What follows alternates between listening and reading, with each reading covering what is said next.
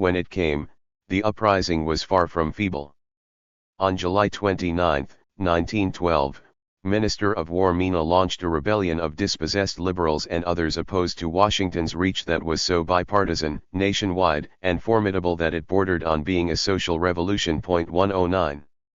For the State Department, Mina's rebellion was about much more than which Caudillo warmed Nicaragua's presidential chair. Huntington Wilson wrote Taft that to sit by and see triumph would, we fear, be a blow to our prestige in all the neighboring republics, to say nothing of the disorder it would sow throughout all of Central America. If the United States did its duty promptly, thoroughly, and impressively, however, then Huntington Wilson was certain that it would strengthen our hand and lighten our task, not only in Nicaragua itself in the future, but throughout Central America and the Caribbean. 110. No one in Washington wanted to intervene again, but what choice was there? Like a desperate gambler who loses hand after hand, the United States was constantly being presented with the choice of going double or nothing.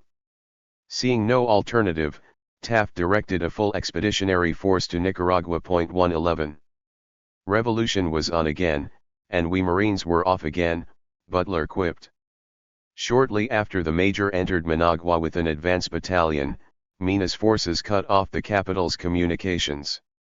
Butler requisitioned a train and spent several sleepless weeks opening up the routes out of the capital. Rebels dogged the Marines every step, but Butler bluffed or battled his way through each hostile encounter. The greatest danger came from an attack of malaria that sent his temperature soaring to 104 degrees Fahrenheit. Too feverish even to stand, Butler insisted on plowing forward. Bowled over by his stamina and spooked by his crazed, bloodshot gaze, Butler's men began calling him Old Gimlet I. 112. As Old Gimlet I and his Marines raced around Nicaragua, something rather unexpected happened. They got shot at. American forces were accustomed to landing in the Western Hemisphere without facing much armed opposition. But times were changing, Latin Americans were tolerating their northern neighbors meddling less and less, and they had caught on to the Yanquist desire to avoid entangling military interventions. So despite the suicidal military odds, Mina's rebels fought back, and for the first time ever, American forces went into open battle to suppress a regional revolution. Casualties were relatively low on both sides, but the skirmishing signaled a raised ante. Henceforth, the United States would rarely again enjoy the privilege of bloodless interventions. 113. Butler and his men eventually cornered Mina inside the Church of San Francisco, an ancient stone vault in the center of Granada. Shortly before midnight on September 24, 1912, Old Gimlet I went in alone to confront the rebel general. It certainly was weird, the great emptiness of the cathedral, lighted only by two ordinary American lanterns, suspended from long ropes to the dome, Butler remembered. He was startled by Mina's condition. Once, the general had been an ox driver, a rough giant of a man. Now, he was moaning and writhing in pain on an old canvas cot, laid low by rebellion and rheumatism. Butler and Mina spoke through an interpreter, their words bouncing softly through the cavernous gloom. The jig is up, the major told the general, and it was true. Mina surrendered unconditionally in the early hours of the morning. 114. With that, the rebellion flickered out. Mina was quietly bundled off to Panama, and the Marines mopped up the remainder of his forces within 2 weeks. By late November, most of the 2,350 American soldiers sent ashore had been withdrawn. 115. Only a company of Marines remained at Managua. Ostensibly, these 100 soldiers were there to guard the American legation. In truth, they were kept in the capital as a warning, a reminder that Washington would brook no disagreement with the minority regime it had installed. The Marines would remain there for the better part of the next 20 years. 116. The State Department's very long summer was capped by the greatest embarrassment of all. The Dominican Republic had served for years as the poster boy of American-imposed stability in the Caribbean. Difficulties had arisen, but Washington had been able to paper over any cracks branching across its treasured showcase so long as Dominican President Ramon Caceres continued keeping a tight, competent, and cooperative grip on power. 117. On November 19, 1911, however, assassins gunned Caceres down in a stable next to the American legation, and Washington quickly learned how much the country's relative peace and prosperity had been due to the slain president's rule rather than the American receivership. In the capital, a young colonel named Alfredo Victoria seized power and installed his uncle, Eladio Victoria, as president. Few outside San Domingo City accepted the Victoria's takeover, and by early 1912 gun smoke blanketed large pockets of the Dominican countryside. 118. For several months the State Department resisted intervening. But Victoria's government could not squelch the rebellions, indeed, it was barely even trying, instead using the war to mask its embezzlement of treasury funds. By summer, corruption and war expenditures had erased almost 7 years' worth of progress on repaying the country's debts. Politically and financially, the Dominican Republic was back to square one, as if the American customs receivership had never happened. By mid-September 1912, the American minister pronounced the situation hopeless and cabled in despair, only complete control by our government would permanently ensure order and justice. 119. Complete control was impossible, but so was doing nothing. Panicked, Huntington Wilson informed the president that the Dominican Republic's collapse would strike a very severe blow to American diplomacy. As he saw it, Washington had to decide whether to sit by and see its whole Dominican policy fail and carry with its failure the wreck of the broad policy pursued in Central America, or, instead, to intervene. The Dominican Republic had become too important to fail. 120. Taft dispatched 2 commissioners and 750 Marines to negotiate with the Victoria regime. Victoria refused to meet American demands, so Washington used its control over the island's customs to cut off revenues to Victoria's regime. By the end of the year, the Victorias had joined Zelaya, Madras, and Avila on the growing list of leaders toppled by the United States. 121. From one perspective, the intervention in the Dominican Republic was less serious than the Cuban and Nicaraguan interventions earlier that summer, which had seen more troops and more violence. But the Dominican intervention was nevertheless especially devastating for dollar diplomacy because it revealed that customs receiverships were not the silver bullet the administration had believed them to be. Controlling its neighbors' customs was not enough. If the United States wanted regional financial stability, it would apparently also have to ensure that its neighbors' governments were honest and responsible. 122. It seemed as if the more involved the United States got, the worse things became, and the worse things became, the more involved the United States got. Latin America was spiraling out of control and taking American foreign policy down with it. 1. Chapter 10. God Save U.S. from the Worst. The Wilson Administration, 1913 to 1918. On March 4, 1913, at 1:34 p.m., Latin America sighed in relief as Thomas Woodrow Wilson placed his right hand on the Bible, locked eyes with the Chief Justice, and swore the oath that would elevate him to the presidency. 1. 20 years had passed since the last Democratic inauguration. During that time, the Colossus of the North had hurled the Spanish out of the hemisphere, seized Madrid's crumbling empire, and swung the big stick in an ever-widening gyre. The last 4 years had been particularly unkind. Under Taft's dollar diplomacy, American bayonets had left deep scars as they pirouetted across the face of the region. All that, however, was supposedly coming to an end. Wilson had signaled in word and deed that a new moralism was at hand, one that permitted no exploitation of weaker neighbors. He believed that the Republic's interventionism until now had reflected the misguided, even corrupt motives of his predecessors, and he was confident that his own benign intent would be enough to shepherd the Republic back onto a more righteous path. On that day, it was easy to believe him.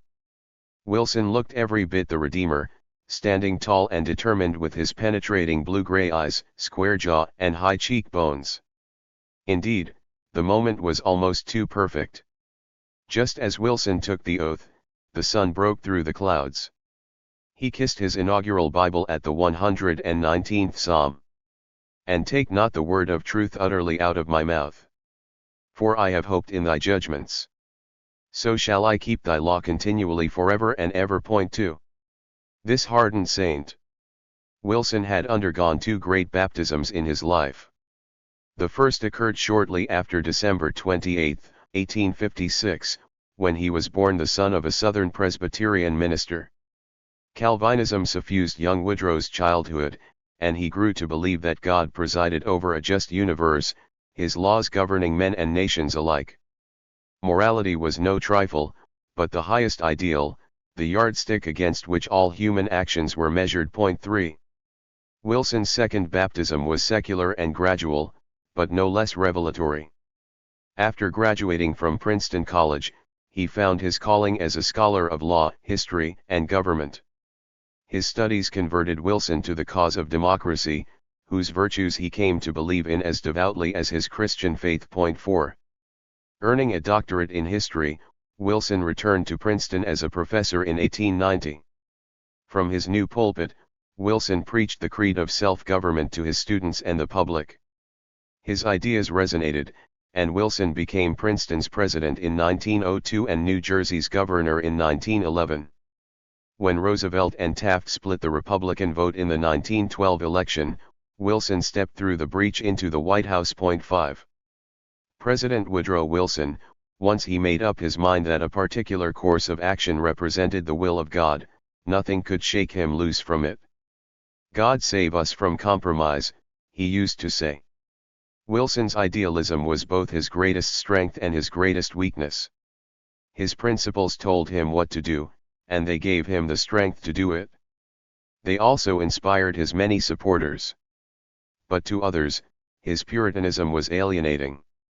Wilson often seemed cold and egotistical, supremely confident in his moral superiority. He would approach policy problems carefully, seeking wide counsel and evaluating any proposal against the high standard to which he held himself and the world.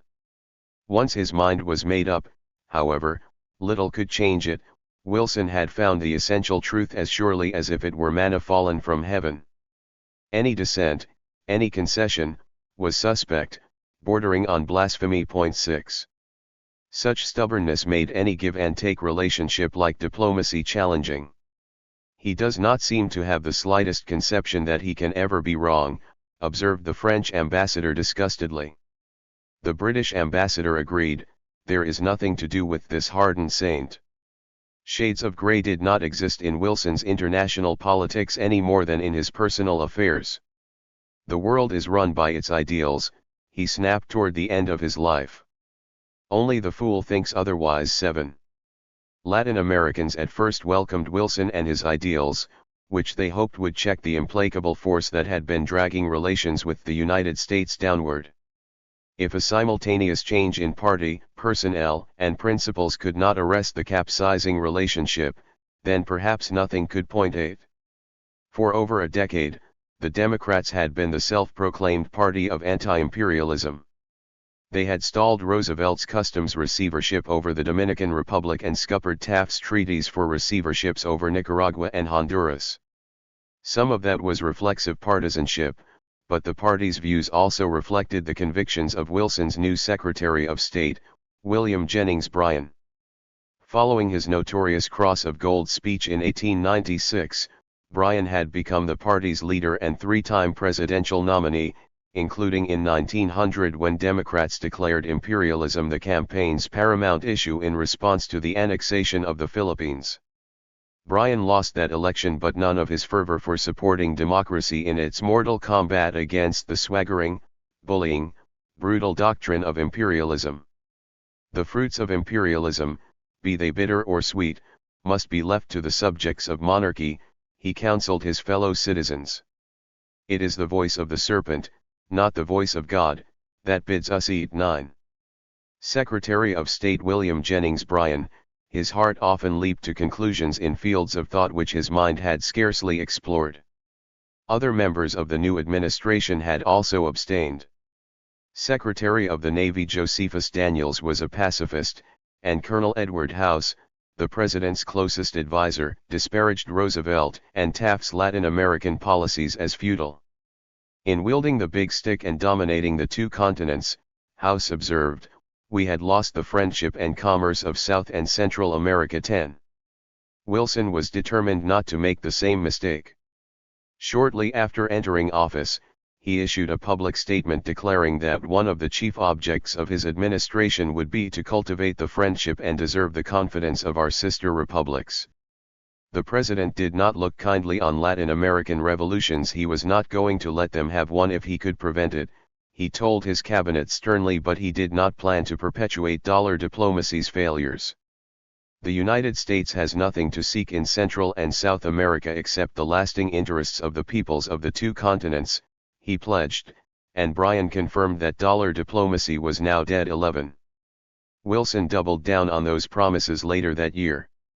The future, ladies and gentlemen, is going to be very different for this hemisphere from the past 12.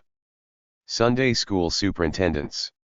Shortly after his new administration began, Wilson called in his personal physician to announce with a wink that he was experiencing turmoil in Central America. Wilson's stomachache soon passed, but the same could not be said for the upheavals afflicting the hemisphere. 13. For all the distance Wilson would try to put between himself and his predecessors, he shared their healthy appreciation for the problem of order. From the start Wilson grasped the threat posed by Germany and the other great powers. He also recognized the vulnerability created by the region's instability, especially in and around the Caribbean. Wilson believed that with the opening of the Panama Canal it is becoming increasingly important that the governments of the Central American republics should improve, as they will become more and more a field for European and American enterprise. If those troublesome nations did not soon come by fairly decent rulers, he feared their mischief would lead to friction and trigger such incidents as Venezuela affair under Castro. 14. Curing the region's gastrointestinal distress would require a new approach, however. Previous administrations had floundered, Wilson believed, because they had treated only instability's symptoms. The United States had been managing customs, putting down rebellions, and deposing rancorous leaders, all without ever diagnosing why its neighbors remained turbulent, why they threw up revolutions so regularly. If Washington truly wanted to soothe conditions south of the border, it needed to remove the irritants at their source. And for Wilson, that meant a new regimen centered in equal part on the virtues of self-government and the vices of concentrated economic power. For generations, the United States had steadfastly ignored the unsavory character of neighboring governments. Ballot boxes could be stuffed, dissidents disappeared, and elections stolen, none of it mattered until it threatened to trigger revolution. On rare occasions, Roosevelt and Root had grudgingly supervised an election, but only to end an American occupation or avoid the need for 1.15. For its part, the Taft administration had criticized Roosevelt and Root for being too squeamish about digging into the entrails of foreign governments' domestic policies. For all its heavy-handed micromanagement, though, Taft's team had shown little interest in democratizing those governments wholesale. We cannot be too careful to avoid forcing our own ideas of government on peoples who, though favoring popular government, have such different ideas as to what constitutes it, Taft observed publicly. Privately, he was less delicate. They are not Sunday school superintendents down there, and we cannot make the qualifications of Sunday school superintendents square with the necessities of situation where anarchy prevails. 16. Wilson disagreed. He believed that anarchy prevailed precisely because the region squirmed under the thumb of repressive dictators, who seized the power of government to advance their own personal interests or ambition. Such usurpations, Bryan agreed, menace the peace and development of America as nothing else could. As long as Latin Americans struggled to achieve self-government, instability would remain endemic. 17. Stability therefore meant centering hemispheric strategy around democratic principles. We shall look to make these principles the basis of mutual intercourse, respect, and helpfulness between our sister republics and ourselves, Wilson announced. In practice, That meant his administration would no longer support or even recognize regimes that had come to power extra-constitutionally. That policy broke with centuries of diplomatic norms, which had understood diplomatic recognition as a routine acknowledgement of a foreign government's de facto existence, rather than as a moral judgment on its legitimacy. 18. Contrary to later characterizations, Wilson was no crusader. He wanted to encourage the growth of democracy in Latin America, but he had no illusions about doing so at the tip of a bayonet. Earlier in his career, Wilson had opined that in politics there was one rule, which may not be departed from under any circumstances, and that is the rule of historical continuity, that each people, each nation, must live upon the lines of its own experience. Accordingly, only slow habit could build up democratic institutions, whether in Latin America or elsewhere. Self-government could not be adopted, much less imposed, it had to be cultivated. 19. Even so, Wilson thought the United States could help nudge the process along. For one, the president saw many malign influences choking off democracy's growth in Latin America. Washington could help uproot those weeds to give self-government the space it needed to flourish. 20.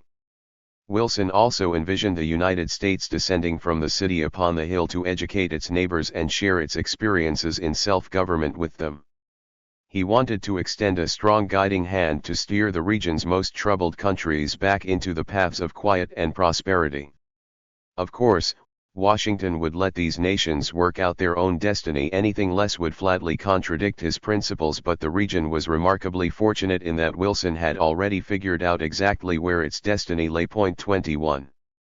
Wilson never doubted his ability to toe the line between friendly guidance and dictatorial instruction because he never doubted his good intentions. So when the president was asked by a British diplomat to sum up his regional policies, he did not hesitate. I propose to teach the South American republics to elect good men. 22. Electing good men would be impossible as long as bad men stayed in charge, and bad men would stay in charge as long as they retained the support of foreign economic interests. That was Wilson's second revelation, that the chief obstacle to democracy, the root cause of instability, was big business. Its interests were the dominating forces today in most of the Latin American republics and more dangerous to the peace, prosperity, and welfare of those countries than any other one thing. By corrupting local politics, foreign business interests squelched self-government and bankrolled instability, all to the ultimate detriment of American security. There will never be any peace in Latin America, Wilson believed, so long as the presidents of those states are put into office and maintained in office by one set of concessionaries, while another set of concessionaries, being out of favor, is striving by every expedient to pull down the government and erect another more friendly in its place. 23. Wilson concluded that American companies had contributed greatly to the turmoil. He accused them of bringing about the recent troubles in Honduras, Nicaragua, and Santo Domingo. He also blamed them for the recurrent demand that Washington take over or exercise a veiled protectorate over one or another of the republics south of us. But those days were gone. The Wilson administration would banish Wall Street from the councils of power and even begin prosecuting the United Fruit Company for antitrust violations. Dollar diplomacy, the president decided, has been supplanted by diplomatic welfare work. 24. If Wilson found dollar diplomacy odious, he downright despised the economic imperialism being pumped out of Europe's chancelleries. Bad as American corporations were, he thought, they were at least partially checked by the inherent goodness of the American people. The same could not be said for European enterprises and their state handlers, who exploited the region ruthlessly. Latin Americans, Wilson believed, have had harder bargains driven with them in the matter of loans than any other peoples in the world. 25. Secretary of State Bryan shared his chief's views. He observed to Wilson that the Monroe Doctrine had originally been designed to protect the republics of America from the political power of European nations.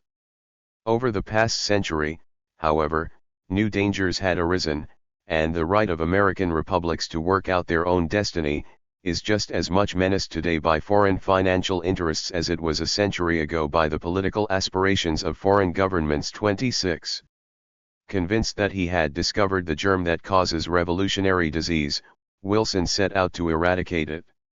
He would curb the power of American companies, expel European ones, and cold-shoulder local strongmen.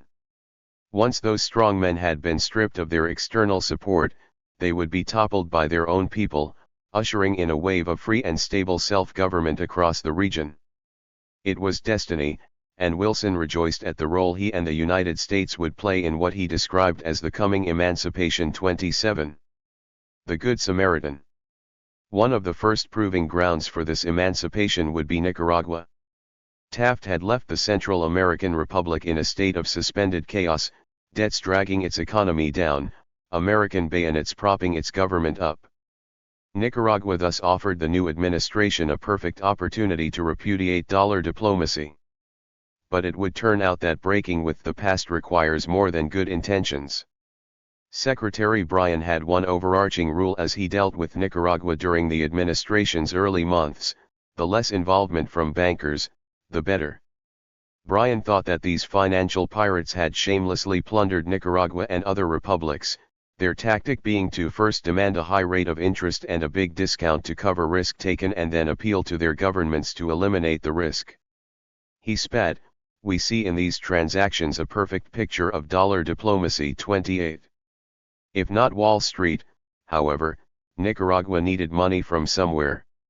Since Zelaya's time, it had collapsed into a black hole of corruption and mismanagement, and Bryan's State Department did not want Nicaraguans patching that hole with European funds. 29. Bryan first tried funding Nicaragua directly from the U.S. Treasury. On its way out, Taft's State Department had negotiated a treaty to pay Nicaragua $3 million for exclusive rights to any canal route through the country. The logic was clear: the purchase price would shore up Nicaragua's tottering finances, while the canal rights would prevent Nicaragua from mortgaging its territory to a foreign power. A neat solution that would, as one minister put it, forever dispose of the bogey of a German or Japanese canal anywhere on the American continent. 30. Bryan, however, would make the draft treaty even more comprehensive. At the urging of Nicaragua's negotiators, he agreed to incorporate into the treaty a few provisions borrowed from the Platt Amendment, including the infamous right to intervene. Bryan never asked why the Nicaraguan regime was so eager to sell off its country's sovereignty. The secretary was too kind-hearted and naive to recognize the long history of local Sunday school superintendents exploiting American power for their own ends. Bryan instead thought that turning Nicaragua into an American protectorate would help it escape the grip of big business by eliminating the political risk that justified high interest rates. 31. Wilson, the committed critic of interventionism, read over Bryan's draft treaty very carefully before giving his entire approval. "I sincerely hope that the Senate may approve it," he remarked, "as well as our friends, the Nicaraguan government." 32. If Bryan and Wilson missed the irony, others did not. "Dollar diplomacy outdone," hooted the New York Times, adding snidely that by comparison Taft's policies more nearly resemble 10-cent diplomacy. Senate Democrats generally blanched at the prospect of establishing another protectorate, as did many Republicans, and Bryan's treaty was left dead in the water. 33. Nicaragua still needed money, however, and Bryan still loathed banks. So as the summer of 1913 progressed, the secretary developed a second alternative. Bryan had observed that banks often charged a much higher rate of interest for unstable Latin American countries than for the United States. He wanted to exploit that difference by having Nicaragua issue bonds at a 4.5% rate of interest.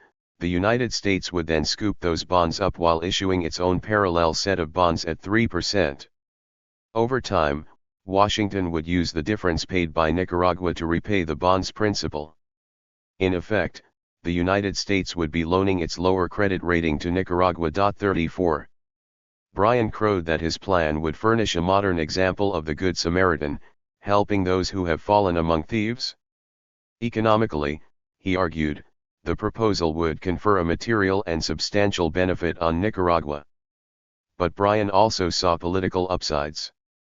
"The plan would give our country such an increased influence," he assured Wilson, that we could prevent revolutions, promote education, and advance stable and just government. It would, in short, make absolutely sure our domination of the situation. 35.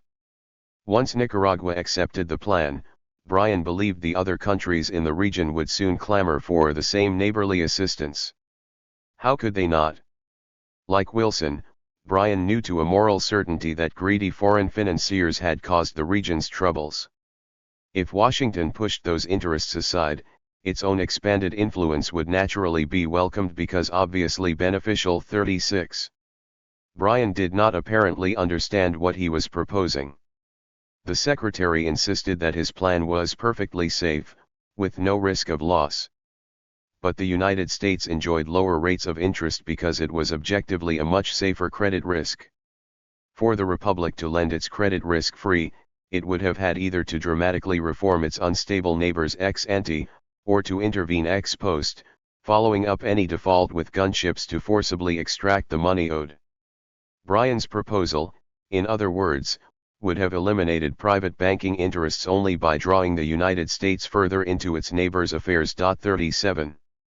For Wilson, it was all too much. He refused to support Bryan's plan, eventually telling the crestfallen Nebraskan that turning the United States government into the region's banker would strike the whole country, I am afraid, as a novel and radical proposal. I think that for the present there are enough difficult questions on the carpet. 38. By process of elimination, Bryan thus arrived at the same answer to Nicaragua's financial woes as his predecessors.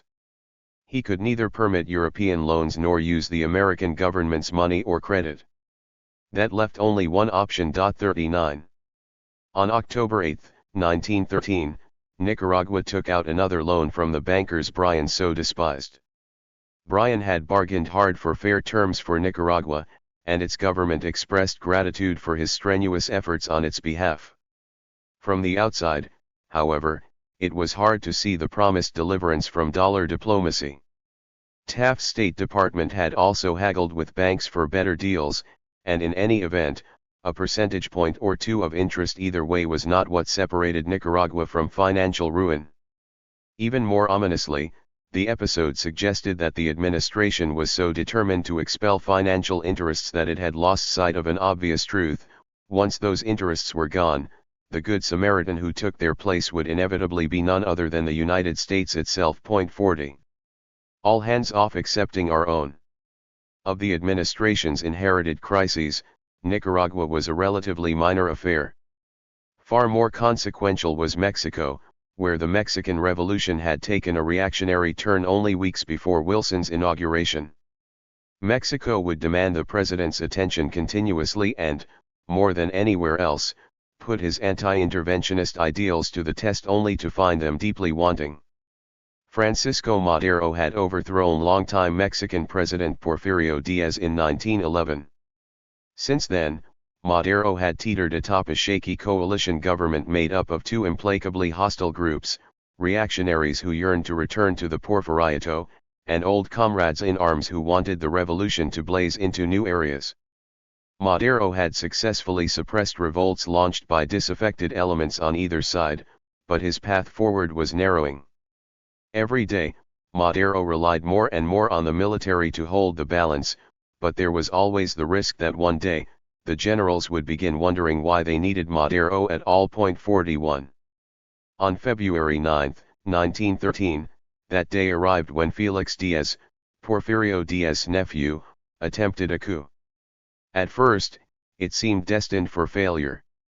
Loyalist forces killed Diaz's co-conspirator and quickly cornered the remaining rebels in Mexico City's fortified arsenal.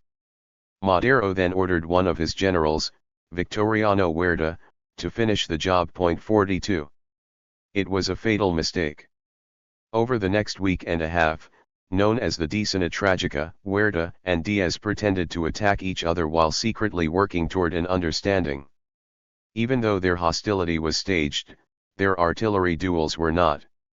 Scores died as shells exploded across the city center, conveniently striking everywhere except where their forces were concentrated.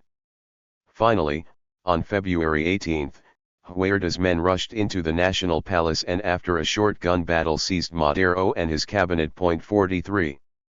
Huerta and Diaz were supported throughout the Decena Tragica by American Ambassador Henry Lane Wilson. Ambassador Wilson had previously raised alarm bells for his tendency, as Knox put it, to drive the department to action along the lines which he, for reasons of his own, seemed set upon. True to form, Ambassador Wilson had ignored Knox's instructions to stay neutral, instead pressuring Madero to resign, and facilitating Huerta and Diaz's treacherous negotiations. Once Madero was detained, the ambassador capped off his partisan meddling by brokering a power-sharing agreement in the smoking room of the American embassy, clearing the way for Huerta to become provisional president. 44. Knox had sanctioned none of this, but he acquiesced in the fait accompli while ordering Ambassador Wilson to protect Madero's life. But once again, the diplomat had other priorities, and he told Huerta to do whatever was best for the peace of the country. 45. Shortly before midnight on February 22, Madero was gunned down behind the Capitol Penitentiary while supposedly trying to escape. 10 days later, Woodrow Wilson became President of the United States. 46. Madero's assassination unsettled Wilson's cabinet. Here was a prime example of a destabilizing, anti-democratic retrogression in an important neighbor. Even worse, the cabinet thought it spied the slippery hand of big oil companies behind Huerta. Most of Wilson's advisers opposed military intervention unthinkable, sniffed Navy Secretary Daniels, but something had to be done. 47. Wilson moved swiftly. After sending an emissary south to find out just what is going on down there, he unceremoniously sacked Ambassador Wilson for his numerous indiscretions. Simultaneously, the president developed a visceral antipathy toward General Huerta and his loathsome government of butchers. Europe's powers had all recognized the blood-spattered regime, but Wilson decided that basic morality prevented Washington from following suit. It was also a question of stability. Huerta's coup had sparked fresh revolts, including the rise of a formidable constitutionalist army in the north led by First Chief Venustiano Carranza. The only way to avoid further civil war, Wilson determined, was for Huerta to peacefully transition power to a new, freely elected government. 48. Wilson set his plan in motion in early August 1913. He dispatched the former governor of Minnesota, John Lind, with instructions to counsel Mexico for her own good. Lind, a virulently racist, anti-Catholic bigot, was not the best choice of emissary. When I met Mr. Lind, one expat recalled, I thought he was after the facts. Later on I sort of got the impression that the facts were after him and that he was not anxious to meet them. But Lind was loyal to the president, so off he went with a peace plan recommending an immediate armistice and early elections in which Huerta would not take part. If Mexico can suggest any better way in which to show our friendship, Wilson concluded the message imperiously, we are more than willing to consider the suggestion. 49. In fact, Huerta did have a suggestion. Wilson could try recognizing the general's regime before telling him how to run his country. 50.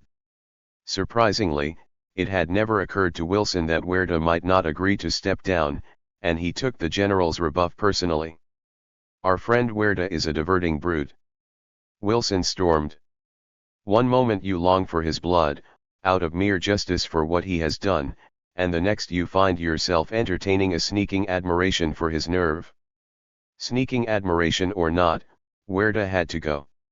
We shall now simply take hands off, isolate Huerta, and give a certain time in which to settle their own affairs, Wilson decided. He would not, however, consider removing Huerta forcibly, not yet. Intervention must be avoided, the president insisted. God forbid. 51. On August 27, 1913, Wilson delivered a message to Congress on the deplorable posture of affairs in Mexico. Huerta had rejected his peace plan, but Wilson was willing to wait. In the meantime, the president would embargo arms sales to the regime and rebels alike. Such even-handed neutrality was necessary, Wilson explained, because Americans could not justly become the partisans of either party or the virtual umpire between them. 52. In righteous tones, the President pledged, "We shall yet prove to the Mexican people that we know how to serve them without first thinking how we shall serve ourselves." 53. Wilson's policy of watchful waiting, or, as his detractors preferred, deadly drifting, did not last 2 months. He had counted on the 1-2 punch of an embargo and non-recognition to persuade Huerta to sit out the national elections scheduled for late October 1913. To Wilson's great surprise, however, the general again refused to cooperate in his own destruction. On October 10, Huerta marched a battalion of soldiers into the Mexican Congress, arrested 110 deputies, and dissolved the last formal check on his authority. 54. Wilson was stunned.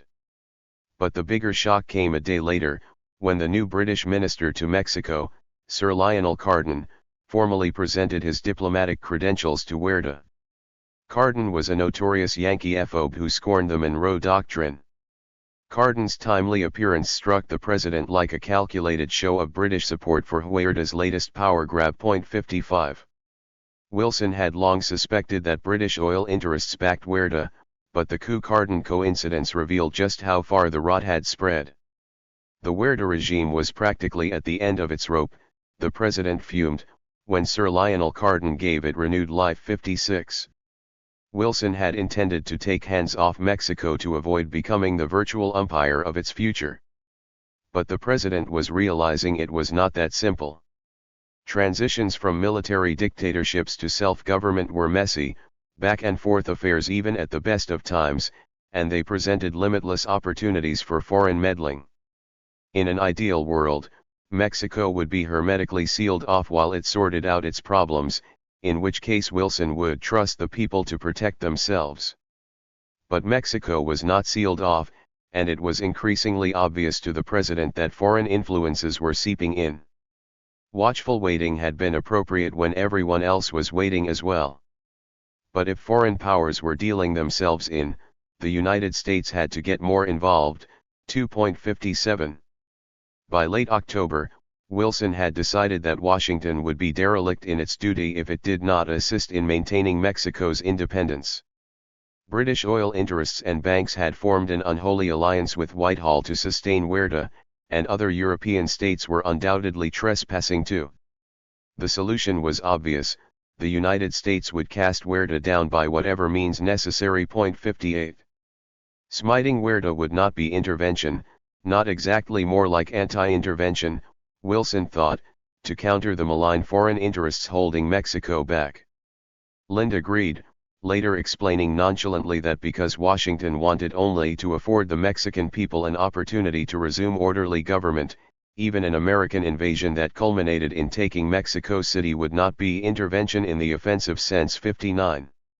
Wilson planned to challenge the European powers directly by sending them an ultimatum: either cooperate with the United States, or antagonize and thwart us and make our task one of domination and force. The State Department talked him out of the intemperate threat, but Wilson still made a well-publicized speech in Mobile, Alabama, on October 27, 1913, in which he warned ominously of foreign interests dominating Latin America, a condition of affairs always dangerous and apt to become intolerable. Wilson then sent diplomatic notes to Europe in which he proclaimed it his immediate duty to require Huerta's retirement. 60. Privately, Wilson began readying himself to declare war against Mexico. During the day, he plotted out naval blockades and drafted war messages to Congress. At night, he had trouble sleeping, with all manner of fateful possibilities chasing each other round and round inside his head. Complaining of the strain, he confessed to a confidant that no man can tell what will happen while we deal with a desperate brute like the traitor, Huerta. God save us from the worst. Colonel House, Wilson's national security advisor, recorded that the president knew his course may possibly bring about a coalition of the European powers against this government. No matter, he seems ready to throw our gauntlet into the arena and declare all hands must be kept off excepting our own. 61. Pacifists at heart. Though genuine, Wilson's fears about Mexico were misguided. Huerta's survival owed more to factional politics and his grip on the military than to European influence. Europe's diplomats did support Huerta, and Carden in particular was a close confidant.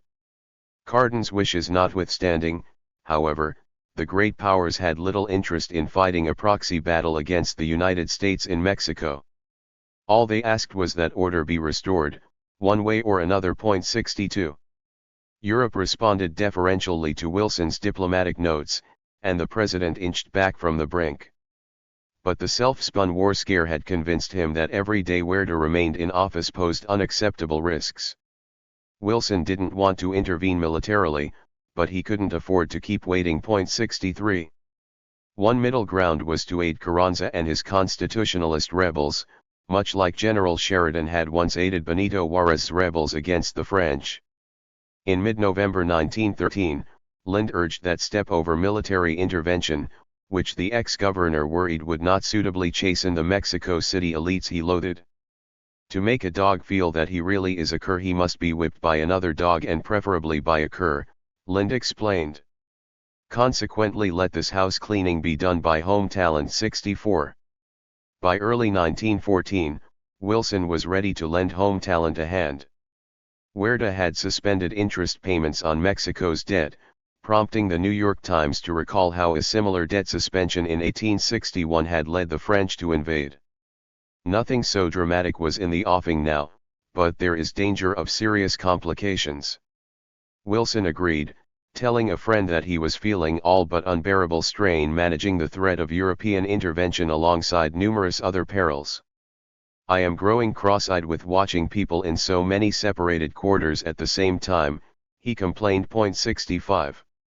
On February 3, 1914, Wilson lifted the arms embargo.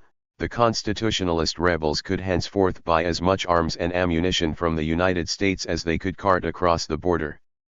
Mexico, Wilson lectured the British, had best be left to find her own salvation in a fight to the finish. 66. Fighting continued, but salvation seemed as remote as ever. Every day brought new dangers and potential threats from Europe. Shortly after the arms embargo was lifted, the most powerful caudillo in Carranza's army, Pancho Villa, murdered a British citizen. Europe was scandalized. From Mexico City, British Minister Carden gleefully called for strong measures. London restrained itself, but there was no guarantee that other powers would be as self-disciplined. Germany's foreign minister informed Washington that if one German citizen should be killed in Mexico, would be forced to take some drastic action. A senator inquired, "Mr. President, is not our Monroe Doctrine in jeopardy now?" 67. American patience had nearly run out. Behind closed doors, men in braided uniforms began drawing up plans. One of the most spectacular came from the Republic's foremost veteran of small wars, Major Smedley Darlington Butler. Butler went undercover into Mexico to plot out the seemingly impossible lightning strike on the capital by 1,000 American soldiers, who would cover 260 miles in 22 hours to decapitate Huerta's regime before it knew what hit it. 68. If Carranza, Villa, and the other constitutionalists could not finish the fight, Wilson would finish it for them. All he needed was a pretext. Tampico was an unlikely setting for the casus belli. American warships had been sleepily anchored there for months, and relations with Huerta's forces were friendly. Each day, the Blue Jackets went ashore to play baseball. 69. On April 9, 1914, 8 American sailors set out in a whaleboat to pick up gasoline. Huerta soldiers arrested them mid-errand for trespassing.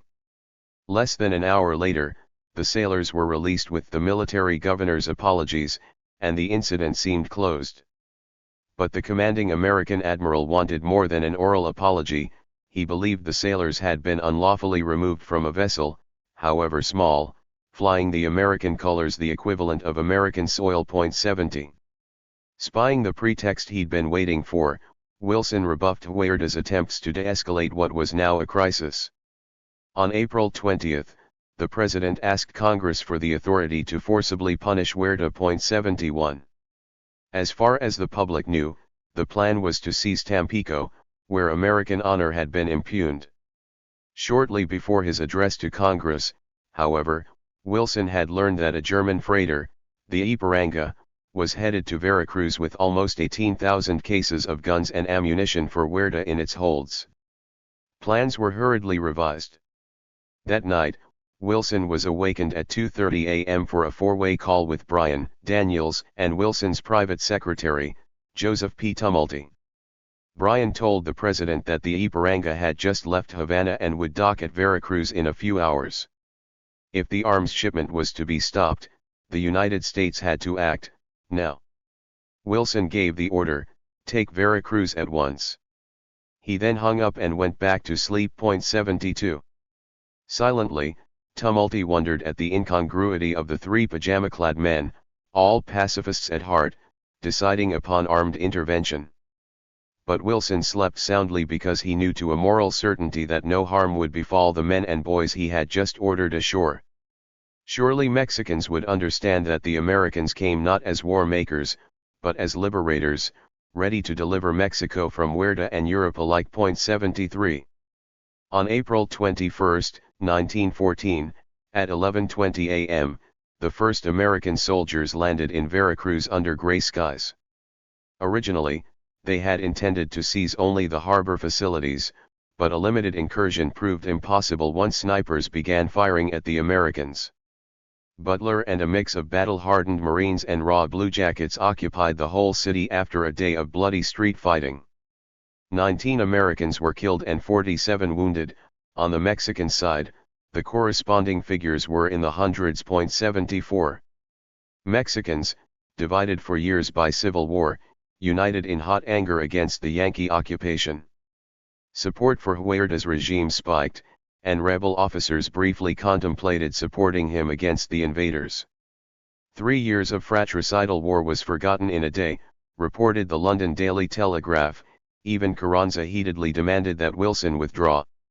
Across Mexico, mobs looted American consulates, bellowed death to the gringos, and smashed doors and stoned windows.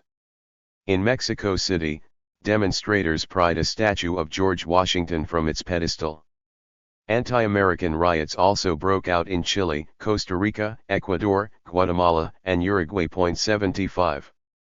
On April 23, Wilson appeared in public.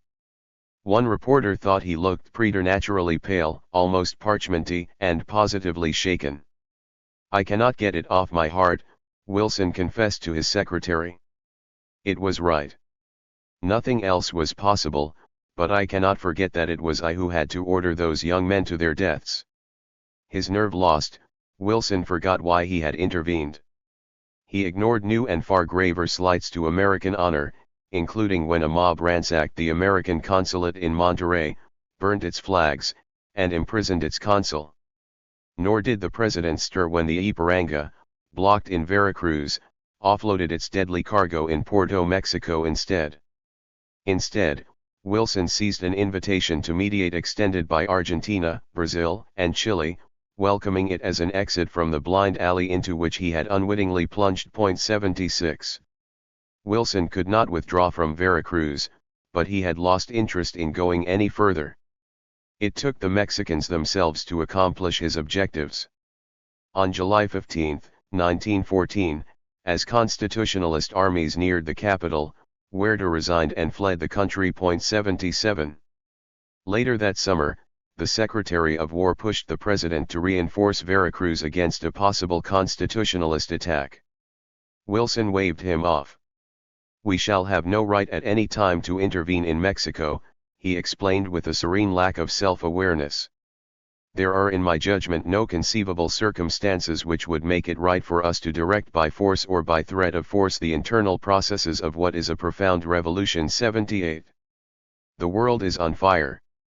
Over 4,000 miles away, on the sun-dappled morning of June 28, 1914, a young Bosnian Serb named Gavrilo Princip stepped out from under a Sarajevo shop awning and fired twice at the automobile in front of him.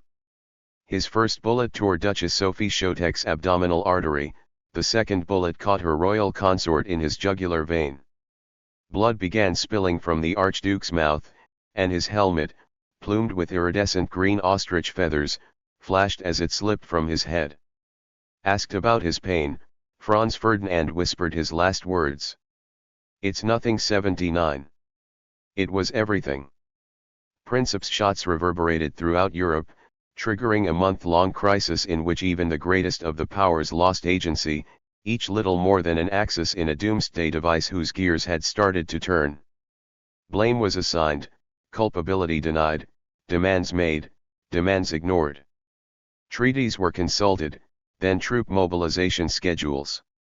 Finally, without anyone seemingly intending it, orders were issued setting off with mechanical precision one of the greatest tragedies in human history. 80. Senior American policymakers reacted to the start of the Great War with shock and incredulity, followed closely by a secret undercurrent of relief. For years they had worried Europeans might descend on the hemisphere. Suddenly, those Europeans were busy burying each other in the mud of Flanders fields. Wilson, when reminded that autumn of Germany's ambitions in Latin America, mused that the war in Europe was perhaps a godsend to us, for if it had not come we might have been embroiled in war ourselves. 81. Wilson's relief, however, would be short-lived. World War I initially posed three major challenges for the United States. The first was obvious: how to stay neutral. It was a struggle that would take place not only on the high seas but also inside the country's borders, as German saboteurs smuggled time bombs onto Allied ships, set munitions factories and depots alight, and cultured anthrax and glanders bacilli for Europe-bound livestock. 82. Second, the administration also had to worry about the rest of the hemisphere. The world is on fire, Wilson fretted, and there is tinder everywhere. Latin America remained as combustible as ever, and any sparks from Europe's clash had to be stamped out before they ignited the whole region. The danger was especially acute because the Panama Canal was finally open and thus potentially a target. Senior American officials also worried that the Kaiser planned to sprinkle covert submarine bases across the Caribbean to supercharge his war against British commerce. 83. Finally, the administration faced the greatest challenge of all: how to avoid not this war but the next one. The United States had long benefited from a continental Cold War that kept British, German, and French forces frozen in place on the other side of the Atlantic. That rough equilibrium was now being, to use the bloodless term, recalibrated. Each burst of shrapnel, each zing of a railway gun, each silhouette spasming in hazy, pale green gas was one more violent jolt to a balance of power already spinning wildly out of control. It was impossible to know where the European scale would finally settle, but its resting place would surely not be where it began. 84. Americans had felt their strategic position was precarious enough when Europe's powers nearly counterbalanced each other. Once they no longer did, things would become markedly more dangerous. A lopsided post-war balance of power could spark a new European race for territories and influence abroad, much as Germany's rise had set off the second age of imperialism decades earlier. Furthermore, win or lose, Europe's great powers would find themselves destitute at war's end, struggling with poverty, inflation, and unemployment at home, but armed with millions of veterans accustomed to venturing abroad.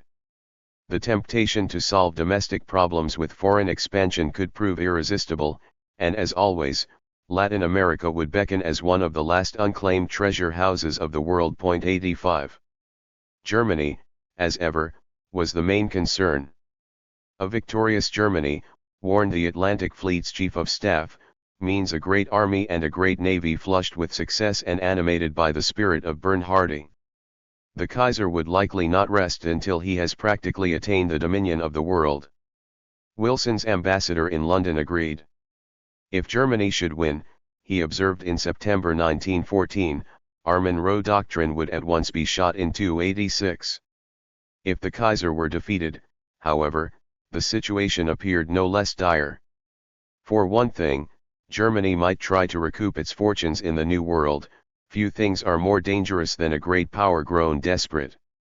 There was also the risk that the British, whose warmth toward their American cousins had been kindled by the rise of the grisly terror, might suddenly turn cold in victory and attempt to return to the hemisphere. Should the Allies be successful, reported the Atlantic Fleet Chief of Staff, it is difficult to see what would restrain England in her ambition. 87. The United States needed to intervention-proof the region while it still could. When the European war is over, there will be in all probability an intensification of colonial ambitions, observed the Chicago Daily Tribune. If we are wise, we shall get a better control over events in Central America and the Caribbean than we have now, and get it while we are comparatively free from interference. Europe was demonstrating in spectacular fashion the follies of great power competition. If the United States wanted to avert a similar cataclysm closer to home, it had better batten down the hemispheric hatches. 88. Overseeing the region's weatherproofing would be new Secretary of State Robert Lansing. Lansing had entered the State Department as counselor in April 1914, a few months before the guns of August sounded. Once the war began, he became indispensable, and he replaced Bryan as secretary in June 1915. 89. Some saw the new secretary as bland and dull. He had gray hair, gray eyes, and a well-trimmed gray mustache. He wore gray trousers and gray tweeds. His personality was equally colorless. Lansing was proper without being prim, civil without being chummy. Over a lifetime he had mastered the technicalities of international law. In his free time, he collected coins and tended his garden. One cabinet colleague dismissed him as meticulous, metallic, and mousy. 90. Lansing's drabness, however, helped him stand out. He shared his chief's morals but not his fundamentalist fervor, having instead spent his career stripping matters down to their unvarnished essentials. Good and evil, black and white, these were dangerous ways to think about the world at a time when the United States was being pressed to take sides in a great war. True to his appearance and personality, Lansing was happy to inhabit a gray world. 91. Secretary of State Robert Lansing. Lansing was trained to the law, an authority on international law, a devotee of tradition, technique, and precedents. Like Wilson and Bryan, Lansing feared a European power using financial influence to dominate a local government almost as completely as if it had acquired sovereign rights. German ambitions especially disturbed him. So, with wartime exigencies in mind, he and Wilson set two conflicting priorities for the administration's regional policy. 92. First, the United States would improve relations with its neighbors. Nobody seriously supposes, Wilson explained to one audience, that the United States needs to fear an invasion of its own territory. What America has to fear, if she has anything to fear, are indirect, roundabout, flank movements upon her regnant position in the Western Hemisphere. If the United States menaced the region, it would open the gates to exactly that sort of flank movement by pushing its neighbors into Europe's arms. But if Washington won back its neighbors' confidence, it would earn the only sort of safety that America covets. Echoing this logic, Lansing prioritized alienating the American republics from European influence. 93. Lansing and Wilson built their public relations strategy around rehabilitating the Monroe Doctrine. Wilson wanted to turn the unilateral mantra into a shared system of collective security, and in late 1914 he typed out plans for a grand peace alliance that would bind the region together through a mutual guarantee of political independence under Republican forms of government. Over the next few years, Washington would push this Pan-American pact under the banner of regional solidarity. 94. Lansing realized, however, that this renewed enthusiasm for Pan-Americanism fit uneasily with the administration's second wartime priority, regional stability. Lansing explained in two long memoranda that he was concerned by even prejudice against Washington's recent turn toward interventionism. But careful consideration had persuaded him that the logic of the situation is irresistible. If the United States wanted to uphold the Monroe Doctrine, the surest if not the only means was establishing stable and honest government across the region. Doing so required taking control of the public revenues, flushing out foreign financiers, and helping local governments build up reliable and efficient military force. 95. If a conflict ever arose between the administration's two priorities of neighborliness and stability, Lansing had few illusions about which should win out. He believed that the sovereignty of his country's neighbors was only an incident, not an end, a happy byproduct of the Monroe Doctrine that might theoretically have to give way to the doctrine's actual objectives. The primacy of one nation, Lansing acknowledged, is out of harmony with the principle of the equality of nations which underlies Pan-Americanism, however just or altruistic the primate may be. 96. Lansing did not doubt that the United States was a just and altruistic primate whose policies had helped the rest of the region. But he refused to justify his policy on those grounds. The argument based on humanitarian purpose does not appeal to me, he confessed to Wilson. Too many international crimes have been committed in the name of humanity. 97. Wilson reviewed Lansing's analysis carefully. Lansing had glossed over the precedents, but he was effectively recommending the Roosevelt corollary and dollar diplomacy in all but name. If that bothered Wilson, he gave no sign.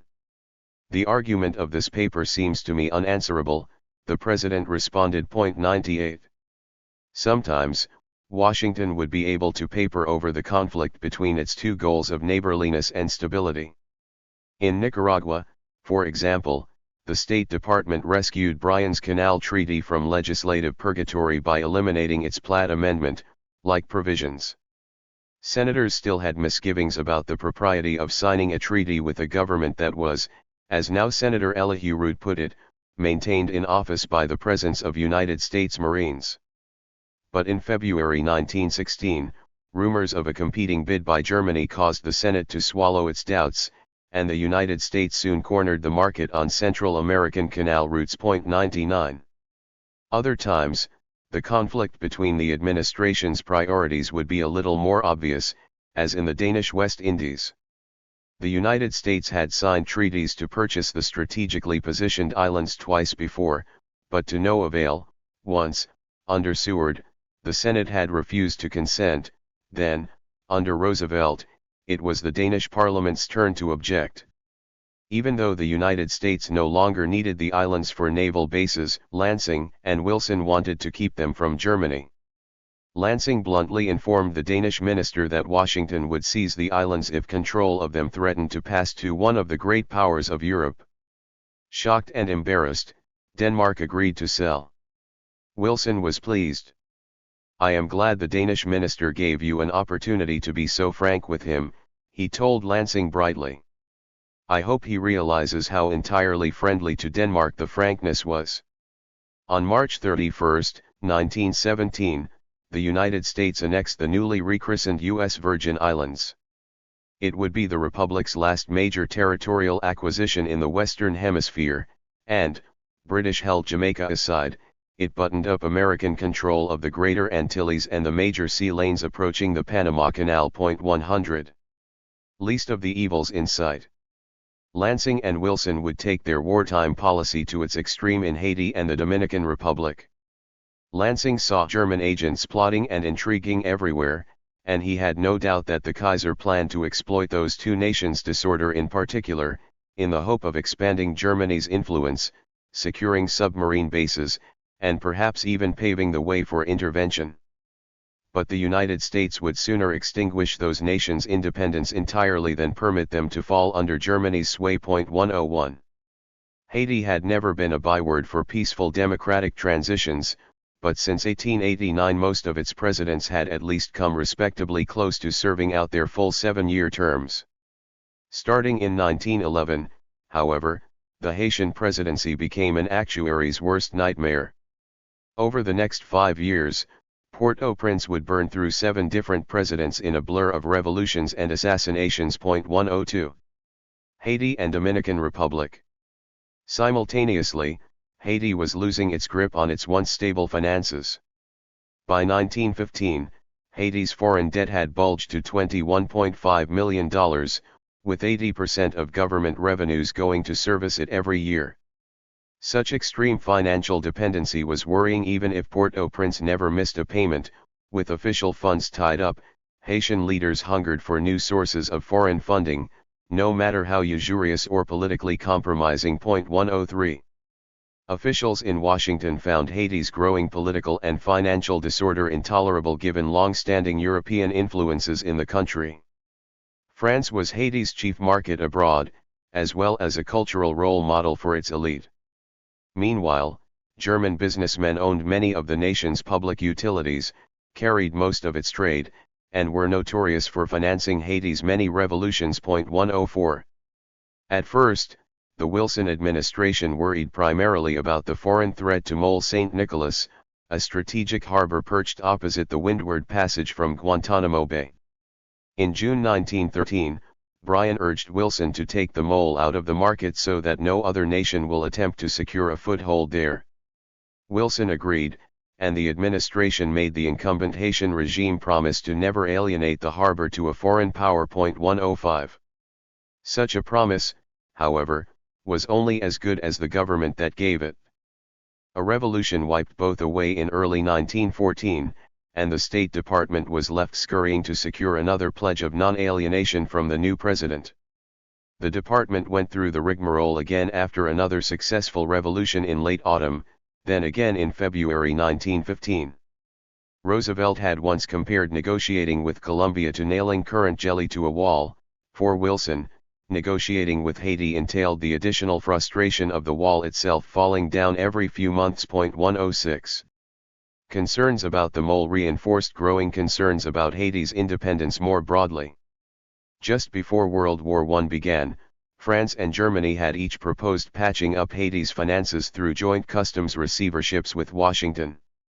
Wilson rejected the proposals out of hand, upbraiding Berlin's ambassador for contemplating such a very serious departure from the Monroe Doctrine. Like the Dominican Republic in 1905, though, Haiti had suddenly surfaced as a target of foreign interest. 107. Wilson decided Haiti needed his help. Suitably alarmed at being made into the president's next project, Haitians countered the administration's proposed customs receivership by offering economic concessions instead. Bryan was indignant at the attempt to buy Washington off, and he informed Port-au-Prince that while we desire to encourage in every proper way American investments in Haiti, we believe that this can be better done by contributing to stability and order. That, of course, was exactly what Haitians had been afraid of. 108. Once it became clear that Haitians would not accept a customs receivership voluntarily, Bryan and Wilson began considering forcible measures. In early January 1915, Bryan judged the prospects for stability slim unless Washington supervised an election. Before Bryan could get his plan going, however, Haiti's revolving door of governments whirled once more, bringing a new regime led by upstart Villebrun Guillaume Sam into power. 109. By now, Haiti's instability was taxing not only Washington's patience, but also Wall Street's. Roger L. Farnham of National City Bank began withholding funds due Port-au-Prince in the hopes of forcing the American intervention that he believed was the only answer to Haiti's problems. Farnham also warned the administration of an imminent European threat, including a fantastical supposed plot by France and Germany then at war with each other to seize joint control of the mole. 110. Wilson and Bryan had grown so concerned that they bought Farnham's broader story without a second thought. This whole matter has a most sinister appearance, Wilson told Bryan. The more we go into it, the more unpleasant and unpropitious it looks. Sounding like the dollar diplomats he despised, the president concluded that American interests should stay in and that we should sustain and assist them in every legitimate way. Time was running short, and the European threat had put him on edge. The sooner we get our plans going in Haiti for a stable arrangement that will preclude anxieties such as we have recently felt, the better, he remarked. 111. The State Department dispatched a special envoy to offer President Sam a protectorate. By its terms, Sam would take the American legation's advice in exchange for Washington employing any force necessary to prevent insurrections. 112. Sam declined the offer. For better or worse, he would play by his own rules. 113. On July 28, 1915, Sam's dismemberment outside the French legation forced the issue. U.S. Navy Rear Admiral William B. Caperton landed his forces at twilight in Port-au-Prince and cabled for reinforcements the next morning. 114. For months, the administration had been preparing to forcibly stabilize Haiti. But now, With its capital already occupied, Wilson and his new Secretary of the State were suddenly stricken with doubt. Lansing called the situation distressing and very perplexing. "I am not at all sure what we ought to do." Wilson responded that my own judgment is as much perplexed as yours. He did not want to follow Roosevelt's example in Panama or the Dominican Republic, but he also felt compelled to bring some order out of the chaos. 115. For all the administration's hand-wringing, however, the strategic logic remained as inescapable as ever. Lansing explained to the Haitian minister in a long conversation how the United States had had no choice. If it had not landed Marines, in all probability some other nation would have felt called upon to do so. On August 4, Wilson wearily accepted the inevitable. "I suppose there is nothing for it but to take the bull by the horns and restore order." 116. Admiral Caperton was instructed to let the Haitian Congress elect a new president, but told that Washington prefer the candidacy of the pliable Senate President, Philippe Soudre Dardegainave. One cabinet member needled Navy Secretary Daniels by salaaming and inquiring innocently, "Will the candidate you and Lansing picked out manage to squeeze in?" 117. On August 12, the administration found out. Caperton had dotted the 2-block radius around the Haitian Congress with sandbags, field guns, and a regiment of American bluejackets. Everyone admitted into the chamber that day was frisked, though the admiral permitted congressmen to keep their pistols on the understanding that they would be free to shoot themselves while in session, but not others. Marines stood at parade rest in the aisles while the congressmen voted. Major Butler, displaying deft use of the passive voice, summarized the result: "I won't say we put in. The State Department might object. Anyway, he was put in." 118.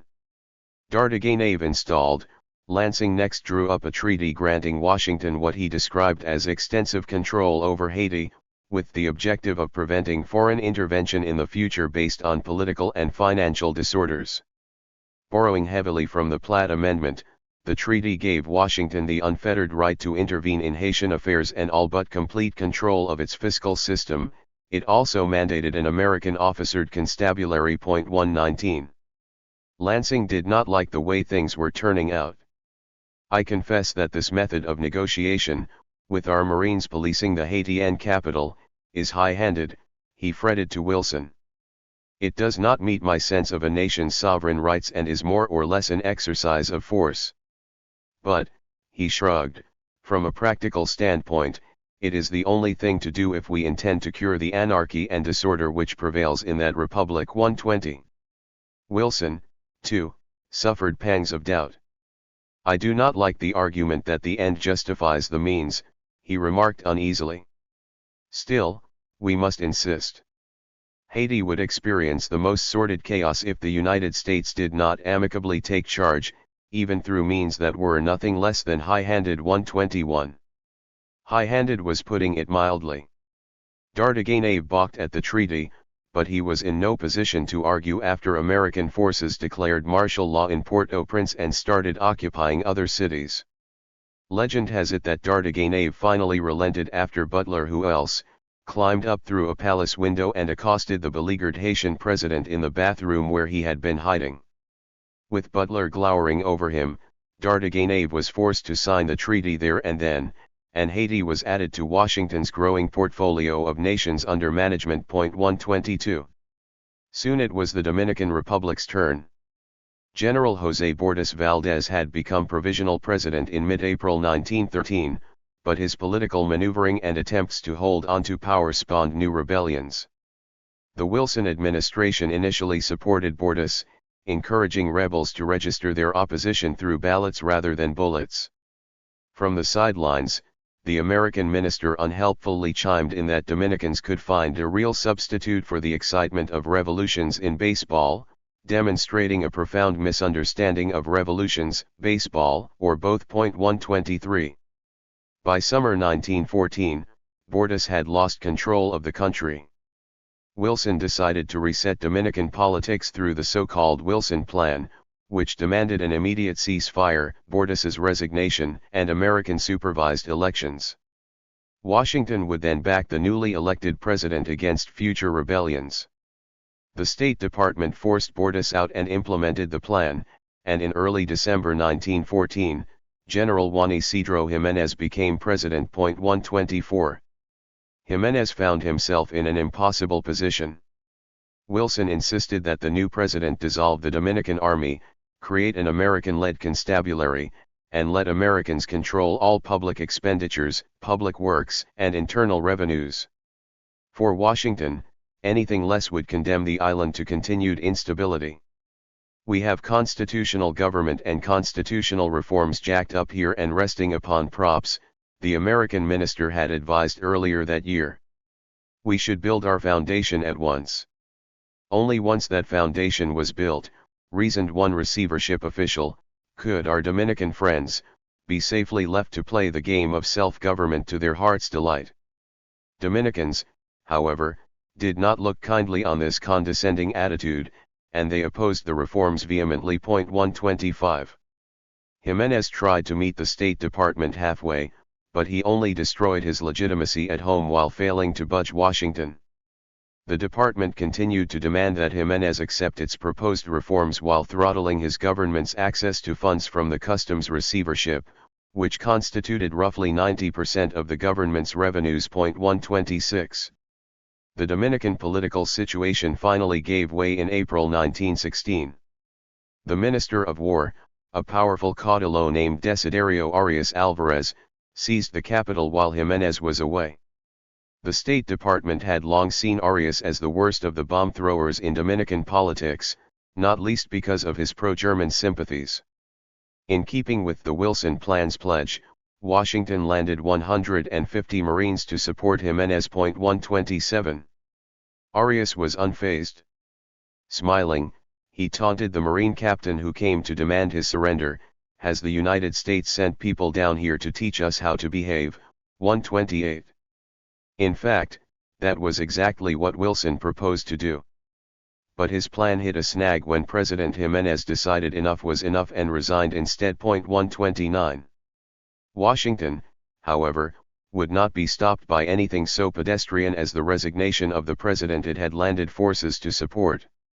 The Dominican Republic needed to be stabilized, Dominicans were not up to the job, and so the United States would do what needed to be done. Caperton was summoned from Haiti to defend the no longer existent Dominican government, and the admiral chased Arias out of the capital. By mid-July, American forces had completely routed Arias's forces and occupied most of the nation's key cities. 130. Casting a wary eye at Haiti's fate next door, the Dominican Congress elected another provisional president. But attempts to find a middle ground remained fruitless. Washington refused to dilute its absolutist demands and attempted to starve the Dominican government into reform, this time by cutting off both its internal and external revenues. 131. The Dominican Republic plunged into economic crisis, but Dominicans still refused to bend. Even in Haiti, Washington had found willing collaborators like Dardeganave. But Dominican leaders preferred flirting with complete catastrophe over cooperating with the Yankees. "I have never seen such hatred displayed by one people for another as I notice and feel here," Caperton reported. "We positively have not a friend in the land." 132. What choice did Wilson have? The Dominican Republic was melting down at a time when its stability seemed more crucial than ever. The final straw came with the scheduling of national elections that threatened to bring the pro-German Arias to power. With the deepest reluctance, Wilson authorized a full-scale military occupation as the least of the evils in sight. 133. On November 29, 1916, a U.S. Navy captain declared martial law. This military occupation, he swore, is undertaken with no immediate or ulterior object of destroying the sovereignty of the Republic of Santo Domingo. It was an ironic epitaph for the end of another nation's independent existence. 134. We must not intervene. Even as it helped drive Haiti and the Dominican Republic's occupations, World War I also shaped American policy toward the Mexican Revolution. In July 1915, Wilson complained that the Mexican situation grows ominously worse and more threatening day by day, and that it sometimes concerned him more than even our correspondence with Germany. Lansing agreed, and in his first 4 months as secretary he dedicated as much time to Mexico 25% as he did to Germany. In truth, the two problems were intimately connected. The German government desires to keep Mexico in a state of ferment and anarchy, Lansing explained, so that the United States will intervene, and have its attention concentrated on Mexico rather than Europe. Lansing and Wilson therefore agreed on one thing, that no matter what happens, we must not intervene in Mexican affairs. 135. Mexico's continuing disorder made it difficult to keep that pledge. General Huerta's exile in July 1914 had not ended the Mexican Revolution. Instead, the prevailing constitutionalists had fallen out among themselves in a war of the winners. Small, vicious factional fights blazed across the country, but the defining clash occurred in central Mexico between the armies of First Chief Carranza and his former lieutenant, Pancho Villa. 136. At first, Villa appeared unstoppable. But Carranza's retreat east coincided with Wilson's evacuation of Veracruz in November. Carranza reclaimed the abandoned seaport along with a massive arms cache left behind, and then used both to strike back at Villa. 137. Seeking to exploit this ongoing fighting to trap the United States in another intervention, German agents approached General Huerta in exile and agreed to help the ex-dictator return to power. Once the counter-revolution succeeded, Huerta promised to repay Germany by going to war with the United States. Huerta likely never intended to keep up his end of the bargain. He had broken less suicidal pacts before, but German officials hoped that Huerta's mere return to Mexico would goad Wilson into military action once again. 138. American intelligence agents, however, were one step ahead. For months, they monitored the unfolding conspiracy, the hushed meetings, the transfers of small fortunes, the purchase of guns and ammunition. In late June 1915, when Huerta suddenly bolted for the border, federal agents were waiting for him. He was arrested and detained. 139. Germany, however, had already moved on. Arms originally intended for Huerta were now secreted in coffins and oil tankers for Villa instead. Other generals, revolutionary and reactionary, also benefited from the Kaiser's largesse. Laying chips on red, white, and everything in between felt like a wager the Wilhelmstrasse could not lose. 140. Germany's gambits prompted Wilson to go all in. For months the administration had vacillated between backing the relatively pro-American Villa and finding a compromise leader. Few officials ever warmed to the obvious third option, Carranza, who remained stubbornly resistant to American charms even as he crushed Villa's army. But in October 1915, the administration suddenly extended Carranza de facto recognition. Following his victories over Villa, he had become the best hope for a stable if hyper-nationalistic Mexico. Germany does not wish to have any one faction dominant in Mexico, therefore, we must recognize one faction as dominant, Lansing explained in a private memorandum. Germany desires to keep up the turmoil in Mexico until the United States is forced to intervene, therefore, we must not intervene. 141. Following that advice would prove unexpectedly difficult, however. For 2 decades the United States had been sowing the seeds of interventionism in the region, and those seeds were about to start bearing their bitter fruit. Wilson emphatically did not want to intervene in Mexico again. If the Mexicans want to raise hell, let them raise hell, he muttered in December 1915. We have got nothing to do with it. It is their government, it is their hell. 142. On March 9, 1916, however, Mexico's hell spilled over onto American soil. That night, Villa and nearly 500 horsemen thundered across the border and sacked the tiny town of Columbus, New Mexico. It was such a brazen attack that Wilson felt he had little choice but to immediately dispatch a punitive expedition to pursue Villa's band into Mexico and bring the bandit general to justice.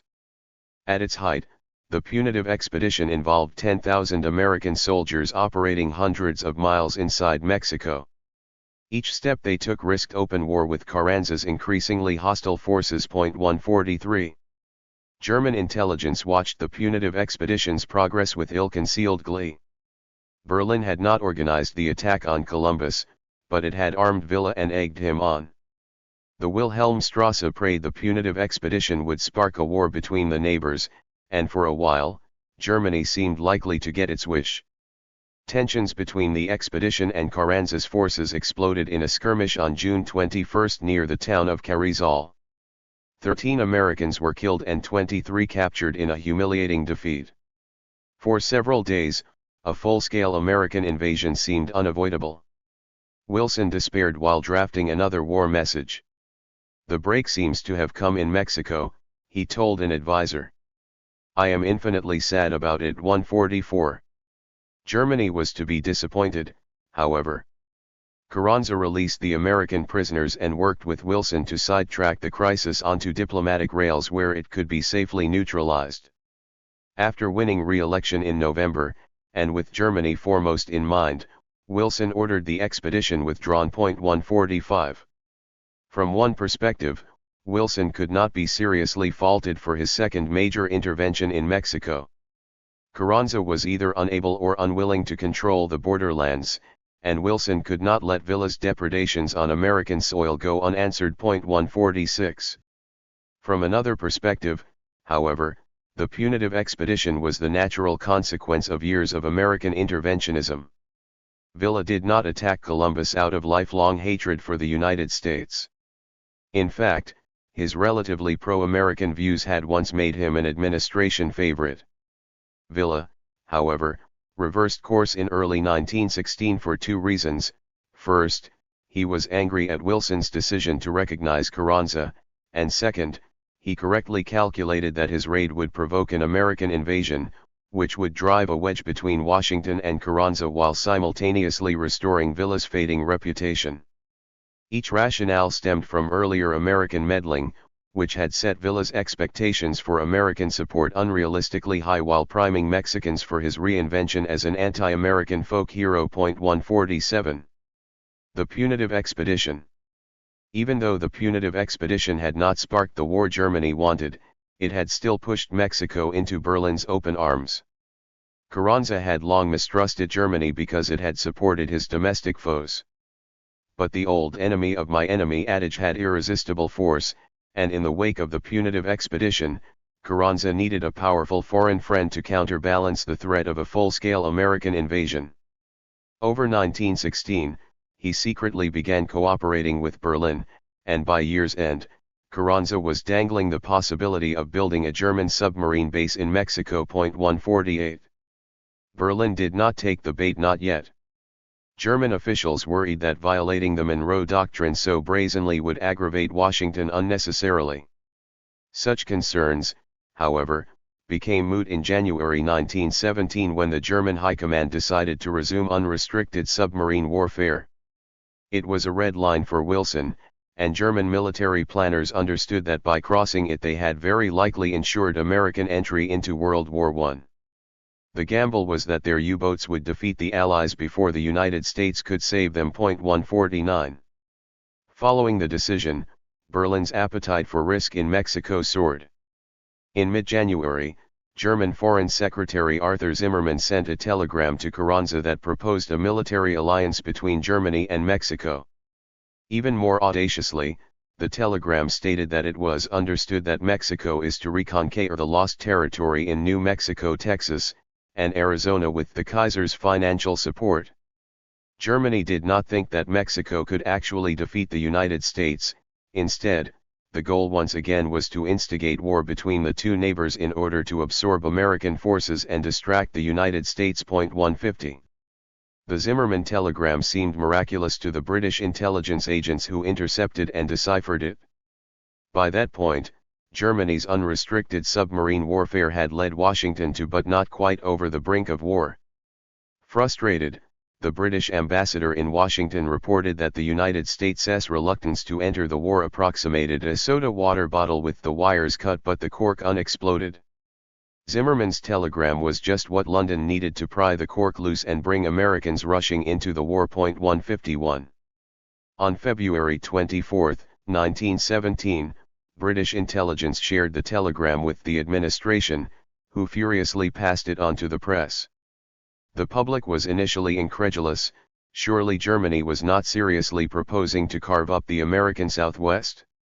But after Berlin confirmed the message's authenticity, the reaction turned to rage. Historians debate just how much the telegram contributed to the final decision for war, but at minimum it accelerated the process by weeks at a moment when every day counted. On April 6, the United States declared war on Germany. 152. Often forgotten is what the Zimmermann telegram revealed about the Republic's regional policies. Since Seward, the United States had centered its grand strategy on the assumption that strong, stable neighbors were the best bulwark against Europe's great powers because they would naturally resist any expansion of foreign influence. But American efforts to stabilize and strengthen its periphery had led the region to hate and fear the northern colossus, so much so that some of its neighbors considered siding with its enemies against it, the exact indirect, roundabout, flank movement that Wilson had feared. Germany had pulled the trigger on an anti-American alliance, but it was Washington who had loaded the gun and cocked it. Unhindered, unthreatened, and unafraid. On January 22, 1917, when it still seemed possible for the United States to remain neutral, Wilson gave his famous Peace Without Victory speech. He promised a post-war world freed from distinctions between big nations and small. "I am proposing," he explained, "that the nations should with one accord adopt the doctrine of President Monroe as the doctrine of the world, that no nation should seek to extend its polity over any other nation or people, but that every people should be left free to determine its own polity, its own way of development, unhindered, unthreatened, unafraid, the little along with the great and powerful." 153. Eloquent and genuinely felt though Wilson's words were, they did not reflect the lived experiences of those little nations who were enduring the doctrine of President Monroe firsthand. On the eve of its entry into World War I, the United States was intervening across the hemisphere as never before. In Cuba, another stolen election had led to another uprising partly intended to trigger another American intervention. After telling his cabinet we cannot afford to let Cuba be involved by G-plots, Wilson sent hundreds of Marines to support the Cuban regime. He then ordered portions of eastern Cuba occupied. Washington encountered turbulence in Haiti as well when a rebellion broke out against the new American occupation. Major Butler earned his second Medal of Honor bloodily suppressing the uprising, and then earned further notoriety when he forcibly dissolved the national legislature after it refused to revise the Haitian constitution as Washington wanted. Meanwhile, Washington tried vainly to stamp out a third insurgency next door in the occupied Dominican Republic. 154. On the Isthmus, the situation was not much better. In Panama, Washington moved troops into Colón and Panama City after an electoral crisis in 1918. It then supervised the subsequent election, took over Panama's police force, installed an American fiscal agent to run Panama's finances, and forcibly occupied parts of Chiriquí province. In Nicaragua, the United States remained torn between its conflicting desires to elect good men and to keep the minority conservative regime in power. In February 1916, the American charge d'affaires referred unabashedly to the ruling oligarchical ring who had been strangling Nicaragua for these 4 years past and who, without outside help, can only be overthrown by revolution. But when the opposition party nominated a known Zeleísta for the upcoming presidential election, Washington saw no choice but to unite the oligarchical ring behind its chosen candidate and help rig the subsequent election. 155. American leaders felt trapped in a cycle of intervention, and the more they flailed, the more ensnared they became. Wilson wanted Americans to serve the world as they had served their neighbors, but as the wife of an American diplomat in Mexico observed dryly, we can but express the pious hope that with the help of God no foreign nation will ever have a chance to serve us to the same extent. 156. 1. Chapter 11. All the Nuisance of Empire. Decades earlier, in 1898, the United States had adopted a new security strategy, stabilizing its neighbors through internal reforms. Officials in Washington had wanted to achieve that stability with as little interference as possible, and they had especially hoped to avoid using armed force. Over time, however, that new strategy had led the country up a ladder of interventionism. Beginning with the Platt Amendment, Washington had imposed debt limits, forbidden its neighbors from negotiating away their independence, and promised to protect them against foreign intervention and catastrophic failures of governance. Politically, however, these new policies encouraged states to engage in risky behavior abroad and maladministration at home. In an effort to realign skewed incentives, the Roosevelt administration had threatened to forcibly correct chronic wrongdoing, but that corollary generated its own perverse incentives. Economically, meanwhile, debt limits were not resolving the underlying problems in the region's balance sheets. Once again, the Roosevelt administration had adopted a new and more invasive approach, collecting its neighbors' customs revenues for them. But as officials soon realized, customs receiverships could not control what happened to a nation's funds after they entered the national treasury. Seeking to resolve these issues, the Taft administration had begun micromanaging its neighbors' internal affairs. But the administration's benevolent supervision had created new problems, including moral hazards and nationalistic backlashes that led to governments that were so incompetent, so unpopular, or so anti-American that Washington concluded they needed to be put down. Once those regimes had been toppled, the United States had to build new, stable governments from scratch, a project that became increasingly impossible as local resentment grew.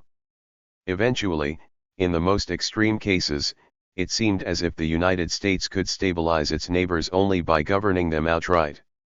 1. This account oversimplifies the messy complexities of this two-decade period of American policy. Oftentimes, the United States would jump up to the middle of the interventionist ladder or have its feet on multiple rungs simultaneously. But it nevertheless captures in broad strokes the American experience in Latin America from 1898 to the end of Wilson's tenure. Each administration believed it had found the silver bullet for stabilization. But when each metaphorical bullet failed to hit home, Washington turned to higher calibers and faster rates of fire. By the end, the United States had crossed the line from metaphor to reality as it unsuccessfully attempted to impose stability through barrages fired by bluejackets and leathernecks. What had gone wrong? The only possible way for a foreign people to be happy. First, there was poor execution.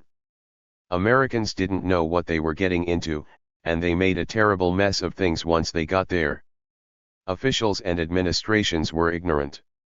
Each of the United States' neighbors had intricate political ecosystems. Bureaucrats in Washington wanted to fix those systems but rarely understood what made them tick, much less how to resolve their dysfunctions. 2. Compounding that ignorance were several blinders, especially racial, cultural, and religious prejudices that obscured the causes of instability. For example, when Cuba's political system collapsed in 1906, Americans could have interpreted the crisis as a warning about the perverse incentives the Platt Amendment had created. Instead, Taft spoke for many when he concluded disgustedly that the whole thing demonstrates the utter unfitness of these people for self-government. Such judgments often became self-fulfilling. Disorder reaffirmed underlying prejudices, which led to wrong-headed solutions that generated more disorder. 3. Officials in Washington also paired their blinders with rose-colored glasses. High on the can-do spirits of progressivism and American exceptionalism, they overestimated their capabilities while grossly underestimating the problems confronting them. Both at home and abroad, progressives sought simple solutions to complex problems, not realizing how often their quick fixes only made things worse. 4. Closely related was the issue of domestic imaging. Contrary to some later accounts, the United States did not intervene in order to Americanize its neighbors. But once officials in Washington found themselves in control of their neighbors' affairs, they naturally fell back on their domestic experiences in deciding what to do next. One critic observed sarcastically how well-intentioned bureaucrats in the State, Navy, and War Departments believed their country represented the final word in human perfection. Given that assumption, it was obvious to these bureaucrats that the only possible way for a foreign people to be happy is to be standardized into the mold already created in the United States. Sure enough, during this period every American occupation shared certain common elements, including a focus on education, sanitation, law enforcement, public works, judicial reforms, and electoral improvements. Not coincidentally, these were also the priorities of progressive reformers at home. But Americans could not always export their domestic experiences successfully, and much of Washington's social engineering foundered on the shoals of different cultures, societies, and institutions. In trying to replicate its image abroad, the United States was often trying to pound a square peg into a round hole. 5. Other cognitive biases clouded the picture further. Officials were operating on short time frames with small sample sizes, and it was easy for them to focus on initial successes while missing countervailing failures and longer-term consequences. Roosevelt, for example, famously contemplated involvement in the Dominican Republic with the enthusiasm of a gorged boa constrictor looking to swallow a porcupine wrong end to. But he overcame his doubts and decided after a few years of growing revenues and political stability that the island's customs receivership should become a model for other troubled neighbors. In hindsight, however, the evidence suggests a case of post hoc, ergo propter hoc. The Dominican Republic owed its stability to President Ramon Caceres's adroit leadership, not the receivership. Once Caceres was assassinated, the republic fell to pieces, but by that point, it was too late. The United States had already begun exporting the flawed Dominican model to the rest of the region.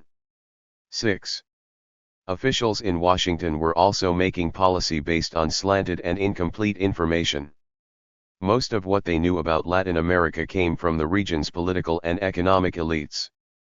But those elites had different interests than their countrymen and were misleading sources at best.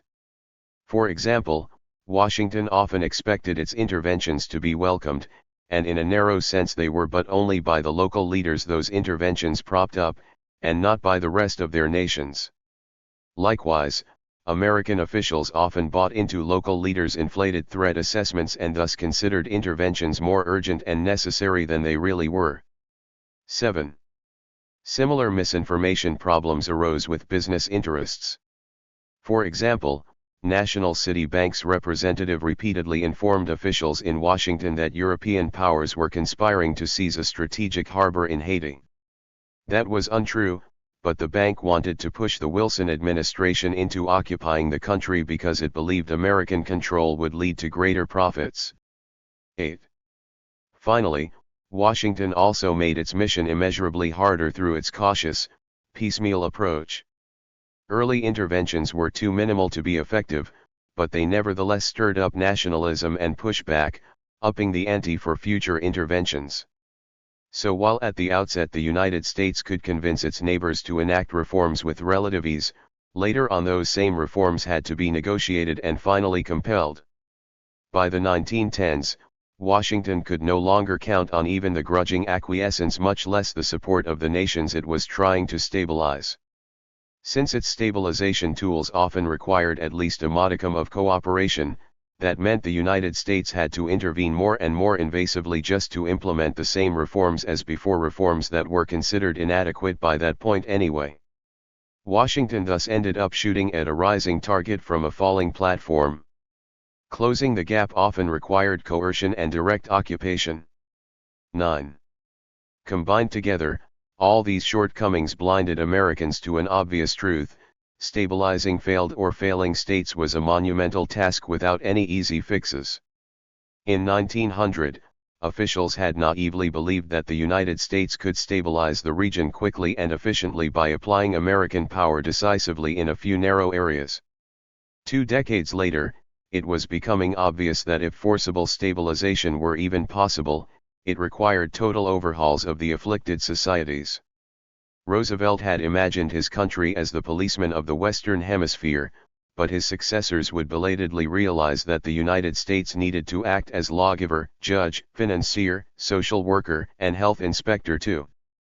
The odor of imperialism. Even if American officials had gone in with clear eyes, however, they still would have failed to stabilize the region because their interventionist strategy was likely doomed from the start. First, efforts to forcibly stabilize the region paradoxically encouraged instability by giving local opposition leaders an easy way to undermine ruling regimes. Americans got a taste of this dynamic in Cuba in 1906, when the liberals rebelled with an eye toward provoking an American intervention that would sweep away the ruling moderate regime. Similar dynamics played out in Cuba in 1912 and 1917, as well as in Panama in 1908 and Mexico in 1916. Occasionally, the instigators were not local politicians but outsiders. For example, National City Bank helped destabilize Haiti in 1915 to encourage an American intervention. Likewise, foreigners caused trouble during Cuba's second occupation in an unsuccessful bid for annexation. 10. Officials in Washington also never understood that external intervention, almost by its very nature, undermines a country's long-term stability. When a country is unstable, that usually reflects weak political institutionalization, a failure to create those norms, rules, and practices that can reliably produce political order, economic growth, and social justice in the long run. For political institutions to be durable, however, they must enjoy support among the governed, which in turn requires a sense of local ownership and buy-in. It is thus inherently difficult for outsiders to impose the kinds of institutions needed for long-term stability. 11.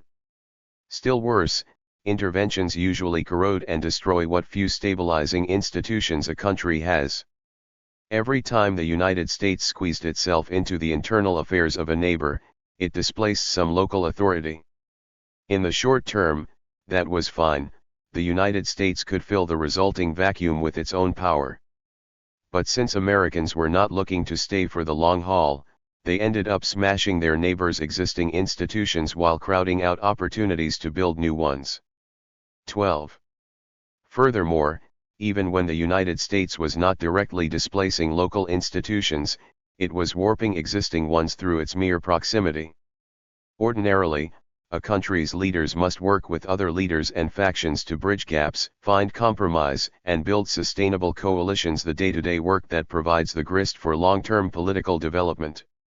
Even dictators cannot rule alone, and politicians everywhere must respond to the needs of at least some domestic constituencies. Once the United States involved itself in the internal affairs of Latin American states, however, it offered local elites an alternative base of power. Rather than building support domestically, local elites could seek the support of Washington. Rather than responding to their citizens' demands, they could cater to the State Department's whims. So from Haiti to Honduras, local leaders frequently volunteered to compromise their nation's sovereignties, in ways big and small, in exchange for American support. Such Faustian bargains could extend these regimes' leases on life in the short term, but in the long run, they eroded the capacity for self-governance even further. 13. These problems worsened over time as Washington shifted from setting limits within which its neighbors could govern to governing directly in their stead. That was no way to spur organic political development, which requires responsibility, participation, and the opportunity to make and learn from mistakes. Left with smaller and smaller slices of sovereignty to manage, local elites were effectively told they were incapable of governing well. It was not a message calculated to inspire real statesmanship. 14. Finally, Americans also faced an inherent mismatch between their maximalist objectives and their preferred minimalist toolkit. For stability to stick, Washington needed to remake its neighbors' governments from top to bottom. But it could not rely on local elites to help implement reforms that, almost by definition, impinged on elite interests.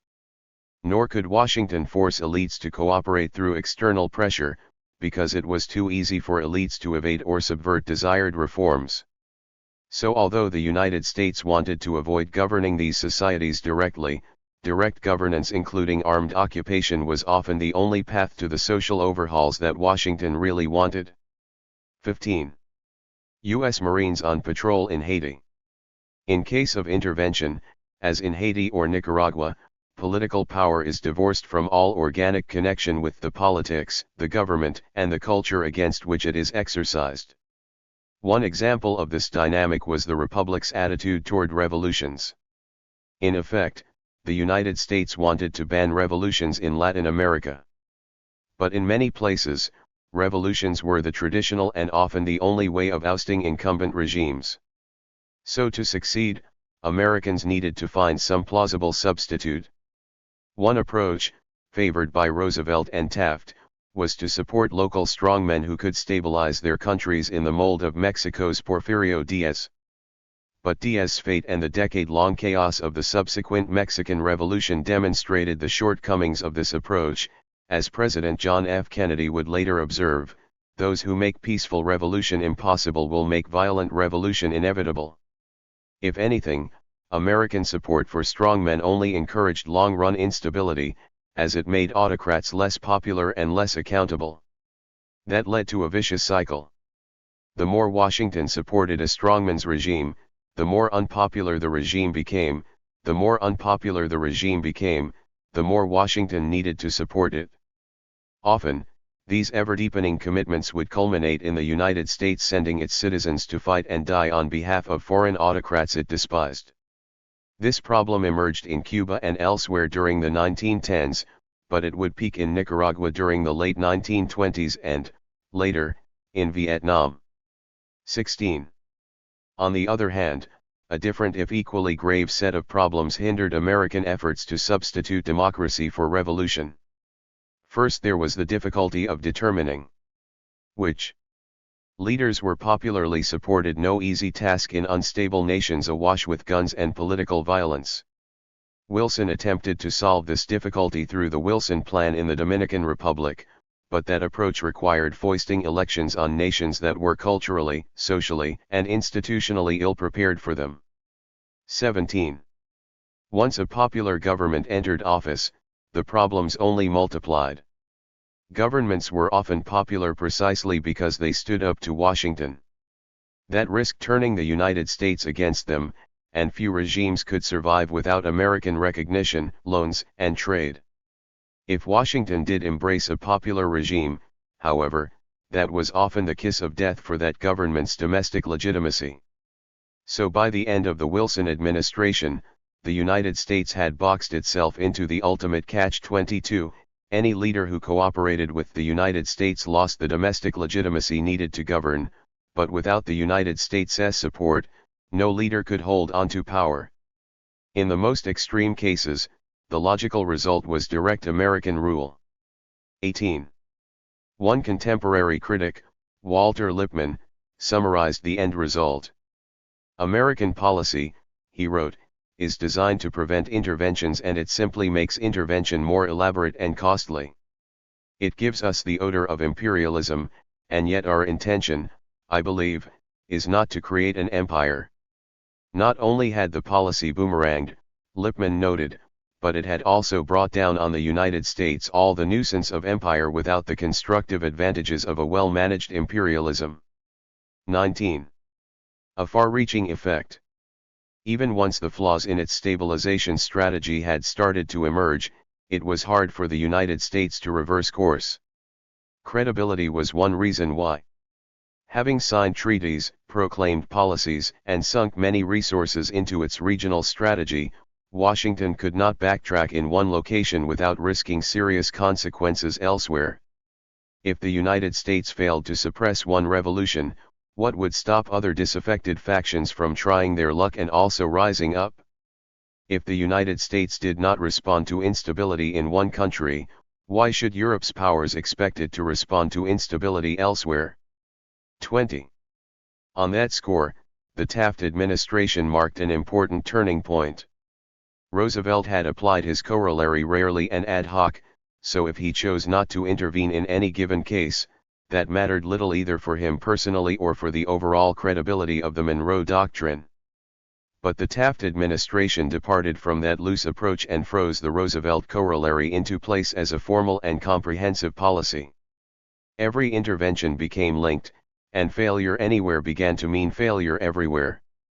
Huntington Wilson acknowledged as much when he urged Taft to depose the Dominican president because failing to do so would wreck the broad policy pursued in Central America.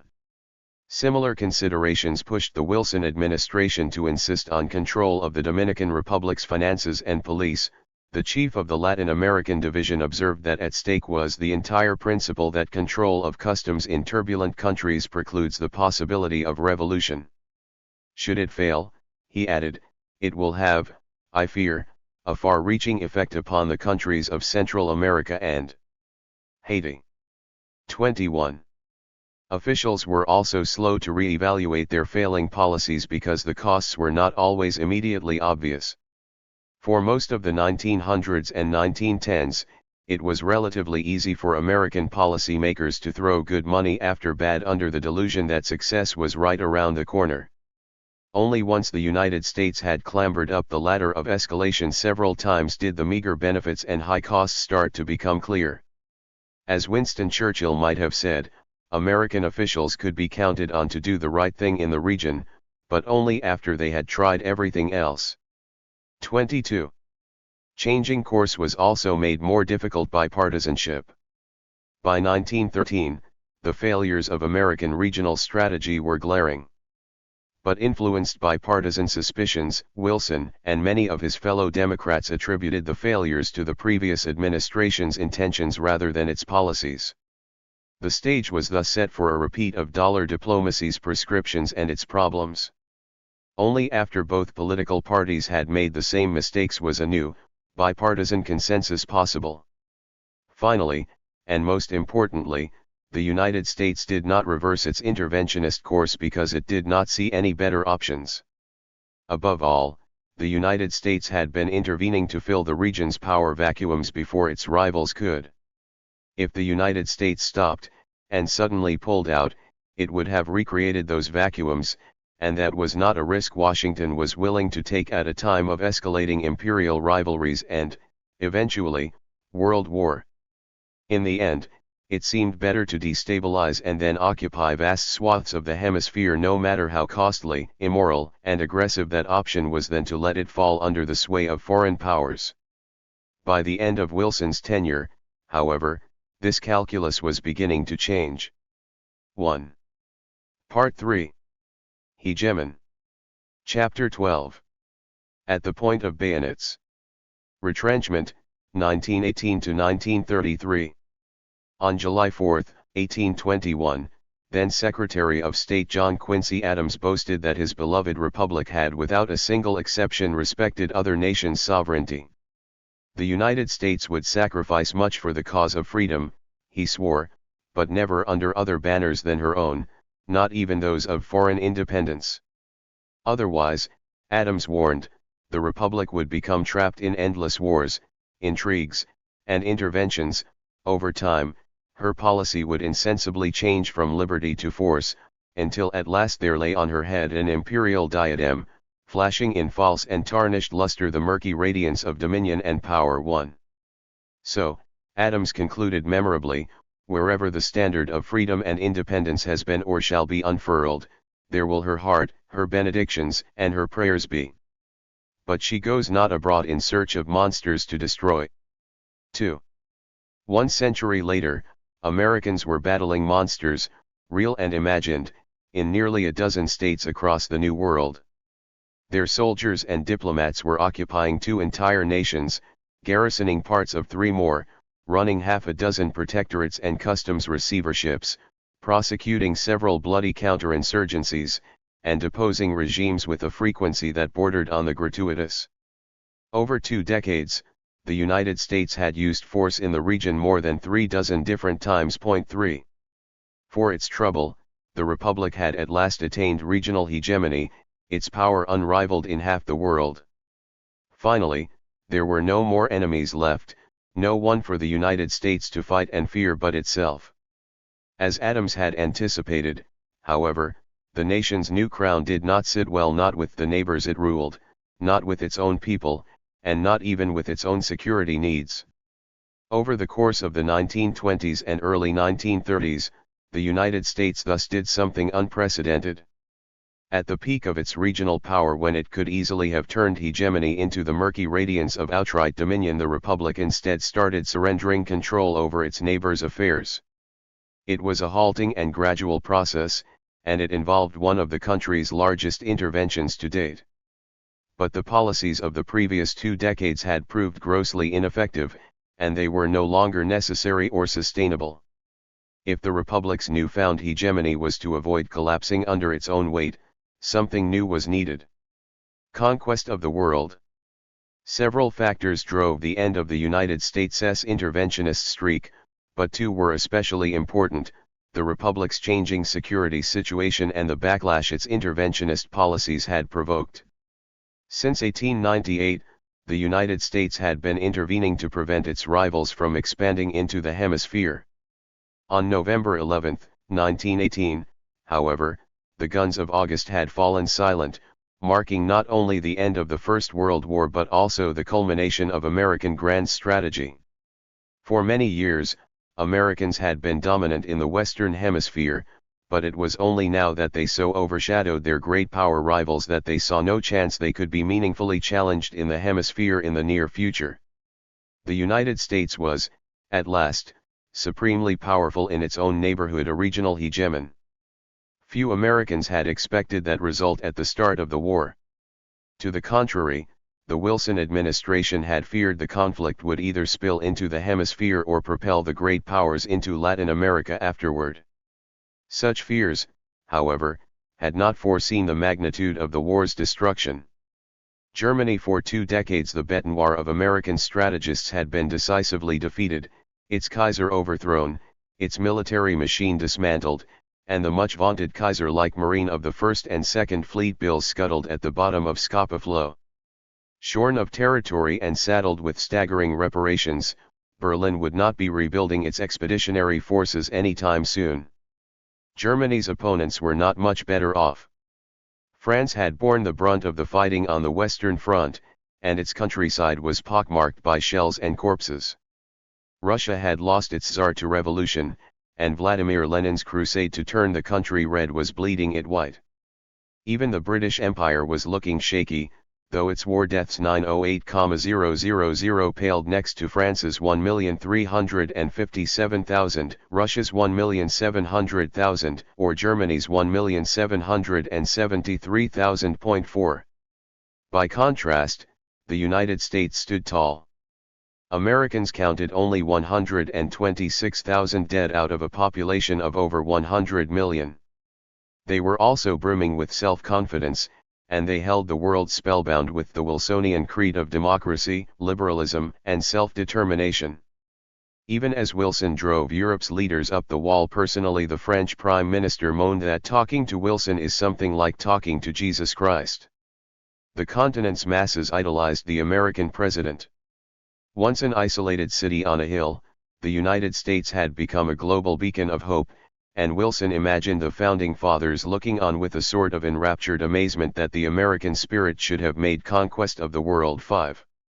Conquest of the world was characteristically grandiose, but Wilson was not far off. A net debtor at the war's start, the United States finished it the world's greatest creditor, owed $12.6 billion. Meanwhile, American businesses had feasted on wartime opportunities.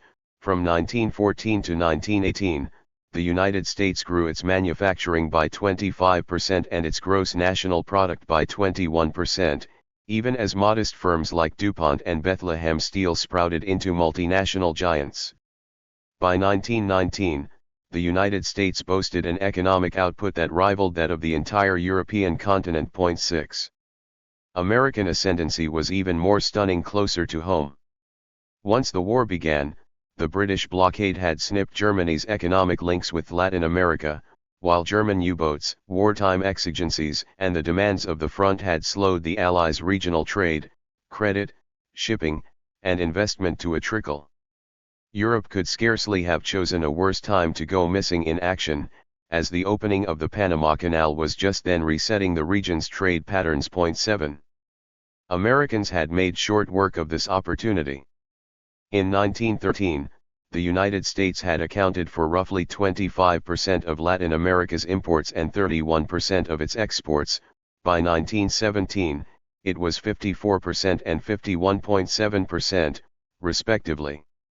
Americans meanwhile caught up to Europe in areas like investment, shipping, and banking, while beginning to break British regional monopolies on cable and radio services. Even the region's media fell within Americans' grasp. By 1922, Hollywood made over 95% of all movies in the Latin American market. 8. Such local and global leverage was too tempting to leave unused, and Wilson for one had never been very good at keeping his values to himself. He dominated the peace negotiations at Versailles and designed a new international organization, the League of Nations, to preserve the post-war order. The League was centered around the concept of collective security Wilson had first floated in his aborted Pan-American Pact, and it exemplified his idealism and American power in equal measure. Nothing illustrated the latter like the League's covenant, which in Article XXI expressly disclaimed any impact on regional understandings like the Monroe Doctrine. For the first time, the world had formally legitimized the doctrine's existence, indeed, swallowed hook, line, and sinker, in Wilson's words. Congress ultimately prevented the United States from joining the League, but that decision only further underscored the Republic's outsized freedom of action. 9. So complete was post-war American power that the United States could afford to treat Europe like one of its Caribbean dependencies. After the war, Europe's powers resembled the troubled states of Latin America in many ways, war-torn, politically polarized, and staggering under debt loads that kept them in financial thrall to the United States. Officials in Washington took swift advantage of this situation. In 1924, Washington booted France out of German territory it had seized by leveraging Paris's need for a new loan. Germany, meanwhile, got its own taste of dollar diplomacy when it accepted American arranged credit in exchange for internal reforms and a promise to pay its debts. Chronic wrongdoing was chronic wrongdoing, in Haiti or on the Rhine. 10. Over the next decade, the United States would continue outpacing its one-time rivals. Great Britain is faced in the United States of America with a phenomenon for which there is no parallel in our modern history. The British Foreign Office croaked in 1928 a state 25 times as large, 5 times as wealthy, 3 times as populous, twice as ambitious, almost invulnerable. If ever there is to be a trial of strength between the Empire and the United States, the Foreign Office added unnecessarily, this is not the moment. 11. Strength like this opened space for second thoughts. With the neighborhood secure, the international policeman could safely hang up his nightstick. It was suddenly no longer clear why the United States needed to keep intervening in its region at all. 12. Confession of deeds such as this. On its own, this newfound security may not have reversed the United States' interventionist streak. But it coincided with enough resentment and resistance to the country's policies to compel a change in course. Opposition developed slowly. Since the turn of the century, the anti-imperialist movement inside the United States had largely lain dormant. Outside the United States, the story was much the same, with most South American capitals ranking the adventures of the Norte Americanos a secondary, even tertiary concern as late as the end of the Roosevelt administration. 13. Over the 1910s, however, the situation began to change. Taft's dollar diplomacy was traumatizing, Wilson's democracy promotion even more so. One decade on, mothers would still be frightening misbehaving children in Nicaragua by hissing, "Hush! Major Butler will get you." 14. Serious opposition finally crystallized around the occupations of Haiti and the Dominican Republic. Not only were they brazen examples of American power run amok, but they also generated new friction constantly. Occupation forces were arrogant, demeaning, and racist. They also seethed at being left to babysit Caribbean dependencies while their peers fought across the pond in the First World War. Occupations are never spotless, but the prejudices, low caliber, and pent-up frustration of these troops all contributed to widespread and horrific abuses of the local population, including rape, arson, torture, and murder. 15. Occupation forces stuffed these skeletons into closets as best they could, but with the end of the Great War came new efforts to drag the occupation's misdeeds out before the world. Haitian and Dominican protests caught the attention of the nation, which unleashed muckraking exposés and damning comparisons of American ideals as preached to the Old World and practiced in the New. By 1920, most American periodicals had turned against the occupations, just in time for election season. 16. On August 18, 1920, the Democratic vice presidential candidate committed the cardinal sin of politics. He said too much. "You know, I have had something to do with the running of a couple of little republics," Assistant Secretary of the Navy Franklin D. Roosevelt bragged at a rally. "I wrote Haiti's constitution myself, and, if I do say it, I think it a pretty good constitution." 17. 10 days later, Senator Warren G. Harding pounced. If elected, the Republican presidential candidate thundered back, "I will not empower an Assistant Secretary of the Navy to draft a constitution for helpless neighbors in the West Indies and jam it down their throats at the point of bayonets." Harding attacked again 3 weeks later. Talk about self-determination. Talk about American ideals. Talk about equal rights for small nations. Before confession of deeds such as this, what becomes of the smooth rhetoric of vaunted righteousness to which we have so long been accustomed? 18. Soon-to-be President Harding may have been only the best of the second-raters, as one senator put it, but he was a first-class political weather vane. Following his landslide victory, the Senate began investigating the two occupations, in turn encouraging the occupied to ally with organizations like the NAACP and protest still louder. 19. Critics were everywhere merciless.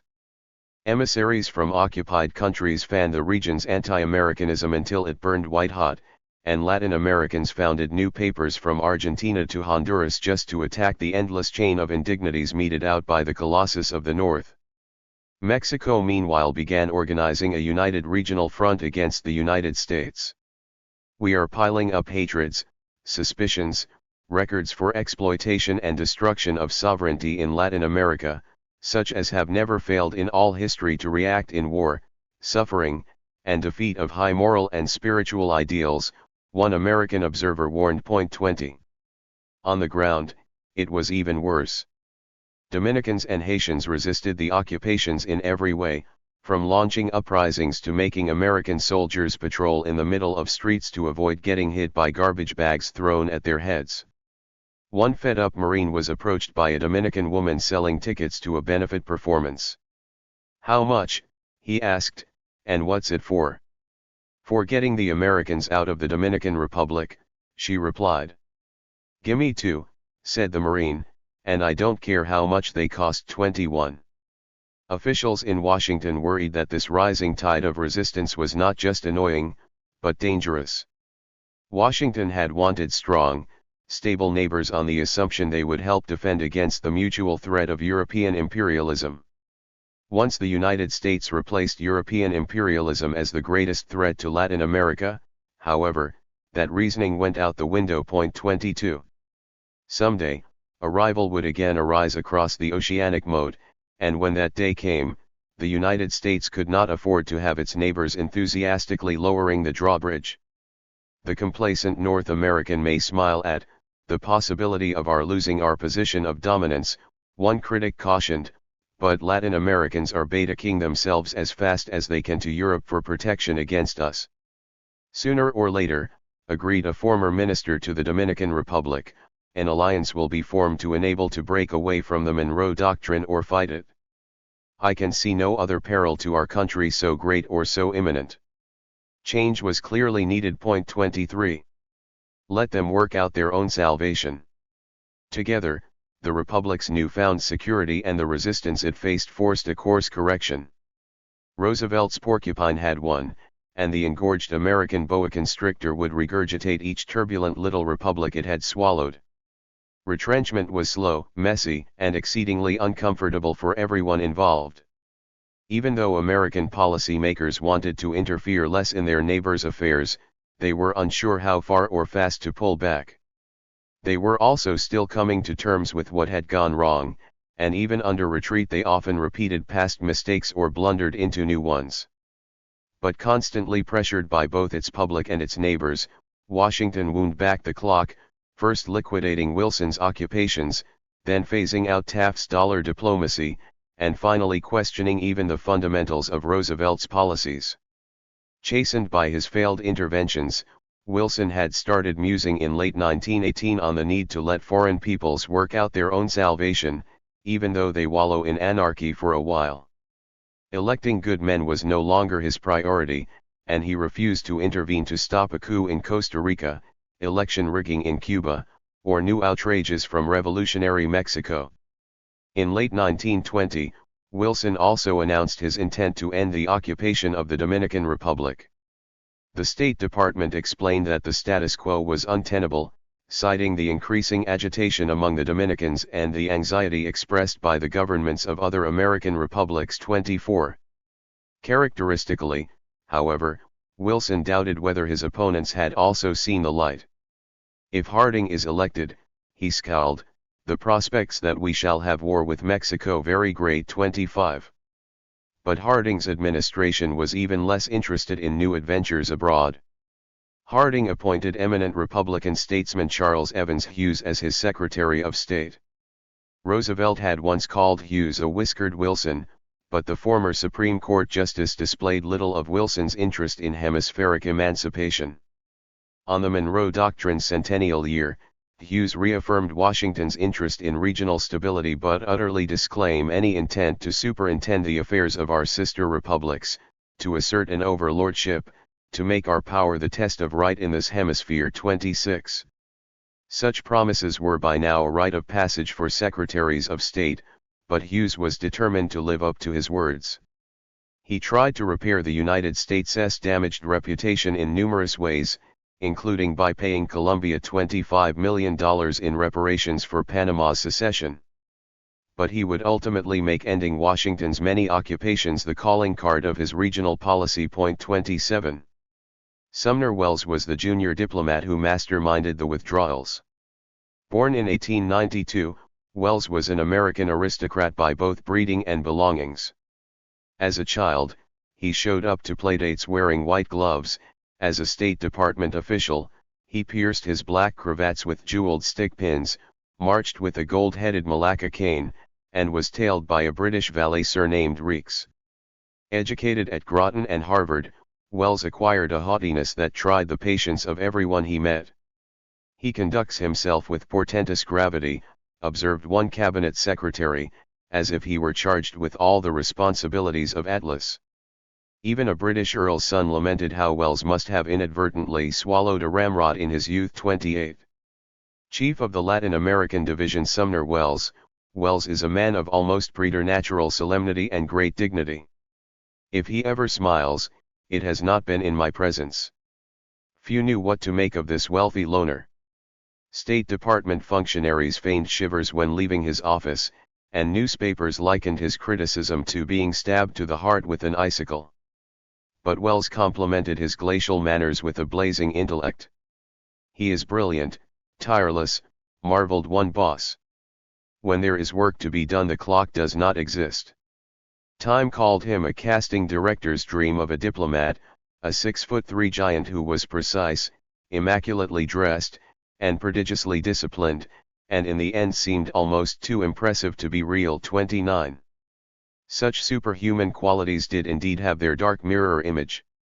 Like Dorian Gray, Welles achieved outward perfection only by siphoning strength from his private life. He had regular heart attacks starting at age 33 and eventually drank himself into an early grave. Welles also engaged in an endless series of extramarital flings. Sexual affairs were nothing new in American politics, of course, but Welles crossed several puritanical lines in his appetites.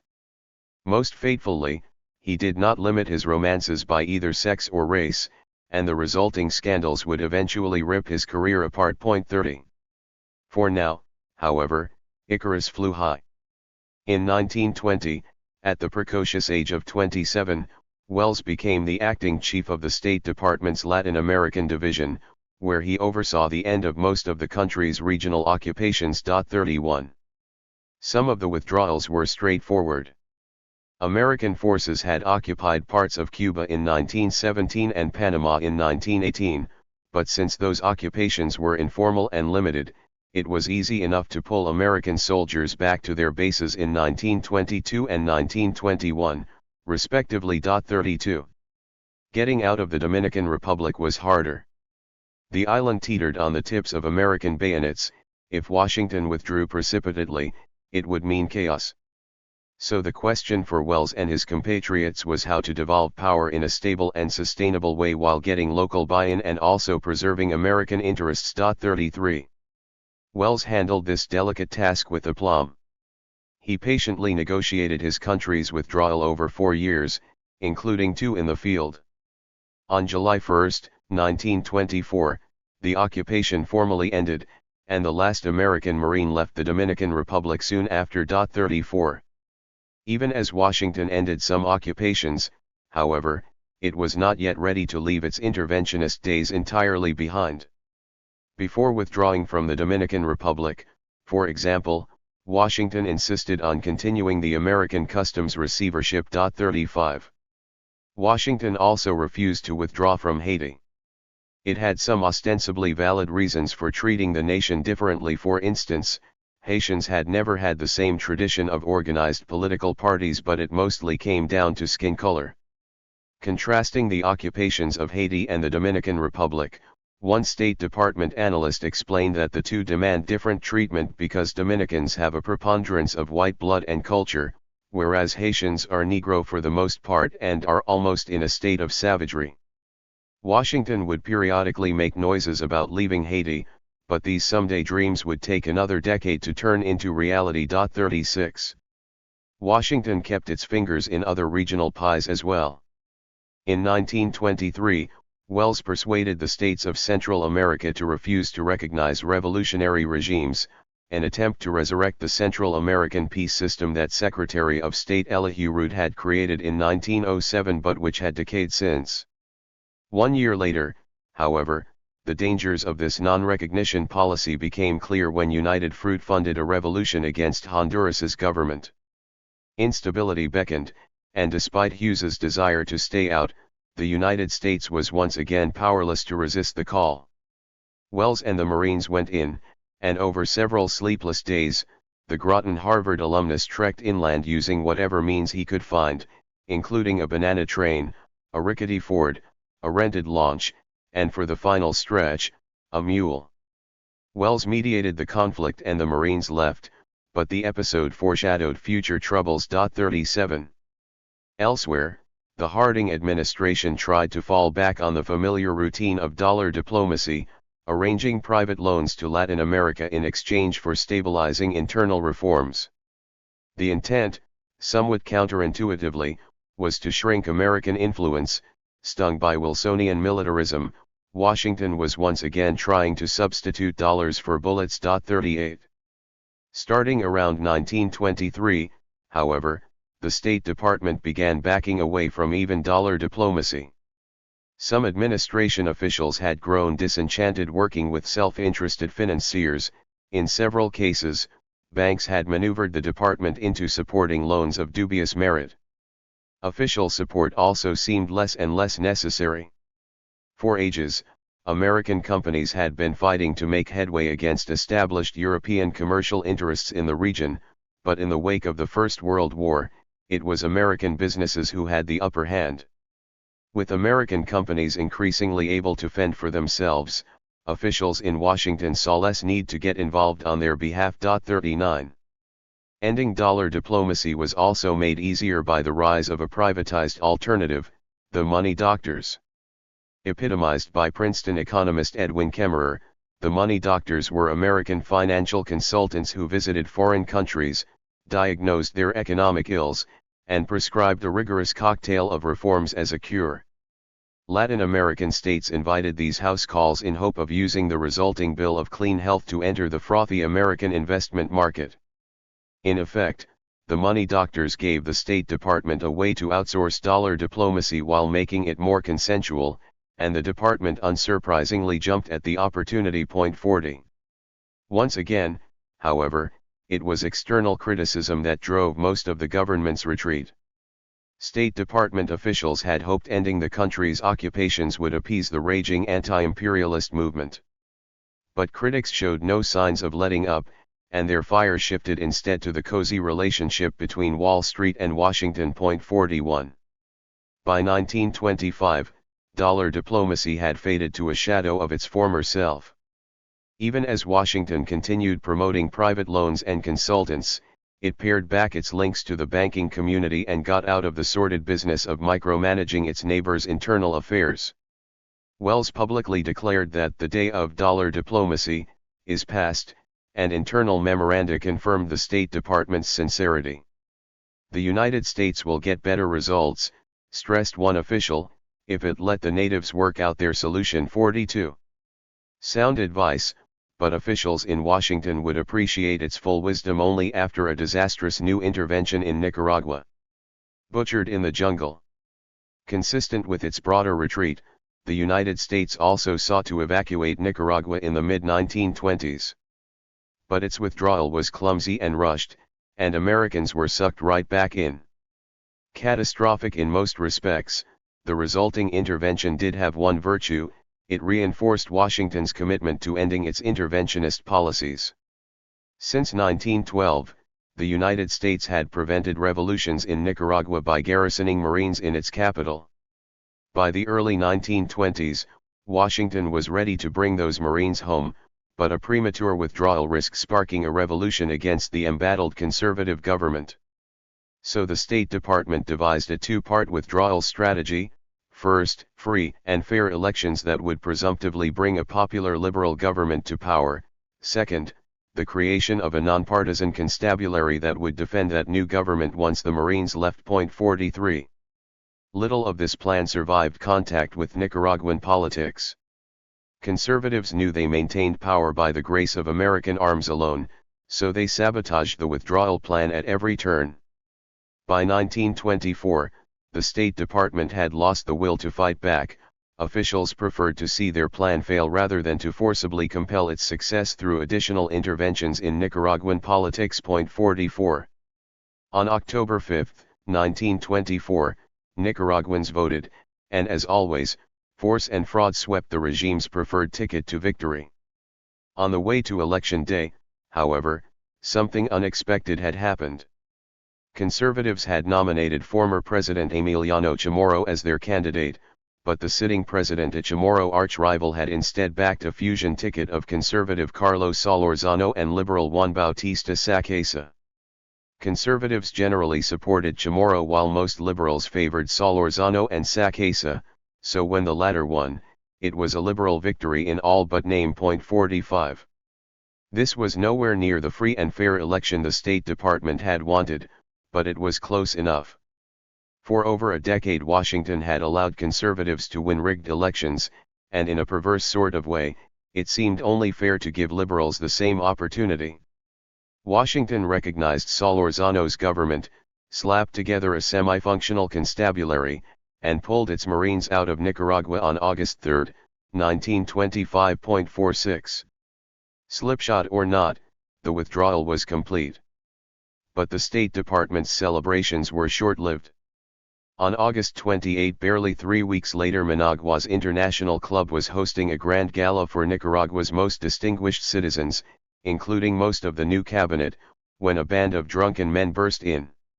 Shooting their guns into the air, the uninvited guests announced amid screams and fainting that they had come to free the government from liberal domination. 47. Events moved quickly in the following months. Chamorro, the jilted conservative candidate, usurped the presidency from Solorzano, while liberal Vice President Sacasa went to Washington to plead for American help. But the State Department refused to get involved. As long as the people of Central America feel that the last word comes from the department, one official said firmly, the attainment of political stability will be postponed.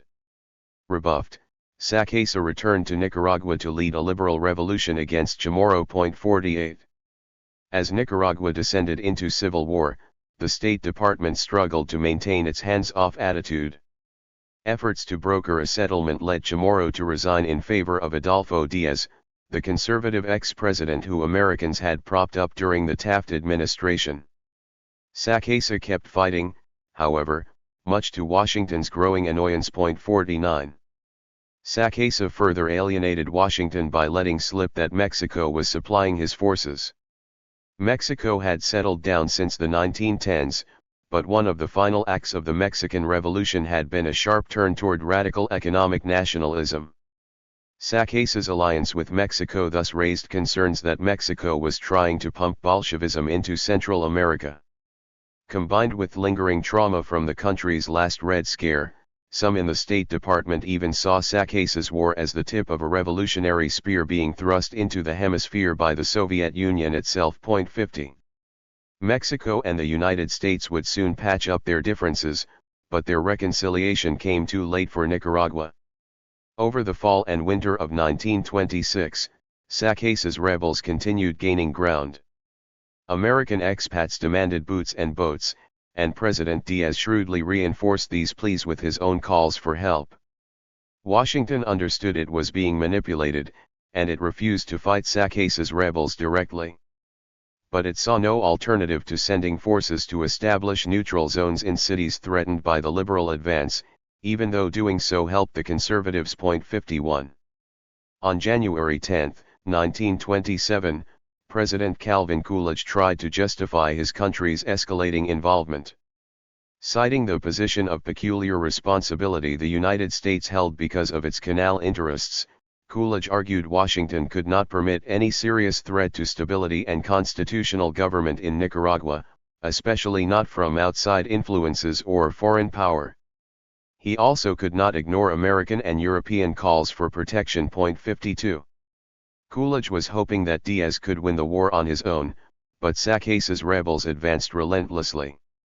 By late February, Washington had dispatched 5,414 Marines to Nicaragua and stationed 11 cruisers and destroyers in its ports. By mid-spring, American forces were neutralizing, that is, occupying most of the country's major cities. Sooner or later, a clash between Leathernecks and liberals seemed inevitable, so a desperate Coolidge instructed Henry L. Stimson, Taft's former Secretary of War, to go down there and straighten the matter out. 53. Stimson hammered out a deal that would become known as the Peace of Tipitapa. Under its terms, Diaz would remain president but would pardon the liberal rebels and bring them into his cabinet. Even more importantly, the United States would supervise elections the following year while resuming its efforts to organize a nonpartisan constabulary. 54. On May 12, 1927, under threat of forcible disarmament, the Liberal commander-in-chief sent Stimson a telegram accepting the peace terms. Signed by nearly all of the commander's generals, the message signaled the end of the war, or so everyone thought. One 31-year-old general, however, had refused to endorse the deal. His name was Augusto Cesar Sandino. 55.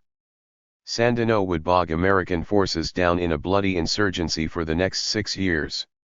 Operating out of the remote northern mountains, the charismatic and ruthless guerrilla leader never seriously threatened the American-supported regime. But Sandino's solitary war against Goliath nevertheless unleashed a landslide of opposition abroad that pushed American forces out of Nicaragua and finally buried the big stick policies of the previous 3 decades. 56. General Augusto Cesar Sandino, either you will fill yourself with glory killing a patriot, or I will make you eat the dust. Sandino's insurgency quickly captured the hearts of Latin Americans, who ferociously condemned the American intervention. Ex-Secretary Hughes was forced to play defense at the 6th Pan American Conference in 1928. What are we to do, he pleaded, when government breaks down and American citizens are in danger of their lives? Are we to stand by and see them butchered in the jungle? Hughes temporarily silenced his country's critics, but few ultimately bought his emotional defense of the Republic's latest interposition of a temporary character. 57. Sandino and his cause were also idolized by many Americans. Congressional peace progressives, socialists, churches, pacifists, and African American groups united around the latest anti-imperialist cause célèbre, fundraising for the Sandinistas and picketing the White House with signs declaring that Wall Street and not Sandino is the real bandit. Further down Constitution Avenue, many lawmakers were equally censorious. What are we going to accomplish by killing those men and those women and those children and burning those little hovels and those little homes? One senator demanded. What are we going to accomplish? 58. Officials in Washington had few good answers. In March 1928, the Secretary of State wrote the Managua legation about the Marines' failure to pacify the country. People cannot understand why the job cannot be done, he huffed. Frankly, I do not understand myself. 59.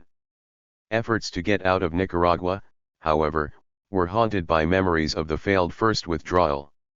In 1924, the State Department had botched its plan for free elections and a nonpartisan constabulary, and the result had been coups, civil war, and a new occupation. In the Peace of Tipitapa, Stimson had essentially recommitted the department to the same two-part plan, and this time, policymakers were determined to get it right. 60. Even so, the State Department refused to meddle more than necessary. Some officials on the ground wanted extensive reforms resembling the benevolent supervision of previous years. Washington would have none of it. American officials supervised elections in 1928, 1930, and 1932, but the head of the last electoral mission advised that Washington should seek, by every means possible, to avoid again becoming involved in a commitment of nature. The State Department did not need to be told twice, it had already decided in another context that the last thing we want is participation in or even supervision of elections. 61. Efforts to withdraw spurred other policy changes too. Coolidge had sent the Marines in partly to protect Americans and their property. But when the Sandinistas began murdering their way through Yankee settlements in early 1931, the State Department refused to act. American expats were furious. I fail to see why our government cannot give American citizens full protection, observed one testily. What have you got gunboats for? Exhausted by this pampered lot of people, Stimson, now Secretary of State, announced that Washington would no longer protect all Americans in Nicaragua. Better to stand by and see them butchered in the jungle, apparently, than run the risk of deepening the intervention. 62. On January 2, 1933, the last American soldiers sailed from Nicaragua. Their return had bucked the overall trend of American retrenchment. But in the long run, the intervention and the resentment and frustrations it caused had accelerated the basic drift of American policy. Washington was sick of supervising elections, sick of governing its neighbors, and above all sick of deploying Marines and warships. When Stimson was asked in 1932 whether he would consider landing forces elsewhere in the hemisphere, he did not hesitate, not on your life. 63. The Good Neighbor. On November 19, 1928, 2 weeks after being elected president, Herbert C. Hoover set out on a 10-week tour of 10 Latin American nations. It was unprecedented for a president-elect to journey outside the United States for so long, but Hoover hoped to send an unprecedented message. At his first stop, he explained how he wanted his trip to symbolize the friendly visit of one good neighbor to another. 64. Hoover practiced what he preached.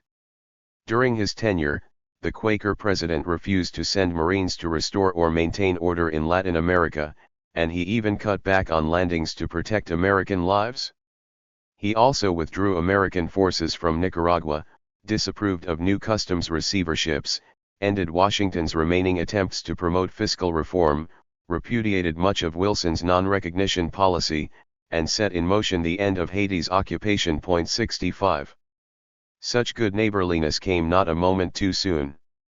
On October 24, 1929, a stock market crash announced the start of the Great Depression. As the world buckled, critics vilified Wall Street with new gusto. Senate investigations purportedly revealed major banking abuses, especially in the flotation of foreign securities in Latin America. Conspiracy theorists quickly unspooled enough yarn to connect these allegations, however tenuously, to 3 decades worth of foreign policy failures. Major General Smedley Butler, now retired, led the charge, claiming he had helped make Haiti and Cuba a decent place for the National City Bank boys. In truth, the maverick Marine had little more insight into why he had terrorized Latin America than did the privates under his command. But to many angry and unemployed Americans, it did not matter. Butler had the rare credibility that comes from having as many stars on his shoulders as medals of honor around his neck. 66. Even as Washington continued sloughing off its interventionist policies, however, it refused to renounce its theoretical right to intervene. In 1930, the administration published a memorandum that disassociated the Roosevelt corollary from the Monroe Doctrine but maintained that intervention could still potentially be justified by the necessities of security or self-preservation. Few officials wanted to keep on forcibly stabilizing Latin America, but they hesitated to promise that they would never again need to do so. 67. Behind this final reluctance lay concerns about the future. Washington could afford to dismantle its vast sphere of influence because it currently faced no serious threats from abroad. But if when a new danger arose, what would Washington do? If the need to interpose to correct bad conditions seemed less urgent in 1930, a State Department official later recalled, it was because there seemed to be little immediate probability that some unfriendly power would attempt to get a foothold there. 68. Stimson, Wells, and others worried that the recent surge of withdrawals was thus not so much a new strategy as the repudiation of an old one. Intervention was not sustainable. But neither was isolationism, not while the problem of order could still re-emerge. And Latin America seemed more unstable than ever. The Great Depression was cutting its way through the region like the Grim Reaper, and by February 1931, revolutions had claimed one of every 3 governments as economic distress triggered political upheaval. In response, Washington wrung its hands. "I am getting quite blue over the bad way in which all Latin America is showing up," Stimson wrote mournfully. "Governments struggled to stay upright, yet if we try to take the lead for them, at once there is a cry against American domination and imperialism." 69. Wells recognized that Washington could not ignore this rising disorder forever. He had concluded that another world war was inevitable, and that the region had to be made ready for a new set of threats. But time was starting to run out, and as Wells looked to Europe and Asia in the last days of the Hoover administration, he could already see something dark and ugly beginning to stir. 70. 1. Chapter 13. The Colossus. The Good Neighbor Policy, 1933 to 1945 and beyond. On February 17, 1941, the country's mightiest media mogul, Henry R. Luce, penned a call to arms in Life magazine. Born days before the start of the Spanish-American War, Luce had spent his entire life in the shadow of a nation growing from great power to colossus. In his eyes, however, Americans had been shirking the responsibilities they increasingly owed the world. The result was tragic disappointment. He wrote, "A century so big with promise, now wrapped in the flames of World War II." Americans were not yet at war, but Luce had no doubt they would soon be presiding over its aftermath. He knew Washington could never underwrite the good behavior of the entire world, but he nevertheless argued that the United States needed to benevolently supervise the world environment in which she lives too. To that end, Luce sketched out a 4-part program. First, the United States would need to champion a system of free economic enterprise.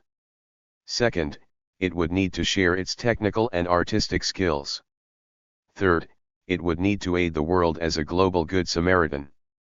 Finally, and most importantly, it would need to become the powerhouse of the ideals of freedom and justice.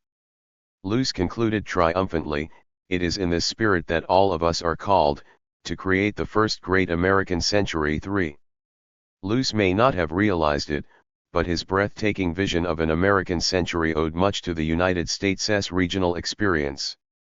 Since President Franklin D. Roosevelt's inauguration a decade earlier, the United States had been test driving Luce's blueprint in its neighborhood, bolstering the region's economies through free trade, dolloping American expertise onto its societies, and directing aid where needed.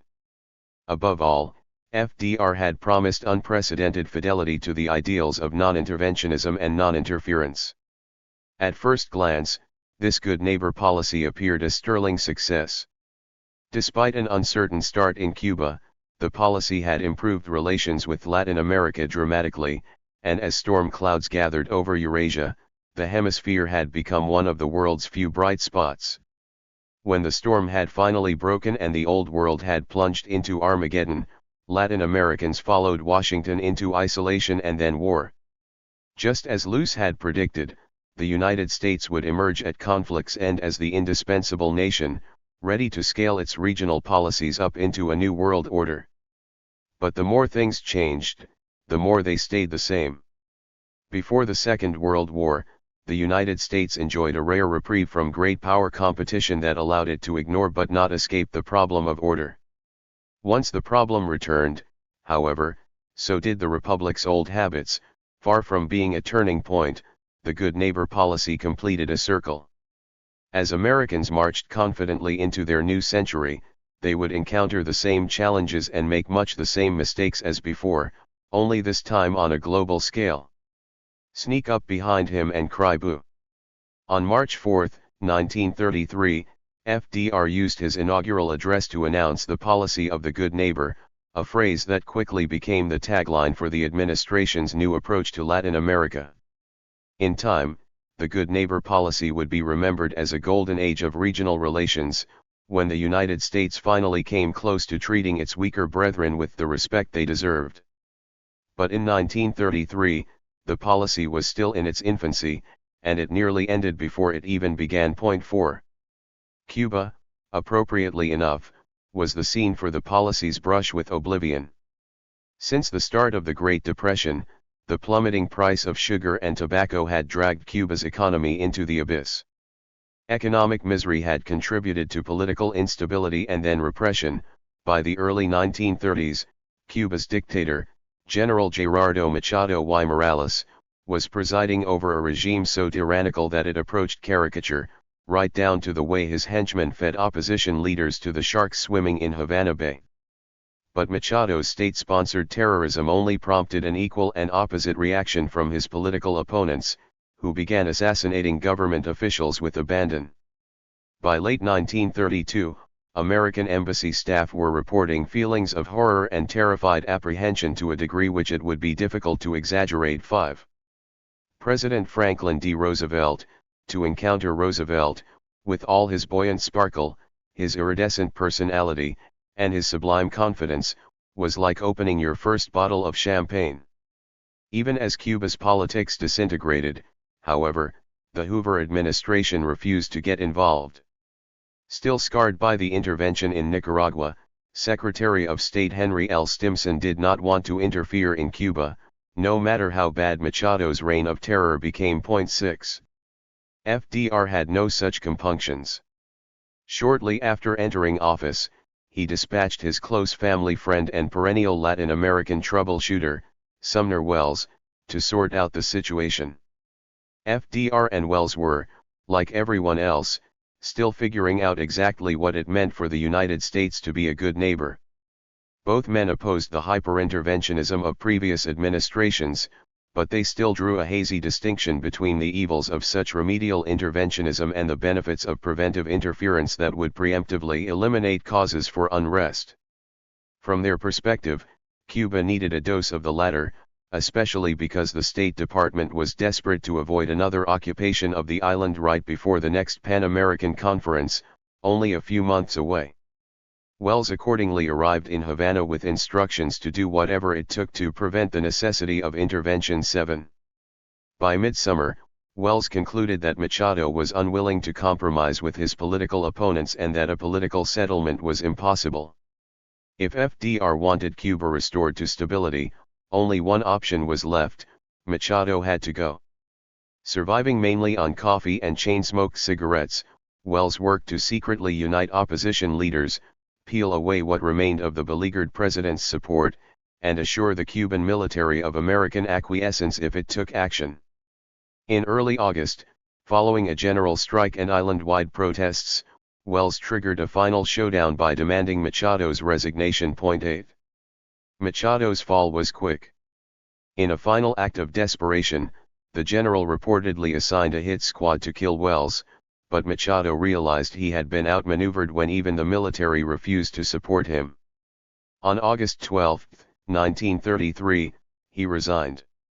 After narrowly escaping an ambush by troops at the airport, the ex-dictator flew out of Cuba on a bullet-riddled plane, taking with him 5 revolvers, 7 bags of gold, and half a dozen friends still in their pajamas. 9. Wells was pleased. He had retired Machado without open intervention. Better yet, the new government seemed stable. It had united Cuba's traditional political forces behind it while sidelining radicals in the labor and student movements. 10. On September 4, 1933, however, everything fell apart again. That night, non-commissioned officers in the army mutinied under the leadership of a stenographer named Fulgencio Batista y Zaldivar. Batista and the other sergeants at first wanted only modest military reforms like higher pay. Some marginalized student activists, however, saw the revolt as a vehicle for their wider ambitions. Rushing to the barracks, the students talked the non-commissioned officers into dreaming bigger, and the mutiny morphed into a full-fledged revolution. Together, the sergeants and students overthrew the government and installed a 5-man junta. 11. Stunned, Wells cabled Washington that the most extreme radicals of the student organization ran Cuba's new government, and that the army was now under ultra-radical control. If nothing were done, he feared the complete collapse of government. Wells thus demanded the unthinkable, military intervention. 12. Historians have long wondered what led Wells, the good neighbor policy's future architect, to try to raise his creation before it ever got off the ground. Partly, it was the press of events. Wells was strained, sleepless, and caught off guard. Partly, too, it was a question of ego. He had helped organize the previous government and took its fall personally. And partly, it was the fact that Wells had not yet shaken his belief in the benefits of preventive interference. So while he opposed all intervention on principle, he decided that a limited and restricted form of intervention in Cuba would be infinitely preferable to waiting until complete anarchy prevails and a full-scale occupation became unavoidable. 13. FDR and Secretary of State Cordell Hull, however, saw the situation as less dire, and they pulled the emerging good neighbor policy back from the brink. If we have to go in there again, Hull warned Wells, we will never be able to come out. 14. Just because the administration would not land Marines, however, did not mean it had made peace with Cuba's new revolutionary regime. Wells in particular was determined to bring the junta down. He convinced his superiors that it had not consolidated control and therefore should not be recognized. But Wells's reasoning was circular. By not recognizing the regime, Washington ensured its failure, because as Wells conceded, no government here can survive for a protracted period without recognition by the United States. Just to make the revolutionary government's demise triply sure, Wells also organized political opposition against it, shut off aid, and ringed the island with American warships. 15. At first, this hostility accomplished little. On September 10, student leaders dissolved the 5-man junta and elevated one of its members, a physiology professor named Dr. Ramon Grau San Martin, to the presidency. Grau's government quickly survived 2 crises, a shootout in downtown Havana with deposed army officers and a ham-handed revolt by the political opposition. 16. Each success, however, underscored the real power behind Grau's throne, the army's new leader, Batista. Wells began cultivating Batista, ostensibly opposing a coup but nevertheless pointing out that a swing in Batista's support could lead to a new government which had the confidence of all 17. In mid-January 1934, Batista overthrew Grau's government. After demanding and receiving Grau's resignation, Batista arranged for a transitional government that lasted 39 hours before a hand-picked candidate took power. The method of changing a president in Cuba has been solved, mocked the Miami Herald. You sneak up behind him and cry boo 18.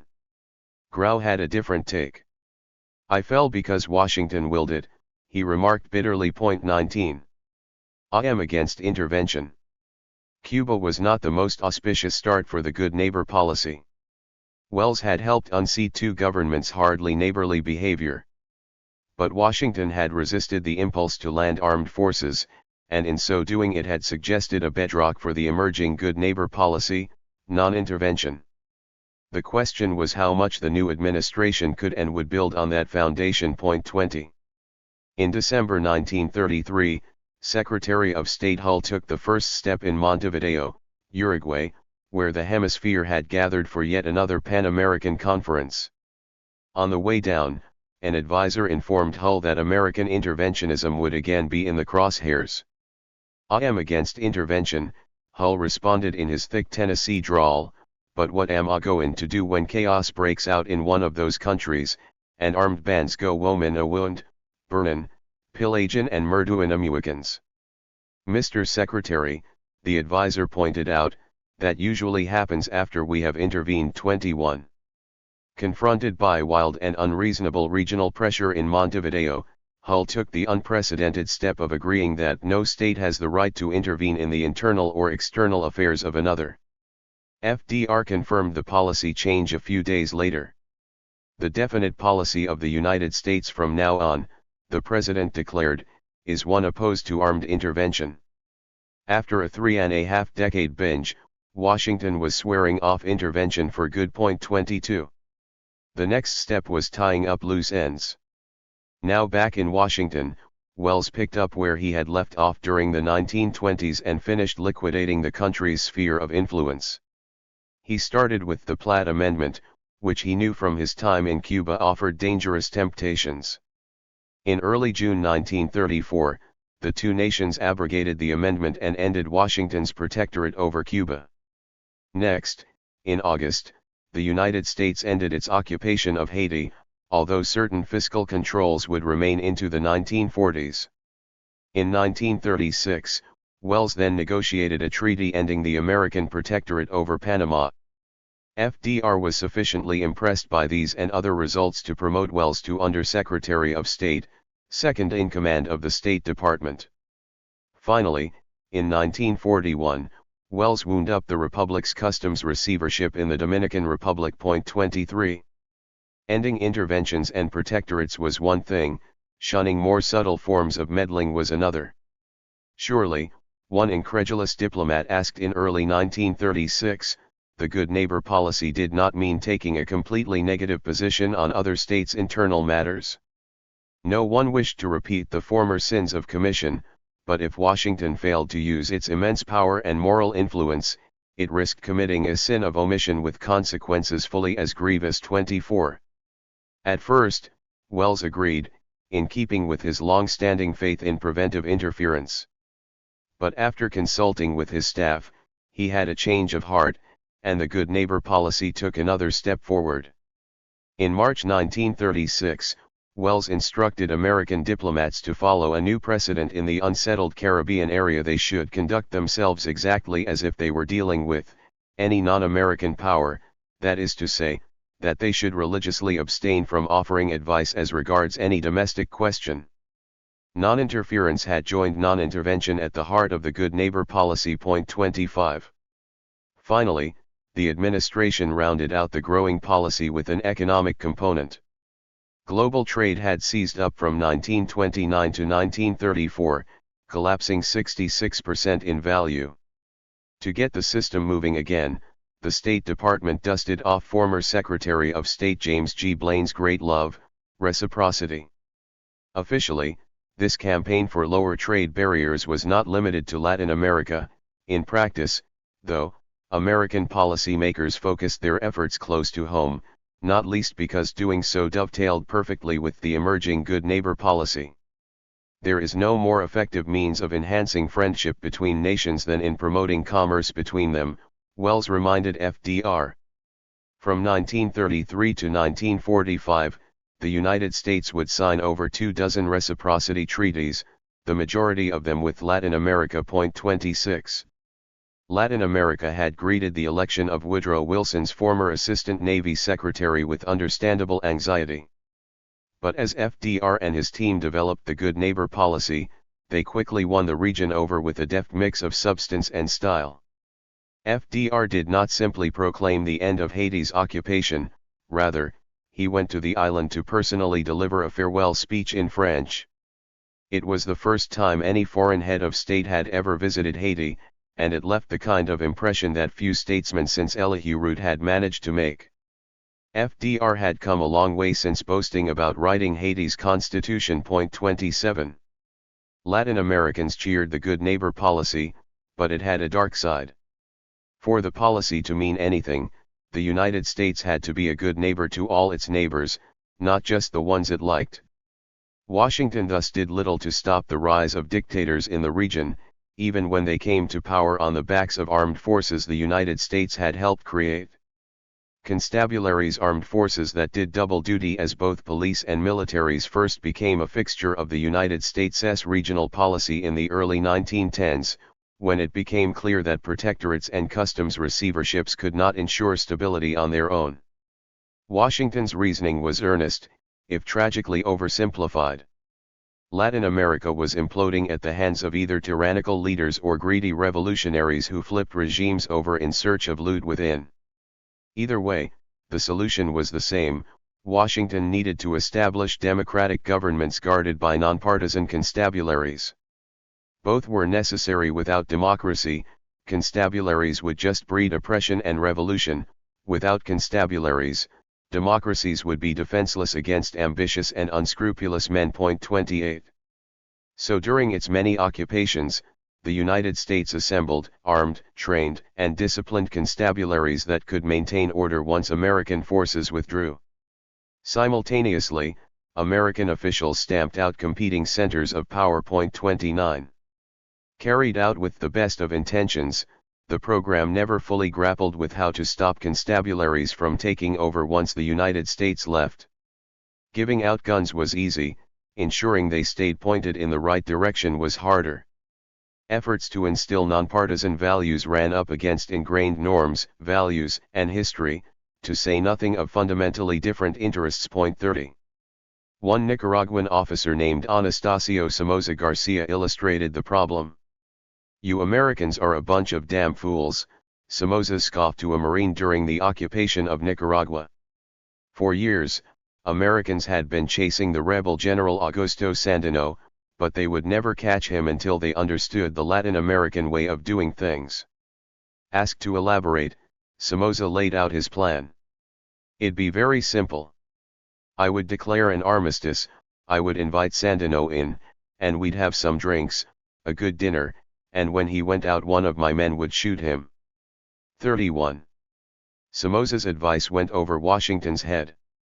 In 1933, the United States withdrew from Nicaragua, and Sandino ended his insurgency after the newly elected Nicaraguan president, Juan Bautista Sacasa, extended amnesty. But as time passed, Sandino grew concerned about the expanding power of the American-trained constabulary, and even more concerned about its new director, Somoza. Sandino returned to the capital in 1934 to discuss his anxieties with a sympathetic President Sacasa over drinks and dinner. But after Sandino left the president's home, he was seized by Somoza's men and shot just as Somoza had planned years before. 32. Sandino's assassination was a portent of things to come, but Washington hesitated to do more than wag its finger. One official traced the State Department's reserve to its reluctance to interfere in the internal affairs. Given the choice between being a good neighbor and electing good men, Washington was increasingly opting for the former. 33. Some Latin American leaders tried to convince Washington to take responsibility for the forces it had created, nurtured, and then unleashed.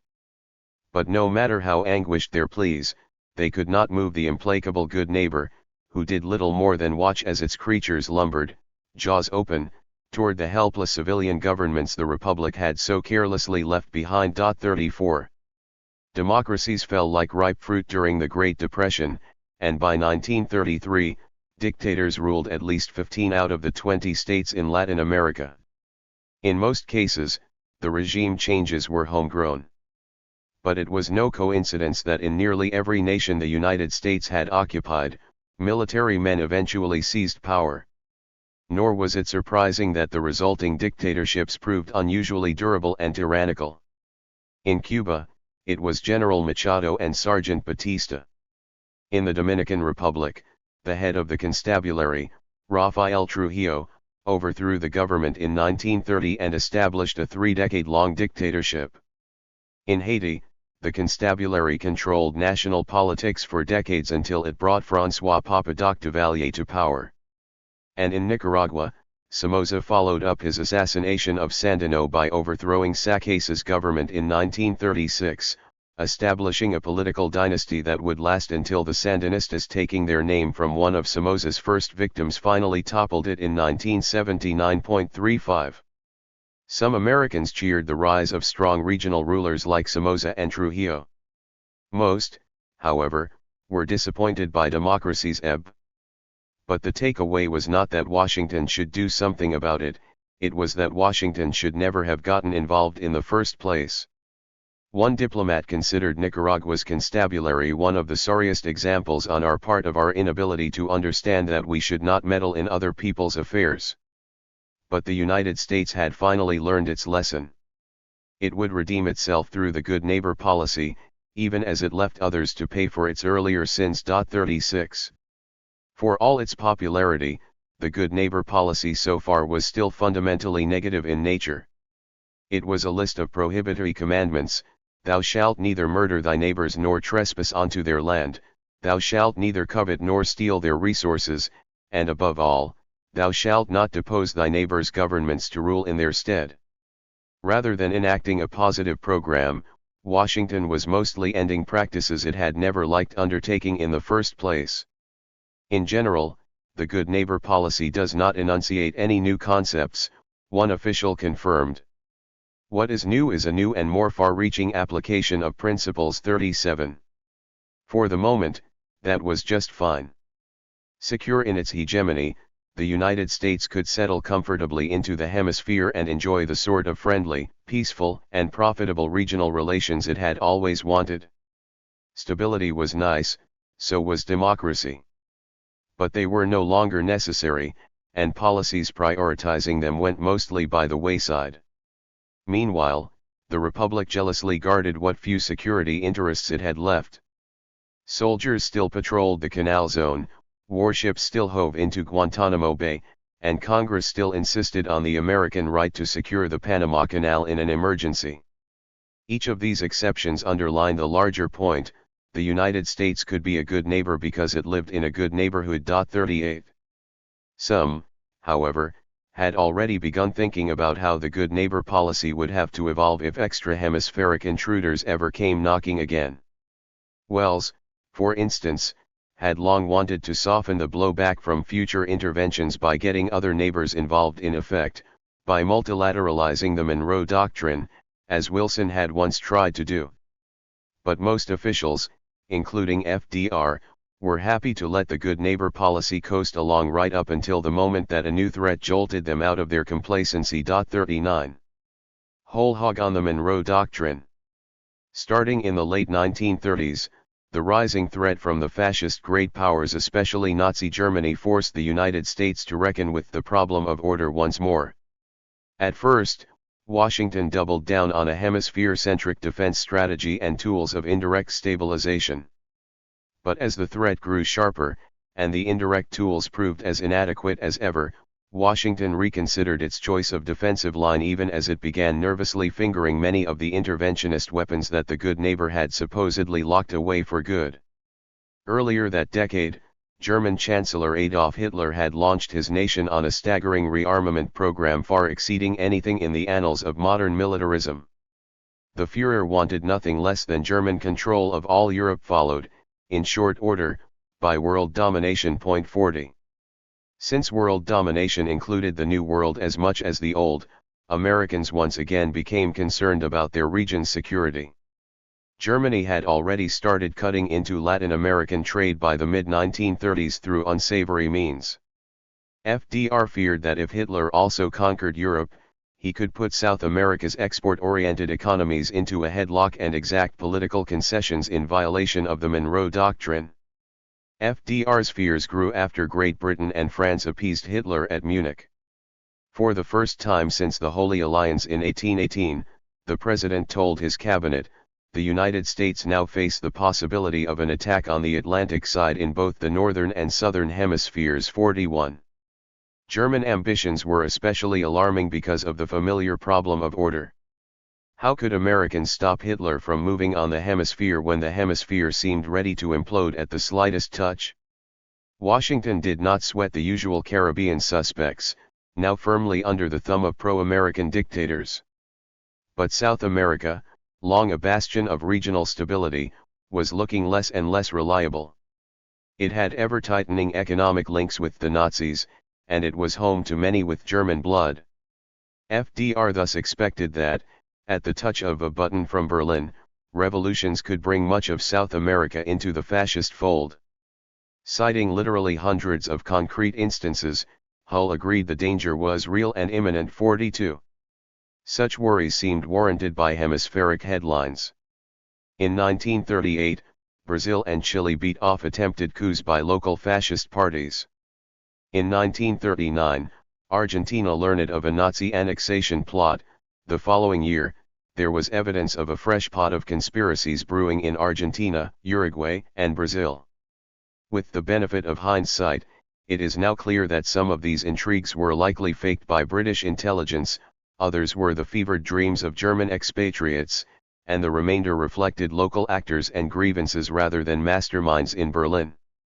But to Americans at the time, these plots only confirmed the region's susceptibility to German subversion, and they unsurprisingly led to a wave of articles and books on the coming struggle for Latin America. 43.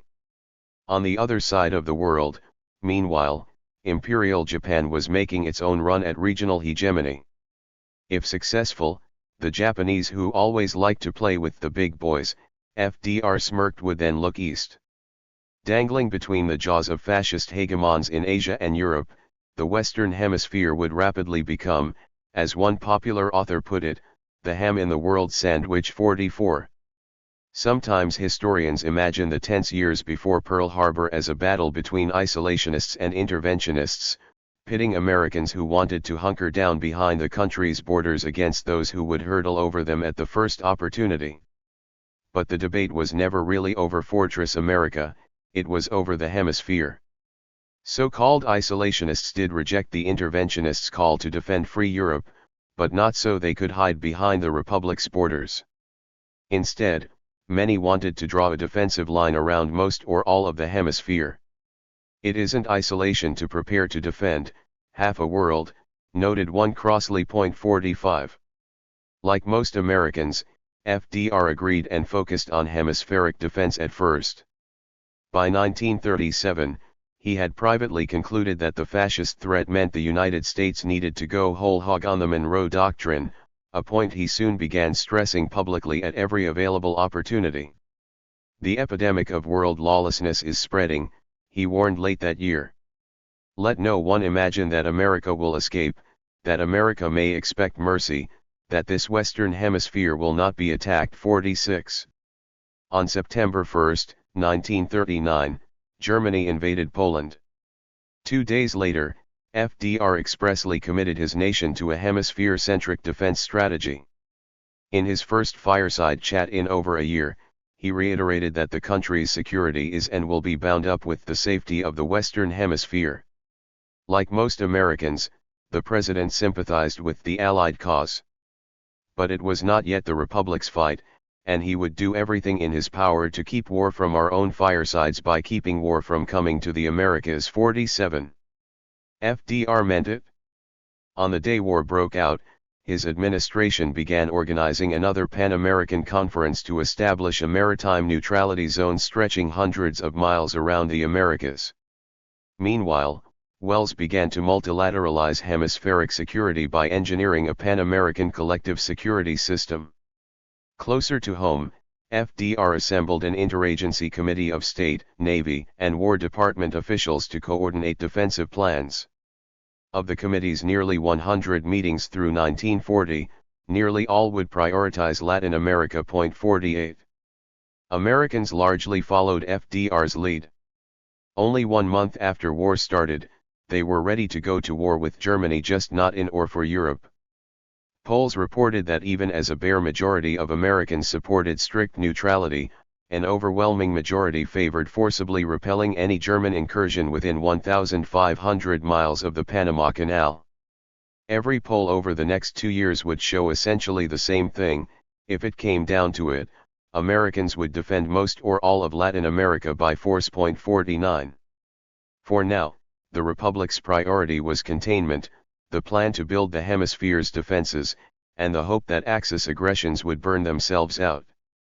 FDR would sell supplies to the Allies, but in exchange he needed them to buy something much more valuable: time. 50. A Nazi-dominated world. Great power wars usually last years, sometimes decades. Germany cut through France in 6 weeks. On May 10, 1940, the Wehrmacht ended the awkward standstill on the Western Front when it struck thunderously through the Low Countries, quickly steamrolling the French army and shoving the British off the continent at Dunkirk. By June 14, Paris was gone. A week later it was all over. France had fallen, Great Britain was seemingly next, and after that it would be Latin America's turn. Each step in the chain seemed inevitable, and FDR's head spun at the sudden danger. If Great Britain goes down, the president calculated, the Axis powers will control the continents of Europe, Asia, Africa, Australasia, and the high seas, and they will be in a position to bring enormous military and naval resources against this hemisphere. It is no exaggeration to say that all of us, in all the Americas, would be living at the point of a gun. 51. FDR did not expect Hitler to pull the trigger immediately. FDR conceded in his famous For Freedom speech that no enemy would be stupid enough to attack us by landing troops in the United States, at least not until it had acquired strategic bases from which to operate. And therein lay the threat that, like the Maximilian interlude in Mexico, a foreign power would grab a foothold and then look north. 52. FDR and other Americans were nearing the end of a revolution in their strategic thinking. Since its earliest days, the Republic had sought to expel Europe's powers from the hemisphere and raise the drawbridge behind them. But as the German Blitzkrieg was proving, new technologies were dropping new drawbridges, ones that could never be pulled up. France's fall thus forced Americans to reconsider their choice of defensive line: the hemisphere, or the world. FDR could abandon Europe to its fate and concentrate the Republic's formidable resources on protecting its own region. Or the president could acknowledge that not even the most formidable defense of a region honeycombed with weak and unstable states could long withstand the might of a European continent united under the Third Reich. 53. FDR made his choice. Since the best way to protect the Republic was to protect the hemisphere, and the best way to protect the hemisphere seemed to be to defeat Nazi Germany in Europe, the president gradually swung the power and might of the United States behind the Allies. One of the president's first moves was to slip 50 aging destroyers into the pocket of the Royal Navy in exchange for rights to military bases on British colonies throughout the Western Hemisphere. Soon FDR shifted the economy onto wartime footing and christened the United States the arsenal of democracy. By mid-1941, the nation had gone from making arms to wielding them as part of an undeclared naval war against Germany. 54. America first howled at each step away from neutrality. But the president kept his countrymen with him by linking the Allies' desperate fight to hemispheric defense. In speech after speech, he hammered home the same point that unless the advance of Hitlerism is forcibly checked now, the Western Hemisphere will be within range of the Nazi weapons of destruction. It is time for all Americans, he added, to stop being deluded by the romantic notion that the Americas can go on living happily and peacefully in a Nazi-dominated world. 55. FDR's new European focus did not mean he had forgotten about his country's flanks. His first priority was safeguarding the hemisphere's remaining European colonies, which threatened to become Nazi beachheads overnight as Hitler overran the continent. 56. Washington moved swiftly.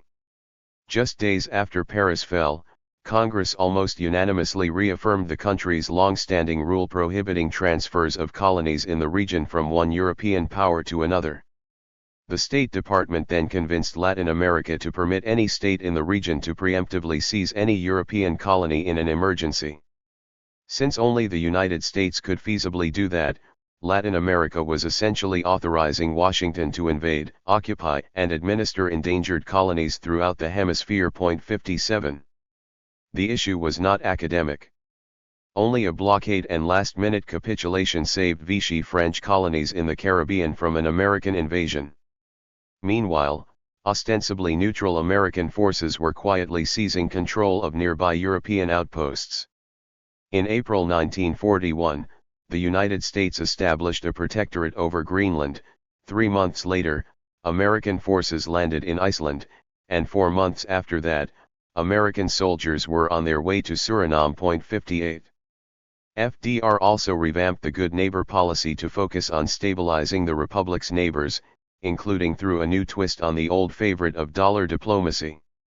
As originally conceived, dollar diplomacy involved Washington extending political loans through Wall Street. In 1913, Secretary of State William Jennings Bryan had proposed cutting out the middleman, but Wilson had dismissed the idea of direct government loans to foreign nations as novel and radical. Since then, however, the Great Depression had weakened the public's faith in private bankers while familiarizing it with the idea of the federal government taking their place. Now, for the first time ever, the United States began aiding foreign countries directly. 59. One of the most important vehicles for this project was the Export-Import Bank. Originally created in 1934 to help American exporters, the bank began loaning money 4 years later directly to Latin American governments. Once France fell, Congress nearly quadrupled the bank's lending limits, and the bank began intentionally trying to shore up Latin America's stability against foreign threats by investing in developmental projects, industrialization, exchange stabilization, surplus distribution, and economic diversification. Outside the bank, Washington pioneered or returned to other forms of stabilizing aid, including favorable reciprocity deals, military assistance, health and sanitation programs, education projects, and construction of public works.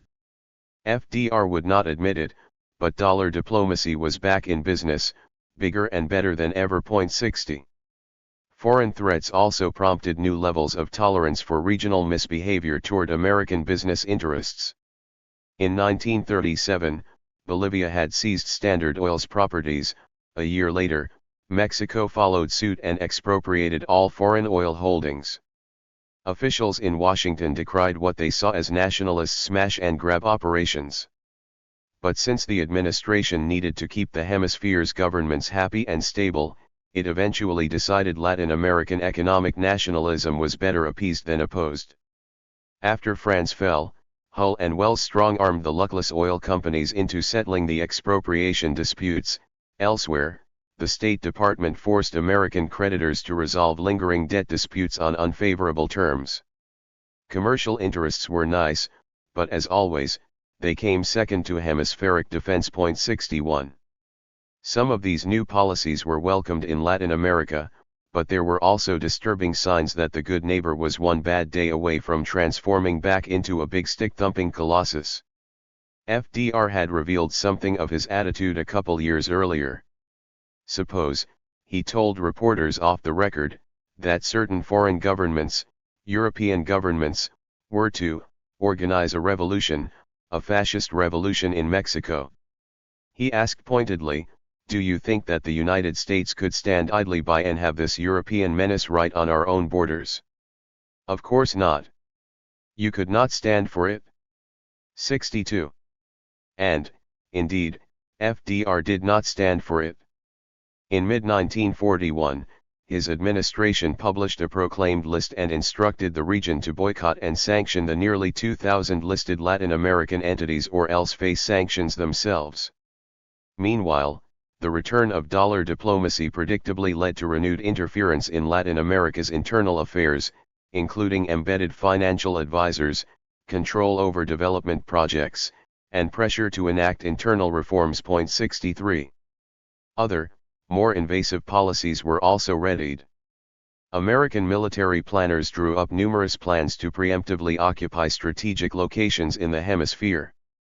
In May 1940, FDR personally ordered his military chiefs to plan Operation Pot of Gold, a 110,000-man invasion of Brazil's eastern bulge. 1 month later, the president floated the equally ambitious idea of a hemispheric cartel in which Washington would effectively regulate the trade of every Latin American state by setting internal production numbers and controlling who they sold to. 64. FDR did not need to implement these plans, especially after Germany foolishly invaded the Soviet Union in June 1941. But the plan's mere existence revealed it wouldn't take much for the good neighbor to once again break bad. 65. If ever a policy paid dividends. On December 7, 1941, the rising sun had just begun warming the gray battleships moored in Pearl Harbor when the first Japanese planes appeared. Almost 45 years earlier, the Japanese minister in Washington had urged Tokyo to launch a surprise attack on Hawaii. Long deferred, his dream now came true. Japanese bombers screamed out of the sun and Mitsubishi Zeros strafed the base's airfields. Elsewhere in the Pacific, the Japanese Empire made good on its self-proclaimed Asian Monroe Doctrine and began conquering British, Dutch, and American possessions. 66. One of the few bright spots in the months that followed was the unity of the Western Hemisphere. 9 Latin American states declared war on Japan within days of the attack, and by the end of an emergency Pan-American conference in January 1942, every state but 2, Chile and Argentina, had at least broken relations with the Axis. If ever a policy paid dividends, cheered one of FDR's advisors, the good neighbor policy has. 67. One of those dividends was the ability to wage world war mostly on foreign soil. The United States was the only great power that became wealthier during the war. While others burned and bled, the Republic manufactured its way out of the Great Depression and actually raised its standard of living and per capita productivity. Since the United States faced no enemy at its continental gates, it could also devote its full attention and resources to defeating its rivals abroad. In mid-1942, the U.S. Navy checked the Japanese at Coral Sea and Midway. Later that year, the United States struck back in both the Pacific and North Africa. Once the Republic roared into action, it was practically unstoppable. Imperial Japan, Fascist Italy, Nazi Germany, all would be ground to dust. The only question was how fast and at what cost. 68. Officials in Washington understood how much that war effort depended on a stable and friendly hemisphere, and they were ruthless in making sure the region continued to support them. The State Department demanded that neighboring nations round up thousands of suspect individuals, confiscate their properties, and deport them and their families to the United States for detention in small-scale versions of the West Coast's Japanese internment camps. Meanwhile, FDR kept the region's governments in line through the carrot of economic aid, and if any began to stray, the big sticks of sanctions, non-recognition, and even intervention. Chile, which hesitated to declare war, was forced to break relations with the Axis through a public pressure campaign. Bolivia, after a revolt with supposed Axis links, was denied aid and recognition until the new government purged its ranks of suspected fascists. And Argentina, by maintaining strong links with the Axis, earned the State Department's ire as well as heavy sanctions, a recognition boycott, and gunboat diplomacy, all aimed at regime change. 69. FDR continued paying lip service to earlier promises of non-intervention, but his words rang increasingly hollow. Wells, who had lost his job in 1943 after a sex scandal, cast a critical eye on what remained of the good neighbor policy. Intervention, he observed waspishly, seems again to be becoming almost synonymous with non-intervention. 70. Soon the Second World War ended, its final acts a gunshot in a bunker and 2 mushroom clouds over Japan. Once again, most of the world's centers of power lay smoldering and in ruins. Once again, the United States emerged with its economic, political, and military might supercharged. By 1945, the Republic commanded half the world's gross product, half the world's shipping vessels, and 2/3 of the world's gold reserves. It wielded a navy and air force larger than everyone else's combined. Only the Soviet Union had a larger army, but that scarcely mattered, for Americans monopolized that destroyer of worlds, the atomic bomb. 71. America best rides the world like a colossus, gasped one prominent British politician. Neither Rome at the height of its power nor Great Britain in the period of economic supremacy enjoyed an influence so direct, so profound, or so pervasive. 72. Just as Henry Luce had foreseen, the first great American century had dawned. A global Monroe Doctrine. Since 1823, easing Europe's great powers out of the hemisphere had been the North Star of American grand strategy. Once the region was cleansed of foreign influences, the thinking had run, the Republic would at last enjoy permanent security. On the eve of its success, however, the dogma of James Monroe appeared woefully obsolete. Any separation between the Old World and the New disappeared in the fires of the Second World War, and barring foreign powers from the neighborhood seemed small-minded in the coming era of ICBMs and thermonuclear weapons.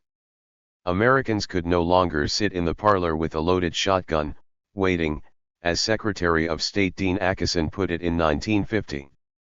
Instead, to preserve their security, they had to go out and build a safer world. 73.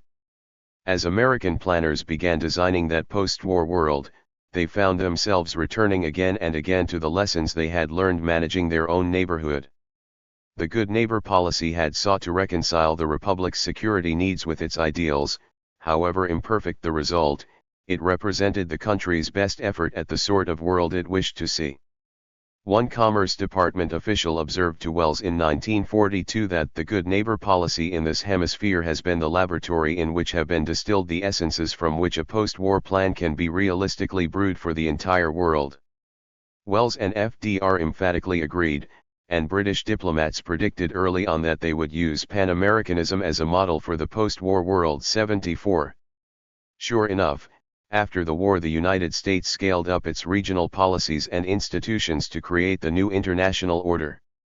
It is no coincidence that the Atlantic Charter FDR and Winston Churchill's celebrated blueprint for the post-war world was drafted in large part by Wells, the State Department's preeminent Latin American expert.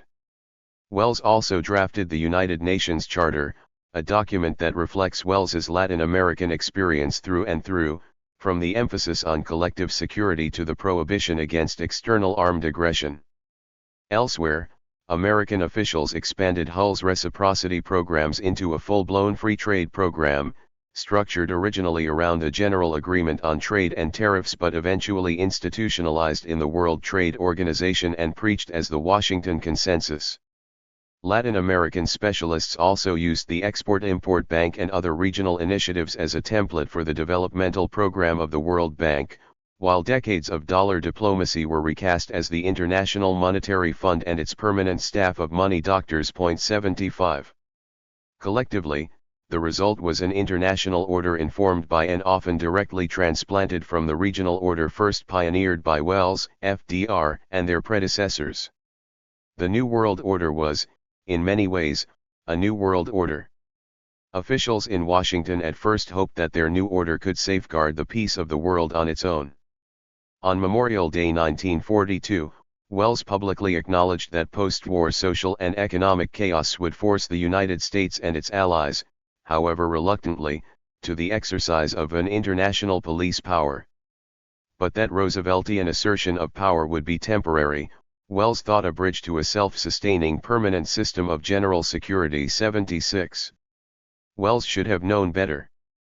Chaos was indeed coming, but on a scale that would make it nearly impossible for the United States to avoid a permanent global role. By the time Wells made his speech, Hitler's legions had already taken down one great power, France, while leaving another, Great Britain, on its knees. Scores of smaller states had been devastated as well, and soon the Axis powers themselves would collapse under the Allies' blows. By 1945, Europe was blackened from Brest to Bucharest, a power vacuum stretching an entire ruined continent. Only two great powers remained standing, a supercharged United States and a bloodied but unbeaten Soviet Union. 77. For generations, American statesmen had contended with the problem of order in their neighborhood. Now they confronted the same problem worldwide. If they did nothing, the Red Army could overrun all Eurasia, achieving the same regional hegemony that Americans had just spent countless lives and dollars denying Hitler's Germany and Hideki Tojo's Japan. 78. Stopping that from happening became the new North Star of American grand strategy. On March 12, 1947, President Harry S. Truman announced the Truman Doctrine. Henceforth, the Republic would support free peoples who are resisting attempted subjugation by armed minorities or by outside pressures. 4 months later, George F. Kennan gave this strategy its name. The Russians look forward to a duel of infinite duration, he wrote. In these circumstances it is clear that the main element of any United States policy toward the Soviet Union must be that of a long-term, patient but firm and vigilant containment. 79. Containment became the watchword of the new twilight struggle, but in many ways Americans were just pouring old wine into new bottles. In 1823, President Monroe had cautioned Europe's great powers against extend their system to any portion of this hemisphere. From one perspective, Monroe was excluding Europe from the New World. From another, he was containing it in the old. 80. Transitioning to the Cold War was thus easy for American policymakers. The old ideological threats of monarchism, colonialism, and fascism were swapped out for the creed of communism, the French, British, Spanish, Japanese, and German empires supplanted by the looming Soviet one. The new dividing line would be not the Atlantic Ocean but the Iron Curtain, and the United States would be playing not for a hemisphere but for the free world. In the mid-1970s, a young senator from Delaware named Joe Biden identified containment for what it really was: a global Monroe Doctrine. 81. So it is unsurprising that the new strategy of containment bore the unmistakable stamp of the Republic's long struggle with the problem of order in its neighborhood.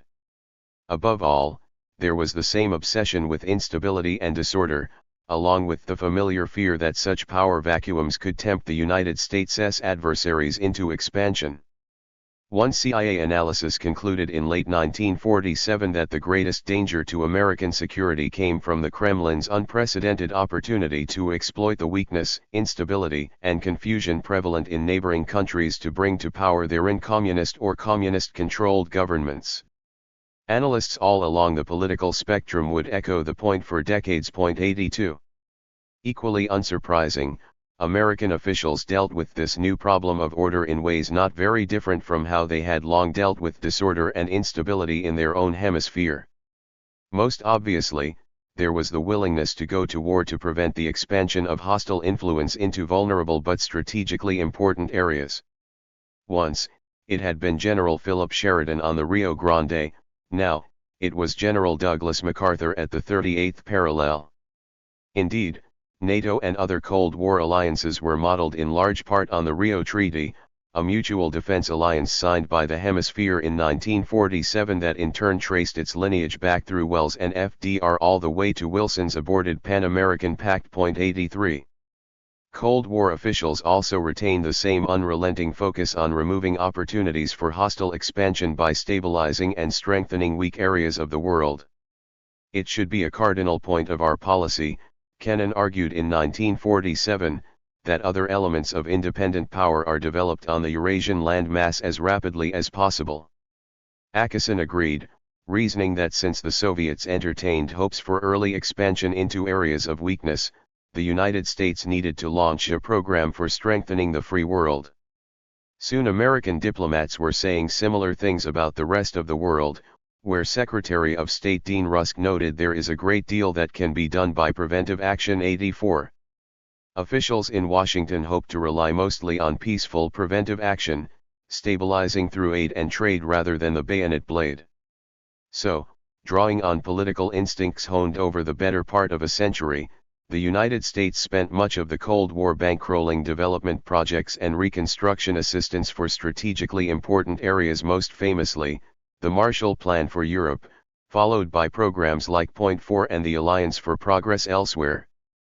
Government agencies like USAID meanwhile spread American technical expertise across the four corners of the globe.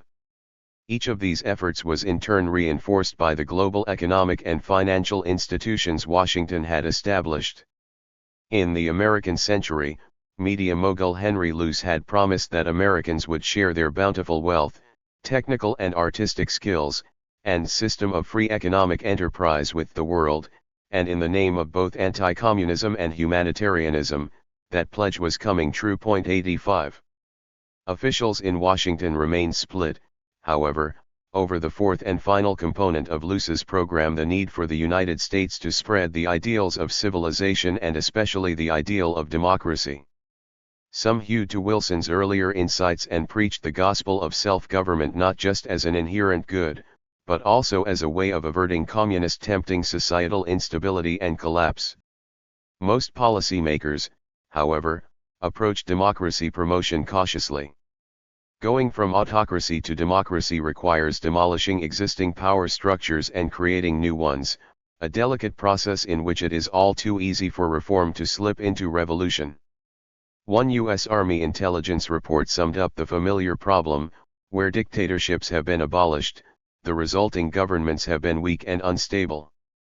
Or, as President John F. Kennedy outlined after Dominican dictator Trujillo was assassinated and a new government was needed, there are three possibilities in descending order of preference: a decent democratic regime, a continuation of the Trujillo regime, or a Castro regime. We ought to aim at the first, but we really can't renounce the second until we are sure that we can avoid the third. 86. Efforts to avoid the third quickly took priority over establishing decent democracies or promoting self-government. Originally, FDR and other senior policymakers had planned to dismantle their allies' colonial empires once the Second World War ended. But in his famous long telegram, Kennan warned that Moscow wanted the same thing, on the familiar grounds that there will be created a vacuum which will favor communist Soviet penetration. Similar concerns haunted Americans' post-war drive to cool relations with dictatorships worldwide. In both cases, Washington soon reversed course. Luce had charged Americans with helping lift mankind from the level of the beasts to what the psalmist called a little lower than the angels, but in practice the United States was willing to work with any leader, angel or beast, who promised to keep their country stable and non-communist. 87. Even with American backing, however, local authorities could not always hold the line against disorder and revolution, and the result was a slow but seemingly inexorable expansion of American influence. The world was filling up with poor, war-torn, and factionalized nations, especially as anti-colonial movements gained steam and then independence. In American eyes, these countries' vulnerability made them fertile fields for communist expansion, which in turn required the antidote of American involvement. It didn't take long for the United States to fall back into its interventionist rut, and from Korea to Vietnam, the Republic again ended up far more involved in the internal affairs of foreign countries than it had ever wanted to be. 88. Of course, in all the excitement, Washington never forgot about its old neighborhood. In July 1960, Soviet leader Nikita Khrushchev made the mistake of thinking otherwise when he declared that the Monroe Doctrine has outlived its time, has outlived itself, has died, so to say, a natural death. But reports of the doctrine's death were greatly exaggerated, as Khrushchev learned when he tried to sneak nuclear missiles into Castro's Cuba 2 years later. Even in its original form, the doctrine still had enough kick in it to take the world to the brink of nuclear war. 89.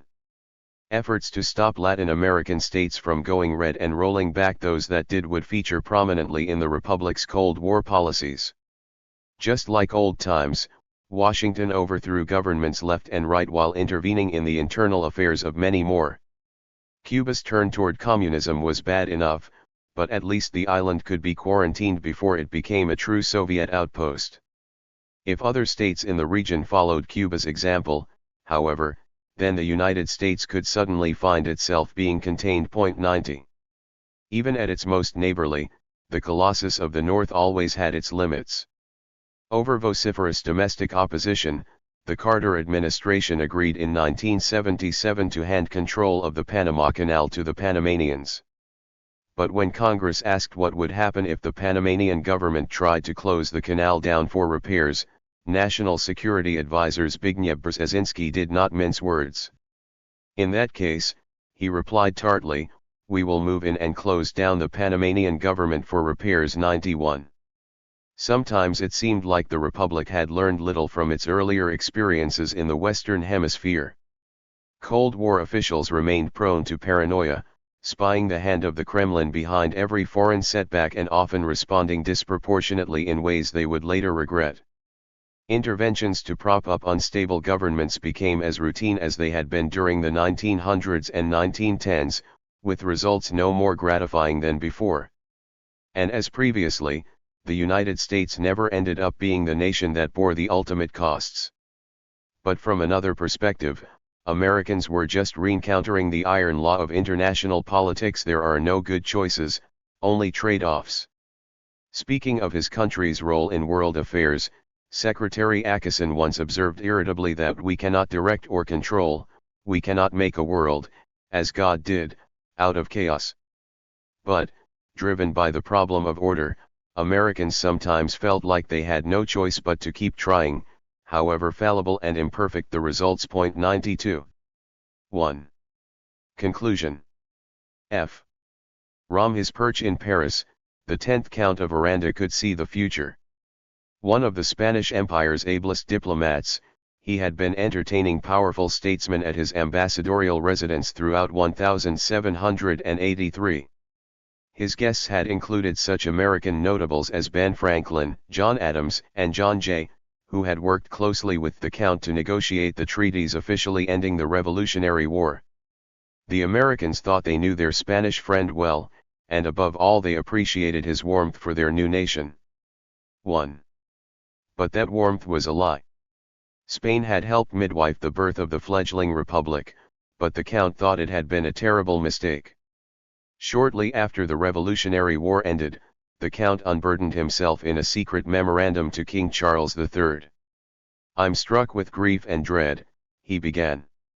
Spain was already declining, and its colonies in the New World would soon demand their independence. Now, the Count argued, the appearance of the United States had made a difficult situation impossible. Even though the Republic had been born a pygmy, it would eventually consolidate its power, turn on its neighbors and one-time benefactors, and become a giant and then a colossus, devastating in all those regions. 2. Such dark premonitions would have struck most contemporary Americans as overblown, at least once their neighbors gained independence. The United States was rising, but it was different. Exceptional. A nation conceived in liberty, opposed to colonial control, and dedicated to sovereignty and self-determination. The Count knew better. "Man is the same in all places and in all climes," he wrote cynically, "and the future would surely reflect what has happened in all ages with nations that begin to rise." 3. Time proved the Count right. In the decades following, the United States snatched Florida from Spain before marching westward and subjugating the rest of the continent. By 1865, the United States had resolved its paralyzing sectional conflict, and it was ready to look outward with united eyes. Over the next 90 years, the Republic grew into the colossus of the Count's prediction. It dispossessed Spain of its last Caribbean colonies, shoved France and Russia off the continent, and regularly threatened war against Europe's other great powers. It severed a country and then a continent, helping Panama secede and digging a canal there while maintaining monopolistic rights over competing routes. In the West, the United States seized the most important strategic position in the Pacific Ocean. In the East, it annexed or fastened protectorates over every island in the Greater Antilles not already possessed by its ally Great Britain. It came to control every major sea lane in its immediate neighborhood, and by 1919 it patrolled them with the world's most powerful navy. It flushed foreign currencies out of the region's circulatory system, replaced them with dollars, and helped its capitalists and corporations claim ascendancy in the region's economic affairs. And, of course, it intervened over and over and over again, deposing and setting up presidents, breaking and remaking nations, turning its fiat into law and its strength into hegemony. Time proved the Count of Aranda right, but why? What caused the rising United States to act so aggressively, and what does it mean for us today? A giant and then a colossus. From the founding to the dawn of the Cold War, securing the neighborhood was one of the central objectives of American foreign policy. Originally framed in defensive terms, that objective led the Republic to adopt increasingly aggressive tactics, thanks in large part to the problem of order. States in the international system generally fear their neighbors growing too strong, but that concern never really crossed the minds of most Americans. Instead, early on, the United States found itself in a charmed situation. It was a rising power surrounded by a handful of foreign colonies and many weak neighbors, but no serious locally based rival. In fact, the only real threat lay well over the horizon, in distant Europe. Given that balance of forces, the optimal grand strategy came naturally to the young nation to survive and grow. The United States needed to contain the region's outside powers while gradually clearing the hemisphere of their flags. Statesmen in Washington realized that, for purposes of this strategy, the weakness of the country's neighbors was both a blessing and a curse. On the one hand, American strategy was premised on the idea that the United States' neighbors were too weak to harm it directly, and that weakness allowed the United States to grow until it had filled up a continent. On the other hand, that very weakness was itself a menace, inviting the kind of foreign influence that Washington was struggling to keep out. The United States accordingly centered much of its post-Civil War foreign policy around ensuring that its neighbors were, if not strong, then at least stable. Over the course of the late 19th and early 20th centuries, the United States had mixed success in keeping its grand strategy on track. On the plus side, the Republic achieved its ultimate objective and pushed Europe's powers out of the hemisphere one by one. Europe's internal rivalries and wars were a big help, distracting and dividing Europe's great powers and making it easy for the United States to continue fattening on their follies. But the United States also helped itself by making sure that Europe's stake in Latin America remained tiny, and that Europe never had an especially good reason to send a large military expedition into the region or to complain about the United States' growing hegemony. Some of that reflected clever economic statecraft. For example, Washington substantially cut down Europe's regional stake by refunding its neighbors' European debts through American banks. Some of it was clever diplomacy. By policing the Monroe Doctrine fanatically, the United States never allowed scramble for Africa-like dynamics to begin in Latin America. By 1945, Washington had torn down almost every great power outpost in the hemisphere, and the few that remained were relics of a bygone age. On the other side of the ledger, however, the United States never figured out how to keep the region permanently stable at a cost it was willing to bear. The basic problem was that the Republic had no good options. If one of its neighbors imploded, the United States could not safely ignore the resulting power vacuum for fear that one of its great power rivals might step in. Nor could the United States count on the mere threat of war to keep its rivals out. That approach ran too high a risk of actual great power bloodletting, even assuming that Washington could always tell what its rivals were up to before it was too late.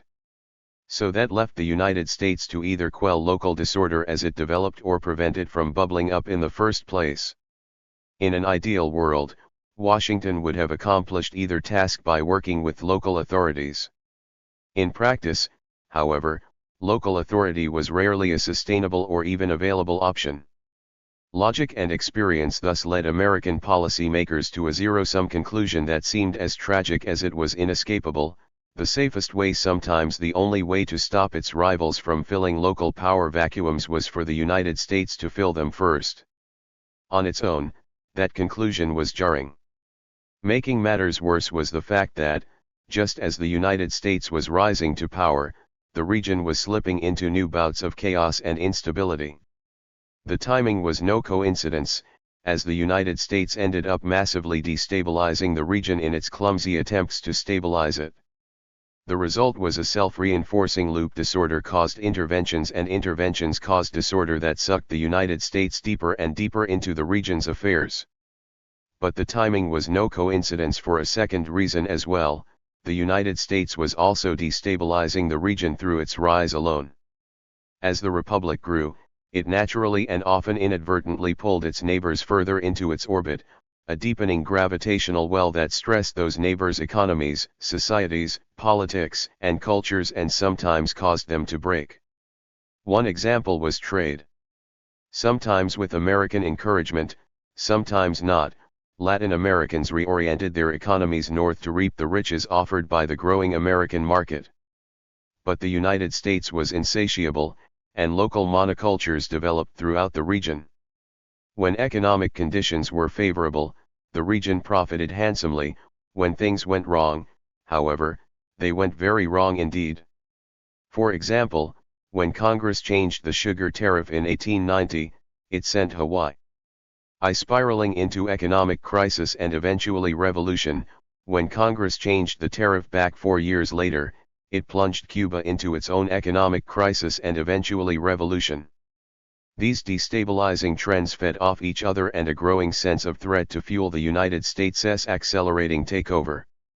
Somewhere, sometime, stability would collapse, perhaps because of pressures caused by the United States' rise, perhaps for unrelated reasons.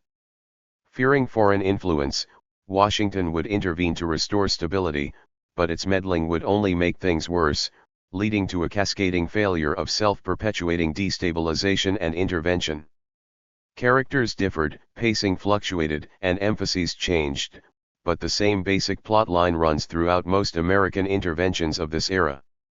Concerns about imminent foreign intervention or involvement pushed the United States to annex Hawaii, occupy Haiti, take over Dominican customs, and purchase the Danish West Indies. Other times, the United States jumped in to preempt foreign threats in the not-so-distant future, including when Washington overthrew Nicaragua's regime in 1909 and again in 1910, retired Honduras's president in 1911, occupied Veracruz, and ratified a canal treaty with Managua. Other interventions involved situations where no foreign interference appeared on the horizon, but policymakers nevertheless acted either to preempt future instability or to uphold the broader credibility of the Roosevelt corollary and related policies. Examples include the many interventions in Panama, the post-receivership interventions in and eventual occupation of the Dominican Republic, and the post-Zelaya interventions in Nicaragua. Of course, the problem of order did not cause every regional intervention. For example, the United States did not liberate Cuba or help Panama secede primarily to preempt foreign intervention. Instead, the point is simply that the problem acted as a constraint. It consistently channeled American policy in one specific direction, and Washington was rarely able to deviate from its strictures, even if other factors also pushed in the same direction. Even in the initial interventions in Cuba and Panama, for instance, the problem of order was very much on the minds of American policymakers, and it directly shaped the aftermath of both interventions. By 1919, however, the Republic's instability-fueled expansion began drawing to a close as its underlying assumptions faded. Officials in Washington started to understand how much their stabilization strategy was destabilizing the region, even as they also realized that the region no longer faced a serious foreign threat, and that the United States thus no longer needed to preemptively fill the region's power vacuums to ensure its own security. Finally, officials were stung by the backlash their meddling had provoked, and they feared that if nothing changed, some foreign power could someday gain a foothold by invitation rather than intervention. With no reason to continue its stabilization strategy and many reasons to stop, the United States stood down and transitioned to the good neighbor policy. As long as the problem of order stayed dormant, the Republic would prioritize consolidating its hegemony by repairing its tattered relationship with the region.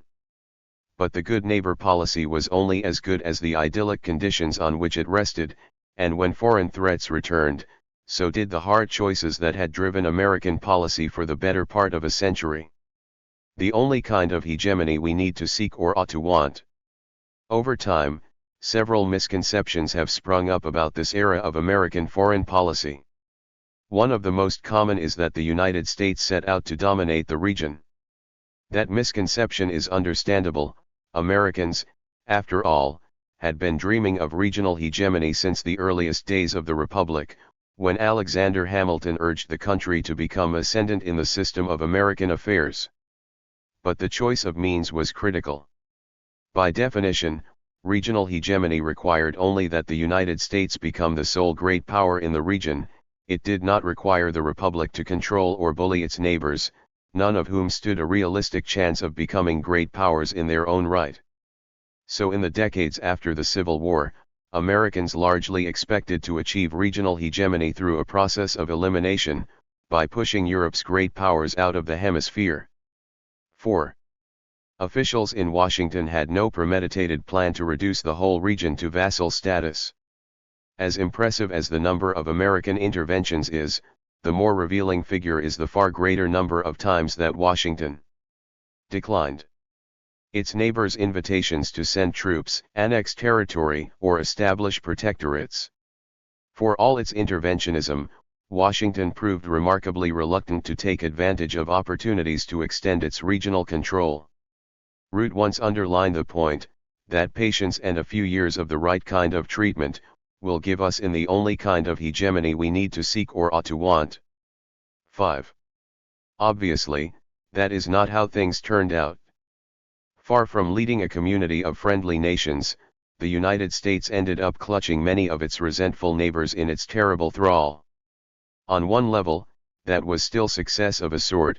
The United States had kept its European rivals out of the hemisphere in the process and attained regional hegemony. But, tellingly, few American leaders saw it that way. Instead, the endless cycle of interventions was seen as an abject failure of policy, a grand strategy that had badly miscarried and brought the country to the right destination but via the wrong path. Americans had wanted hegemony over the New World, yes, but not like this. A second popular misconception is that the United States intervened in the region primarily for cultural, personal, or ideological reasons. Some historians emphasize any number of faddish theories that supposedly led the Republic to hack and slash its way through its neighborhood in a misguided attempt to civilize it, or as part of a search for the next great frontier, or in conjunction with a global social Darwinian struggle for survival. Other scholars will stress the quirks and personalities of the individuals who ultimately launched the interventions: Roosevelt's mania for order, Taft's penchant for business, Wilson's missionary moralism. But these explanations and many others like them suffer from serious shortcomings. 6. First, there is the sheer continuity of American policy.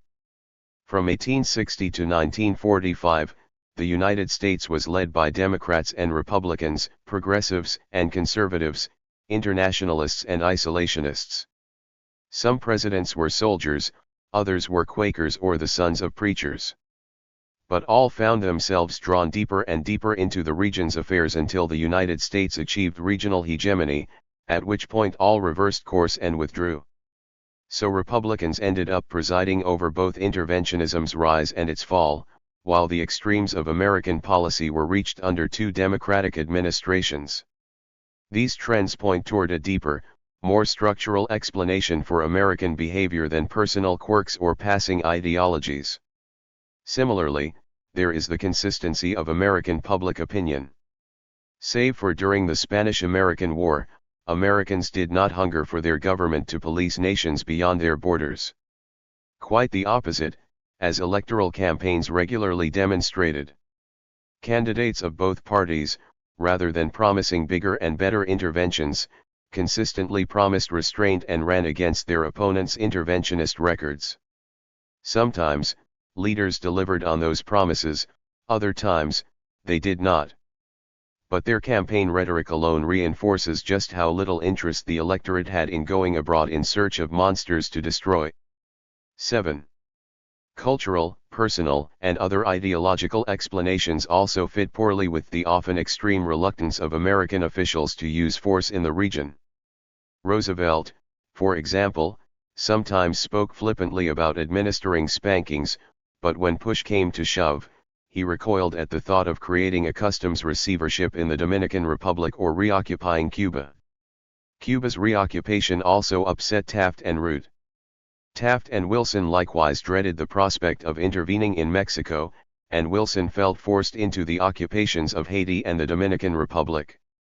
Officials were generally less reluctant to launch nonviolent interventions, but that was precisely because they hoped such interventions would make the use of force less necessary later on. 8. Finally, cultural, personal, and other ideological explanations try to make too much out of too little. Nearly all contemporary ideologies were indeterminate, they could justify any number of competing and often mutually exclusive policy proposals. Frederick Jackson Turner, for example, famously argued that with the closing of the American frontier in 1890, Americans would need to look abroad. But that was fortune cookie wisdom, not a specific policy program. Framed at different levels of generality, Turner's conclusion could have justified anything from trade agreements and tourism to berserker annexationism.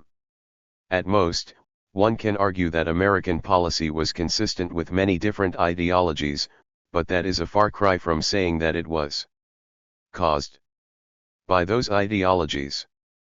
9. None of this is to suggest that ideology never played a role.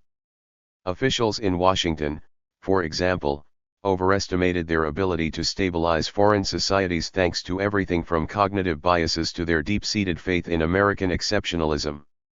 On the margins, these and other ideological factors help determine which specific stabilization approaches the Republic pursued and how those approaches progressed. But they were not the primary factor motivating Washington during this period. One ideological factor, however, deserves independent consideration: racism.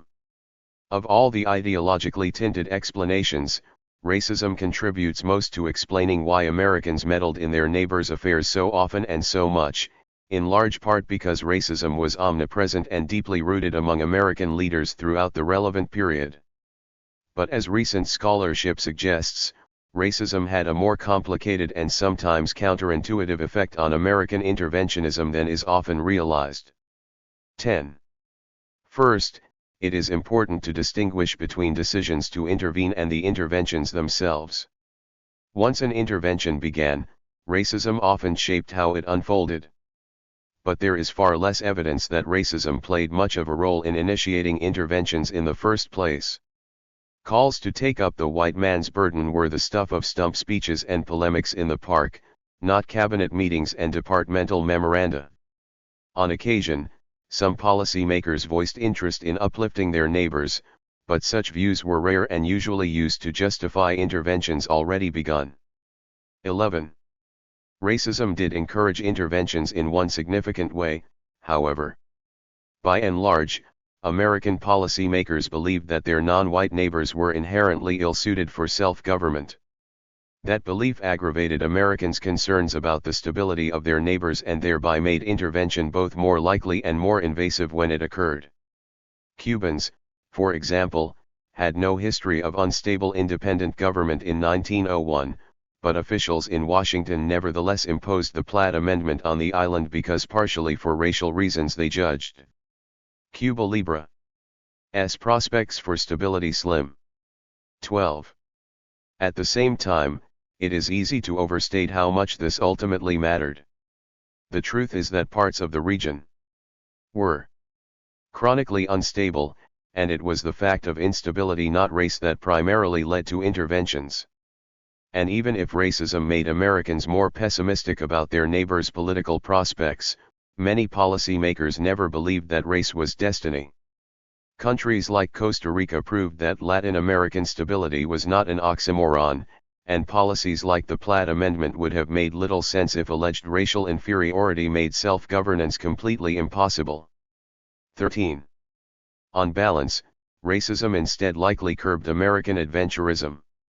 As discussed in previous chapters, racism led most Americans to want nothing to do with the region, which in turn dampened their enthusiasm for intervening in it. It is no coincidence that the political party most affiliated with the anti-imperialist movement during this time, the Democrats, was also the party most associated with lynchings and institutionalized segregation. 14. So as widespread, deep-seated, and abhorrent as American racism assuredly was, the evidence suggests that it made interventions less likely to start. One other common misconception portrays Washington as little more than a muscleman for big business, a debt collector with a big stick. Major General Smedley Darlington Butler famously espoused this view after retiring. "I helped in the raping of half a dozen Central American republics for the benefit of Wall Street," Butler growled. "Looking back on it, I feel I might have given Al Capone a few hints. The best he could do was to operate his racket in 3 city districts. We Marines operated on 3 continents." 15. For all its polemical appeal, however, Butler's account has never found much favor among most scholars. Like other nations, the United States would land troops to protect its citizens and their property during conflicts, but it is hard to find examples of more invasive interventions at businessmen's behest. Officials regularly treated commercial interests with skepticism or disdain, especially while working alongside them. Indeed, American interventionism crested during the Progressive Era, when suspicion of concentrated economic power peaked, while reaching troughs during the Gilded Age and the Roaring Twenties. American interventionism also did not correlate with levels of American investment. The United States often intervened in places Haiti, Nicaragua, and the Dominican Republic where Americans had minuscule commercial interests. And even when American companies were directly involved, it was not unusual for the government to neglect, oppose, or even double-cross them.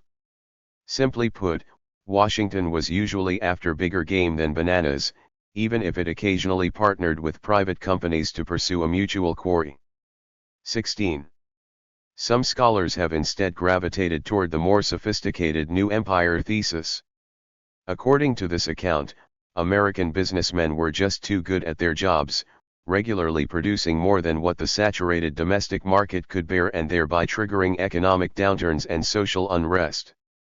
In essence, too many goods were chasing too few customers in a republic bursting at the seams.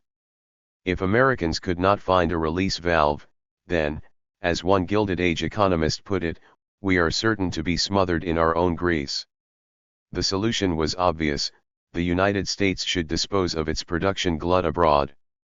19th-century policymakers thus purportedly pursued a policy of commercial expansionism that peaked in the 1890s with the inauguration of the new empire. A post-colonial effort focused on controlling foreign markets rather than foreign territory.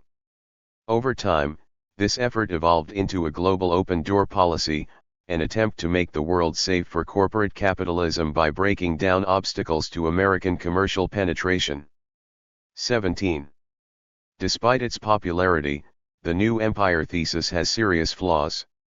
To start, there is remarkably little concrete evidence that 19th-century officials let the overproduction thesis guide their decision-making. Overproduction was one economic theory among many, and it jostled for policymakers' attention alongside conflicting theories about corporate monopolies, speculation, immigration, monetary policy, and tariff schedules. Context matters too. Gluts and overproduction were hot buzzwords in speeches before the National Association of Manufacturers, but the closer one gets to private letters and policy memoranda, the less often and important the underlying theory appears. Indeed, 19th-century American companies themselves did not really need or want the government to secure foreign markets on their behalf, preferring to focus instead on the domestic market. So it should come as little surprise that the government pursued overseas commerce with lackluster effort at best, except where doing so aligned with other, more important objectives. 18. New Empire scholars have also struggled to explain how or why a search for markets would have entangled the United States in some of the poorest, most war-torn countries in the hemisphere. If commerce had been front and center in American foreign policy, Washington would presumably have focused its efforts on moderately wealthy countries with business-friendly environments, the kinds of countries that needed American products and could afford to buy them. Instead, the United States intervened in its most unstable neighbors, where export opportunities were slim, and in the process alienated potential consumers in other, more promising markets. 19. Commercial ambitions certainly affected American policy on the margins. Indeed, since the Republic's earliest days, every American administration has promoted foreign trade to some extent. But that's the point: expanding trade has always been important, and it was not a special priority during this time. 20. Finally, some historians have critiqued a security-based account of American policy by arguing that rival great powers posed no real threat to the hemisphere, and that official security concerns must therefore have been make-weights. But that critique falls flat too. If nothing else, American fears were genuine. Officials in Washington did not make up threats in order to mask their real reasons for intervening, even if they on rare occasion played up the magnitude of foreign threats for public consumption. Rightly or wrongly, American leaders were obsessed with the great power threat to the hemisphere, and concerns about it pervaded not only their speeches but also their diaries and most private correspondence. If policymakers were fooling the public, it was only because they had first fooled themselves. 21. But American policymakers were not fooling themselves. Great powers were gunning for the hemisphere during this time, even if not always, and even if not all at once. Kaiser Wilhelm II eagerly anticipated the day when Germany would break Monroe's monopoly on the hemisphere. Adolf Hitler likewise panted for world empire, and Japan, along with many of Europe's powers, had long appreciated Hawaii's unrivaled strategic value. And, of course, Emperor Napoleon III supplied the precedent when he invaded and occupied Mexico as part of a grand design that contemplated a vast expansion of European influence in the region.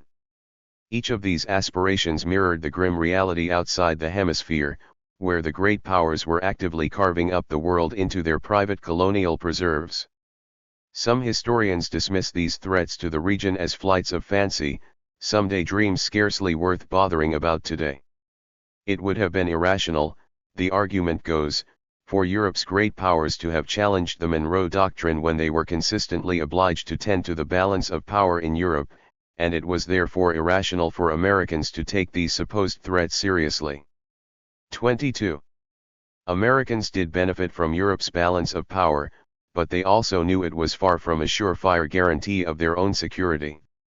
Even though European powers were consumed by internal rivalries, they channeled that intracontinental competition into an extra-continental race for colonies and influence. For that reason, contemporary European crises often centered on events outside Europe's borders, including in Asia, Africa, and the Middle East. Officials in Washington thus did not fear that European great powers would colonize Latin America during a break from their competition. They feared that the great powers would colonize Latin America as part of their competition. And if even one great power eked out a foothold in Latin America, that incursion could set off a free-for-all, since no other great power could risk being left behind. 23. Europe's balance of power was also no static constraint. Europe was a kaleidoscope, coalitions shifted frequently and dramatically, great powers rose and fell with startling speed. One year one nation stood atop the continent, the next, it was friendless and isolated. In 1855, Europe's great powers were busy slashing at each other in the Crimean War, and few would have predicted France dispatching a massive expeditionary force to Mexico. 6 years later, France did just that. 24. Europe's leaders also did not need to be looking to expand into the Western Hemisphere to end up doing so anyway. Europe's chancelleries rarely controlled events at the periphery of empire, and crises on the ground could and often did force foreign capitals to take aggressive steps beyond what they had originally planned. That meant that any European intervention in the region, no matter how innocently begun, could easily spiral out of control. 25. Complicating the picture still further was the uncertainty that dogged Washington's every step. Modern historians, armed with archival access, perfect hindsight, and comfy armchairs, can parse the scope and magnitude of the threats the United States faced at their leisure. Not so for the policymakers of the day. During this time, Washington was flooded with reports of European intrigues stretching across half the world, and it was seldom obvious which of those reports mattered. Were European soldiers being landed just to collect debts or to occupy a strategic harbor? Was a European bank just trying to make a quick buck or fronting for a foreign ministry's grab for a financial leash? And however benign the motives behind today's intervention, what guarantee did Washington have about where that intervention was going tomorrow? 26. One of the most compelling pieces of evidence supporting the existence of a great power threat is the Extra-Hemispheric Control Group. From 1870 to 1914, Europeans seized political control over at least 85% of previously independent nations in Africa, the Middle East, and Asia, including China. Latin America, however, maintained its independence from Europe during that same period despite offering essentially identical opportunities for European expansion. One can and should question the ways in which the United States tried to safeguard the hemisphere, especially its decades-long streak of interventionism. But it is surely no coincidence that the only part of the world to survive Europe's imperialism practically unscathed was the one region home to a jealous great power that drew the line at any foreign expansion. 27. None of this is to suggest that every perceived threat was real. Sometimes policymakers overestimated threats or spied dangers where none existed. Some of these mistakes were reasonable, others, less so. Given the uncertainties, however, it is understandable why the United States jumped at every creak of the hemispheric floorboards. Being overly cautious appeared to have little downside, even when it led to interventions. If the United States missed even one real threat, however, the costs could be catastrophic, from setting off a hemispheric partition to sparking a great power war. Seeing threats everywhere was accordingly not paranoia, it was a rational response to a world full of potential danger. That, of course, is the tragedy of great power politics. The international system incentivizes rational actors to fear for their safety and act in ways that result in less safety and much more violence, bloodshed, and war for everyone. 28. Threatened less by conquering states than by failing ones. Over a century ago, the United States intervened across the Western Hemisphere primarily in response to the problem of order. But nothing about that problem is specific to the United States, its region, or that era. Great powers, like nature, always abhor a vacuum, and the problem of order has shaped and ordered international politics for a long time. Consider the same era, but from Europe's perspective. One can easily understand the contemporaneous wave of European imperialism in the rest of the world as the problem of order writ global. Europe's great powers did not want their rivals pocketing what Senator Lodge called the waste places of the earth, and they concluded that the best way to keep their rivals out of those areas was to colonize them first.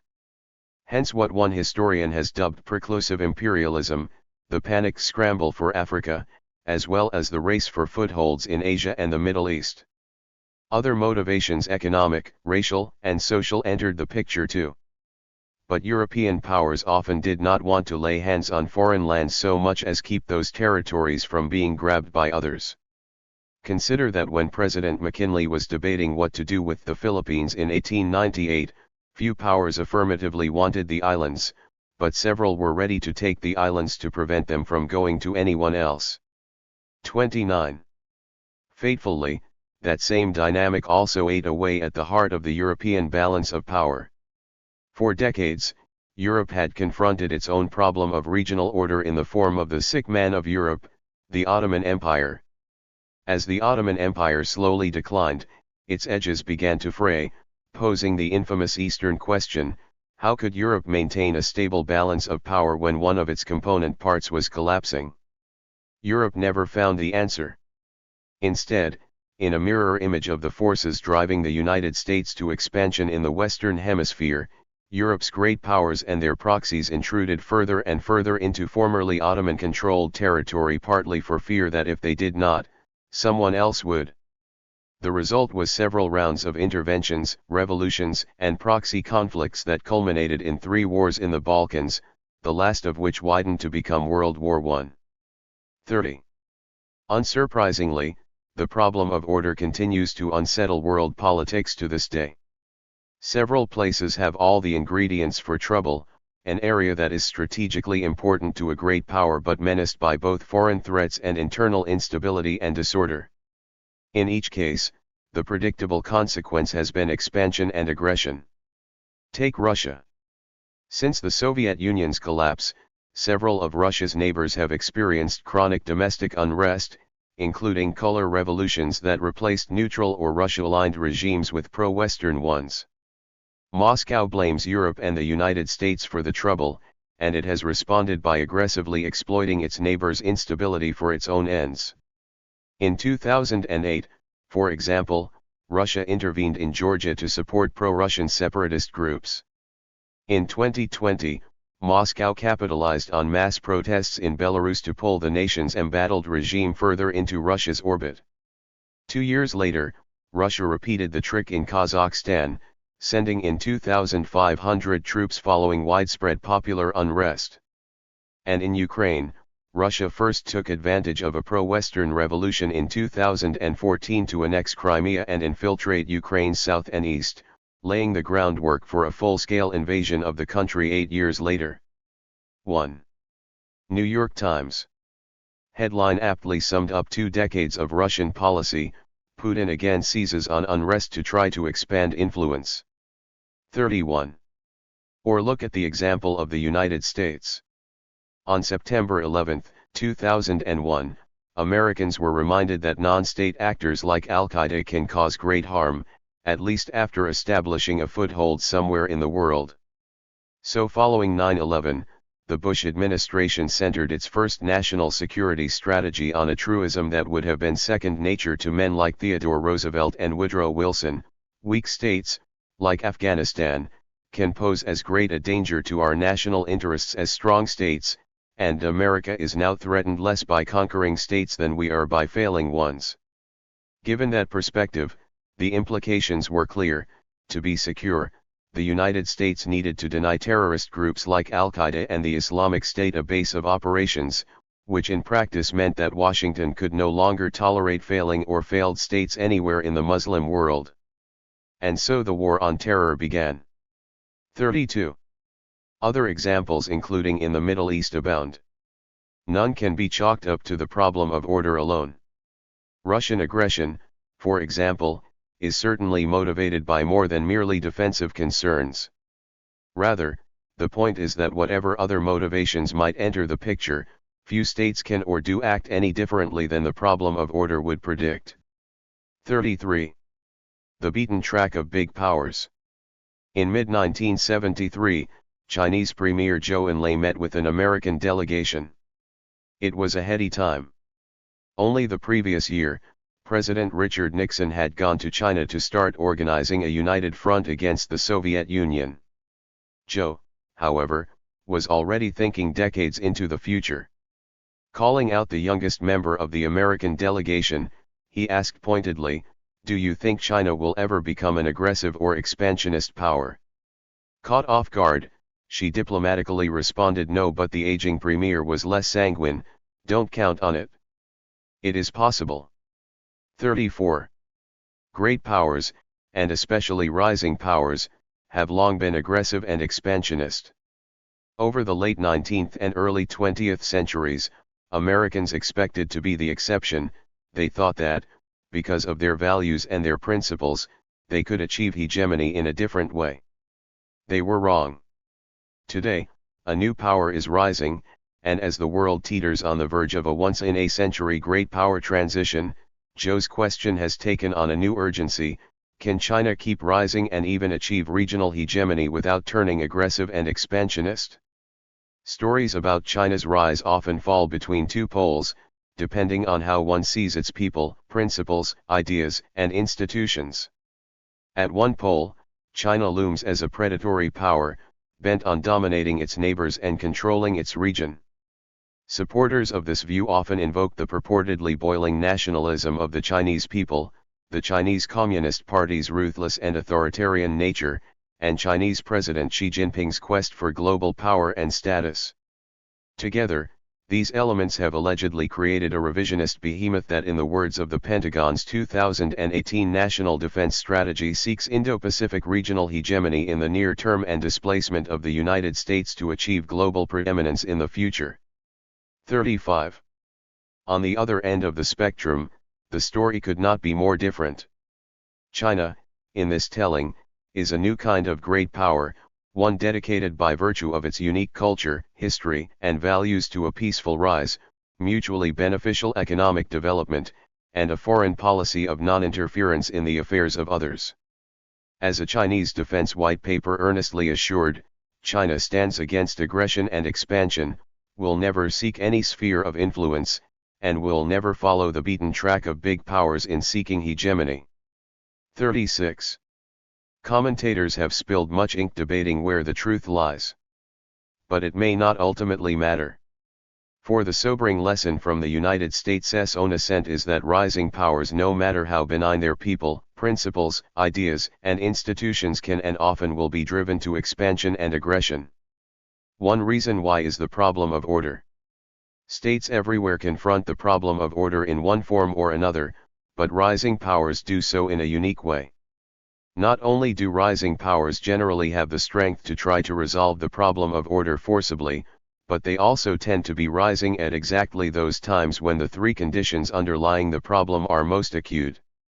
First, rising powers face especially grave threats from their rivals. Since power in the international system is relative, one power's rise necessarily means another's decline. That imbalance puts a target on the back of a rising power, and it leads other states to try to contain or even halt that power's ascent before it becomes powerful enough to overwhelm them. Germany provoked balancing coalitions in both world wars, as did France under Napoleon. Even the United States, an ocean away, consistently prompted balancing from its European rivals. Napoleon III tried to assemble an anti-American coalition during the Civil War, and the Kaiser dreamed of doing the same in the early 1900s, when Europeans fretted publicly about the American peril. Even in its milder forms, such balancing can lead a rising power to feel encircled and threatened, stoking the fear that motivates the problem of order. 37.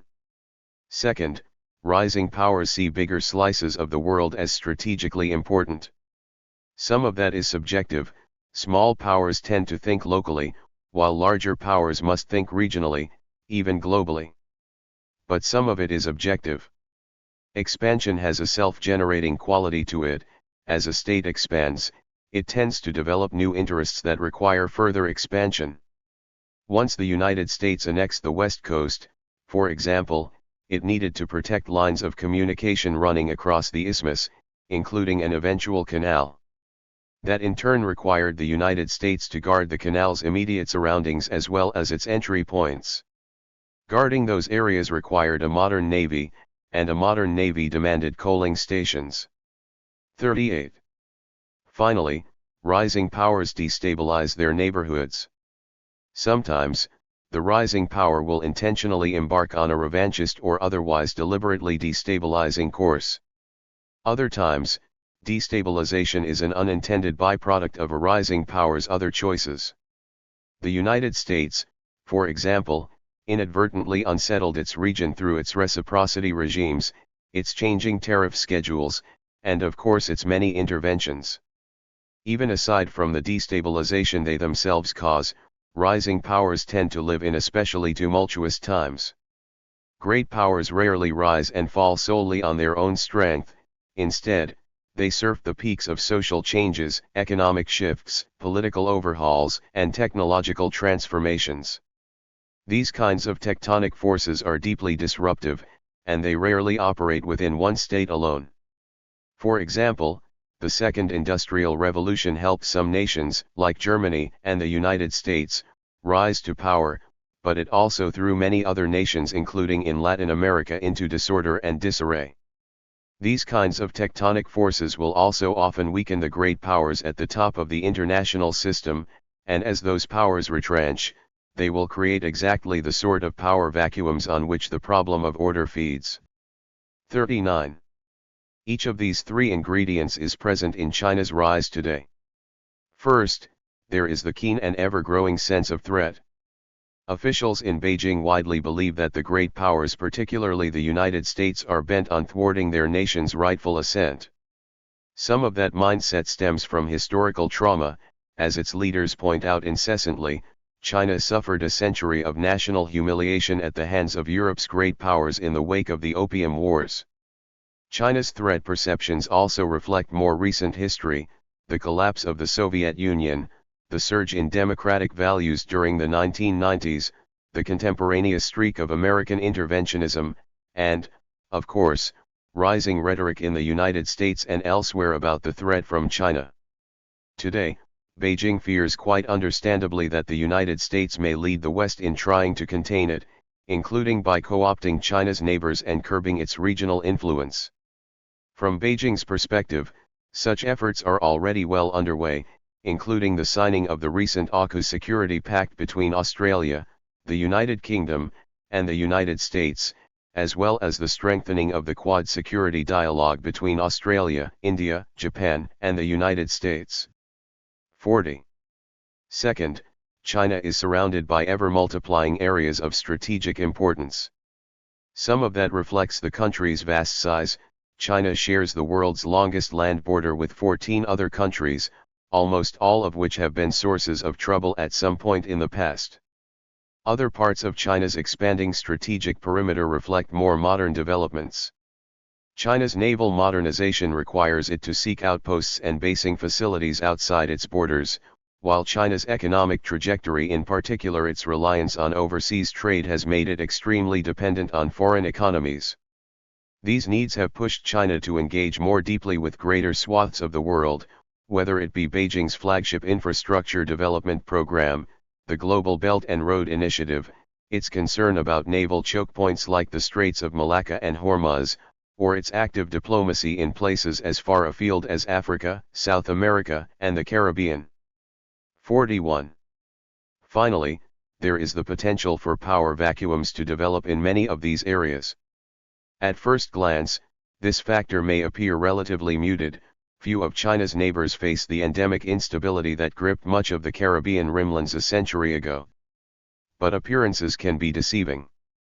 Some of the instability on China's periphery is found within its own borders. Ethnic minorities make up about 10% of China's population but inhabit 60% of its land mass, and their long-standing resistance to central control has generated decades of simmering tension and occasional revolt in areas like Xinjiang and Tibet.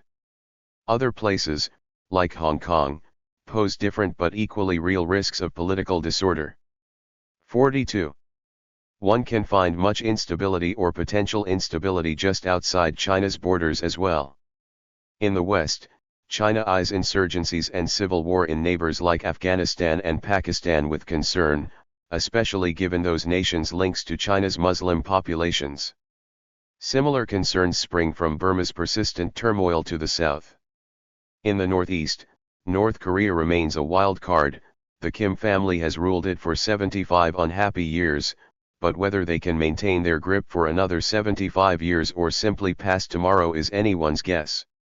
Elsewhere, Asia is chock full of states struggling to maintain stable governance, including Thailand, Sri Lanka, and the Solomon Islands.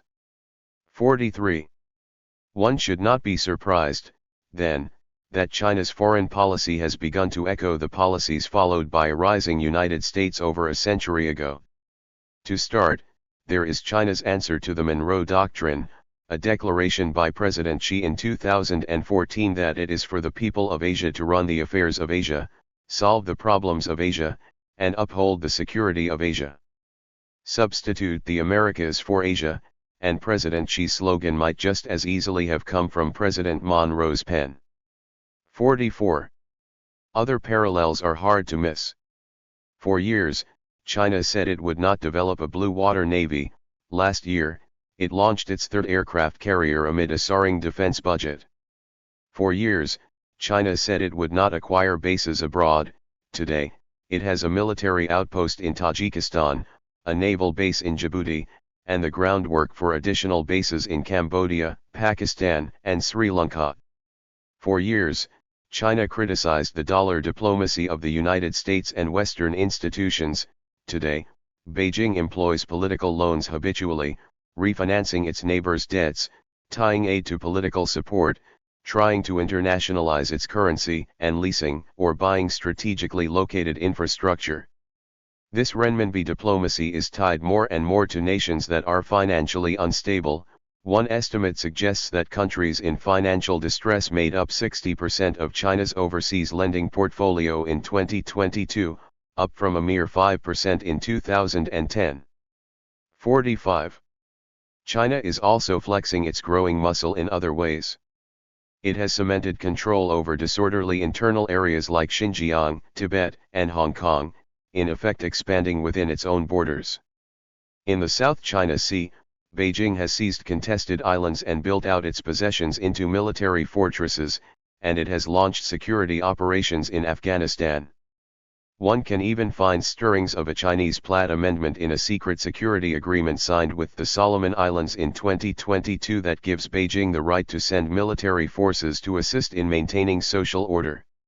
Even though that right of intervention theoretically requires the island nation's consent, political disorder is rampant in the Solomon Islands, and one can easily imagine a situation where, like Cuba in 1906 or Nicaragua in 1912, the island's government calls on Beijing to suppress its political opponents. 46. China's principles also seem to be taking more and more of a backseat to its other interests. Even as Beijing publicly opposes any attempt to impose one's will on others, it boycotts and sanctions nations that incur its ire. Commitments to non-interference have likewise been replaced by calls to respect its quasi-ally Russia's legitimate security concerns in the wake of the latter's invasion of Ukraine. Changes in tone are also evident, from the public chest-beating of the country's wolf warrior diplomats to threats uttered by Beijing's senior officials sotto voce. China is a big country and other countries are small countries, and that's just a fact, China's foreign minister once declared, and that fact is increasingly shaping China's behavior. 47. China will not follow in the United States' exact footsteps, of course.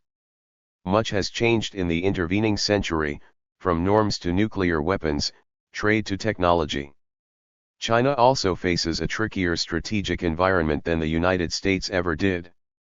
Washington never had to worry about locally based competitors, which meant that it could try to stabilize and strengthen all its neighbors while exploiting its rivals' distance and relative detachment. Not so for Beijing.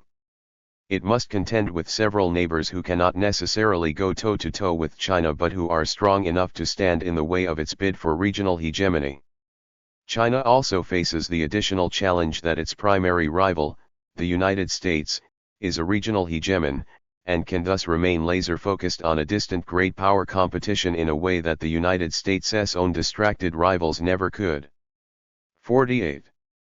Some of these differences may dampen the risks of Chinese adventurism. So may any number of other distinctions between the China of today and the United States of a century ago. But anxiety and ambition have long ruled great power politics, and it is not hard to imagine scenarios in which China feels compelled to defend its interests aggressively. If a Chinese military base stays or goes depending on the outcome of domestic strife in Cambodia, Pakistan, or Sri Lanka, will China look the other way? If the friendly leader of a Pacific island nation calls for Chinese forces to put down a pro-Western revolution, will China hold back? If North Korea collapses into anarchy, will Beijing abide a unified Korean peninsula on its border, allied with the United States and hosting American military forces? It's possible, but don't count on it. Man is the same in all places and in all climes, as the Count of Aranda might say, and history offers cold comfort that China will manage to entirely avoid what has happened in all ages with nations that begin to rise. The end and the means. Observers often see international politics as a clash between good and evil. Sometimes it is. But more often than not, international politics takes place in a gray world under gray skies, where every decision requires trade-offs and difficult choices, where legitimate ends pursued rationally still lead to unsavory destinations, and where tragedy is all but inescapable. Tales pitting good against evil appeal to the human desire for moral certainty, but they are often poor vehicles for understanding the choices nations face. 49. Over the course of the late 19th and early 20th centuries, most American leaders were not hypocritical in claiming they wanted to respect the sovereignty of foreign countries, to promote democracy, or to uphold classical liberal principles.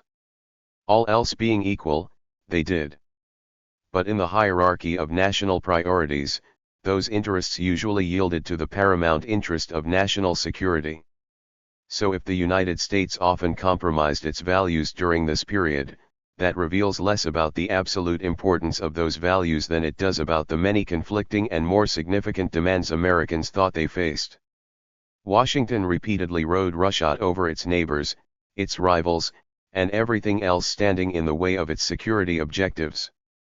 Its tactics were often nothing less than high-handed, as Wilson and others were quick to admit. But to American leaders, high-handed tactics were the lesser evil, at least compared to letting their neighbors wallow in anarchy or, worse, be rescued by other great powers. I do not like the argument that the end justifies the means, Wilson and others claimed, but that was exactly the argument they made, time and again, to justify disregarding the values they held dear. Sovereignty, democracy, liberalism, they were all important. They just weren't important enough. 50. If anything, it was the strength of those values that sometimes made American policies all the more tragic. Cynics scoff at the idea of American exceptionalism, but any fair-minded look at this period's conversations, correspondence, and diary entries reveals a degree of hope, confidence, and optimism that borders on the touchingly naive. What makes Americans exceptional is not that they have ideals, it is that they never believe those ideals will have to be compromised or conceded.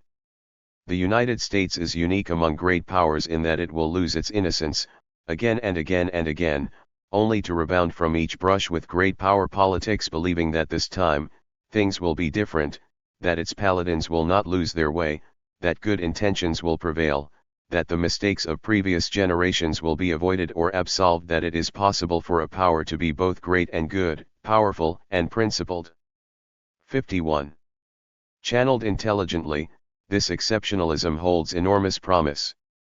It moderates the worst impulses of American policy, and it has helped make the current period of Pax Americana the most free, peaceful, and prosperous era in world history. But it also has its perils, the belief in a beautiful dream that seems so close that Americans could hardly fail to grasp it, if tomorrow they just ran faster, stretched out their arms farther. That exceptionalism led the Republic astray during its rise to hegemony, blinding Americans to what they could and could not do, and it remains a vulnerability to this day. As the world re-enters a period of sustained great power competition, American policymakers must temper their idealism with a realistic appraisal of the unprecedented challenges the century will bring, and the constraints under which even the highest ideals must labor. 52. 1.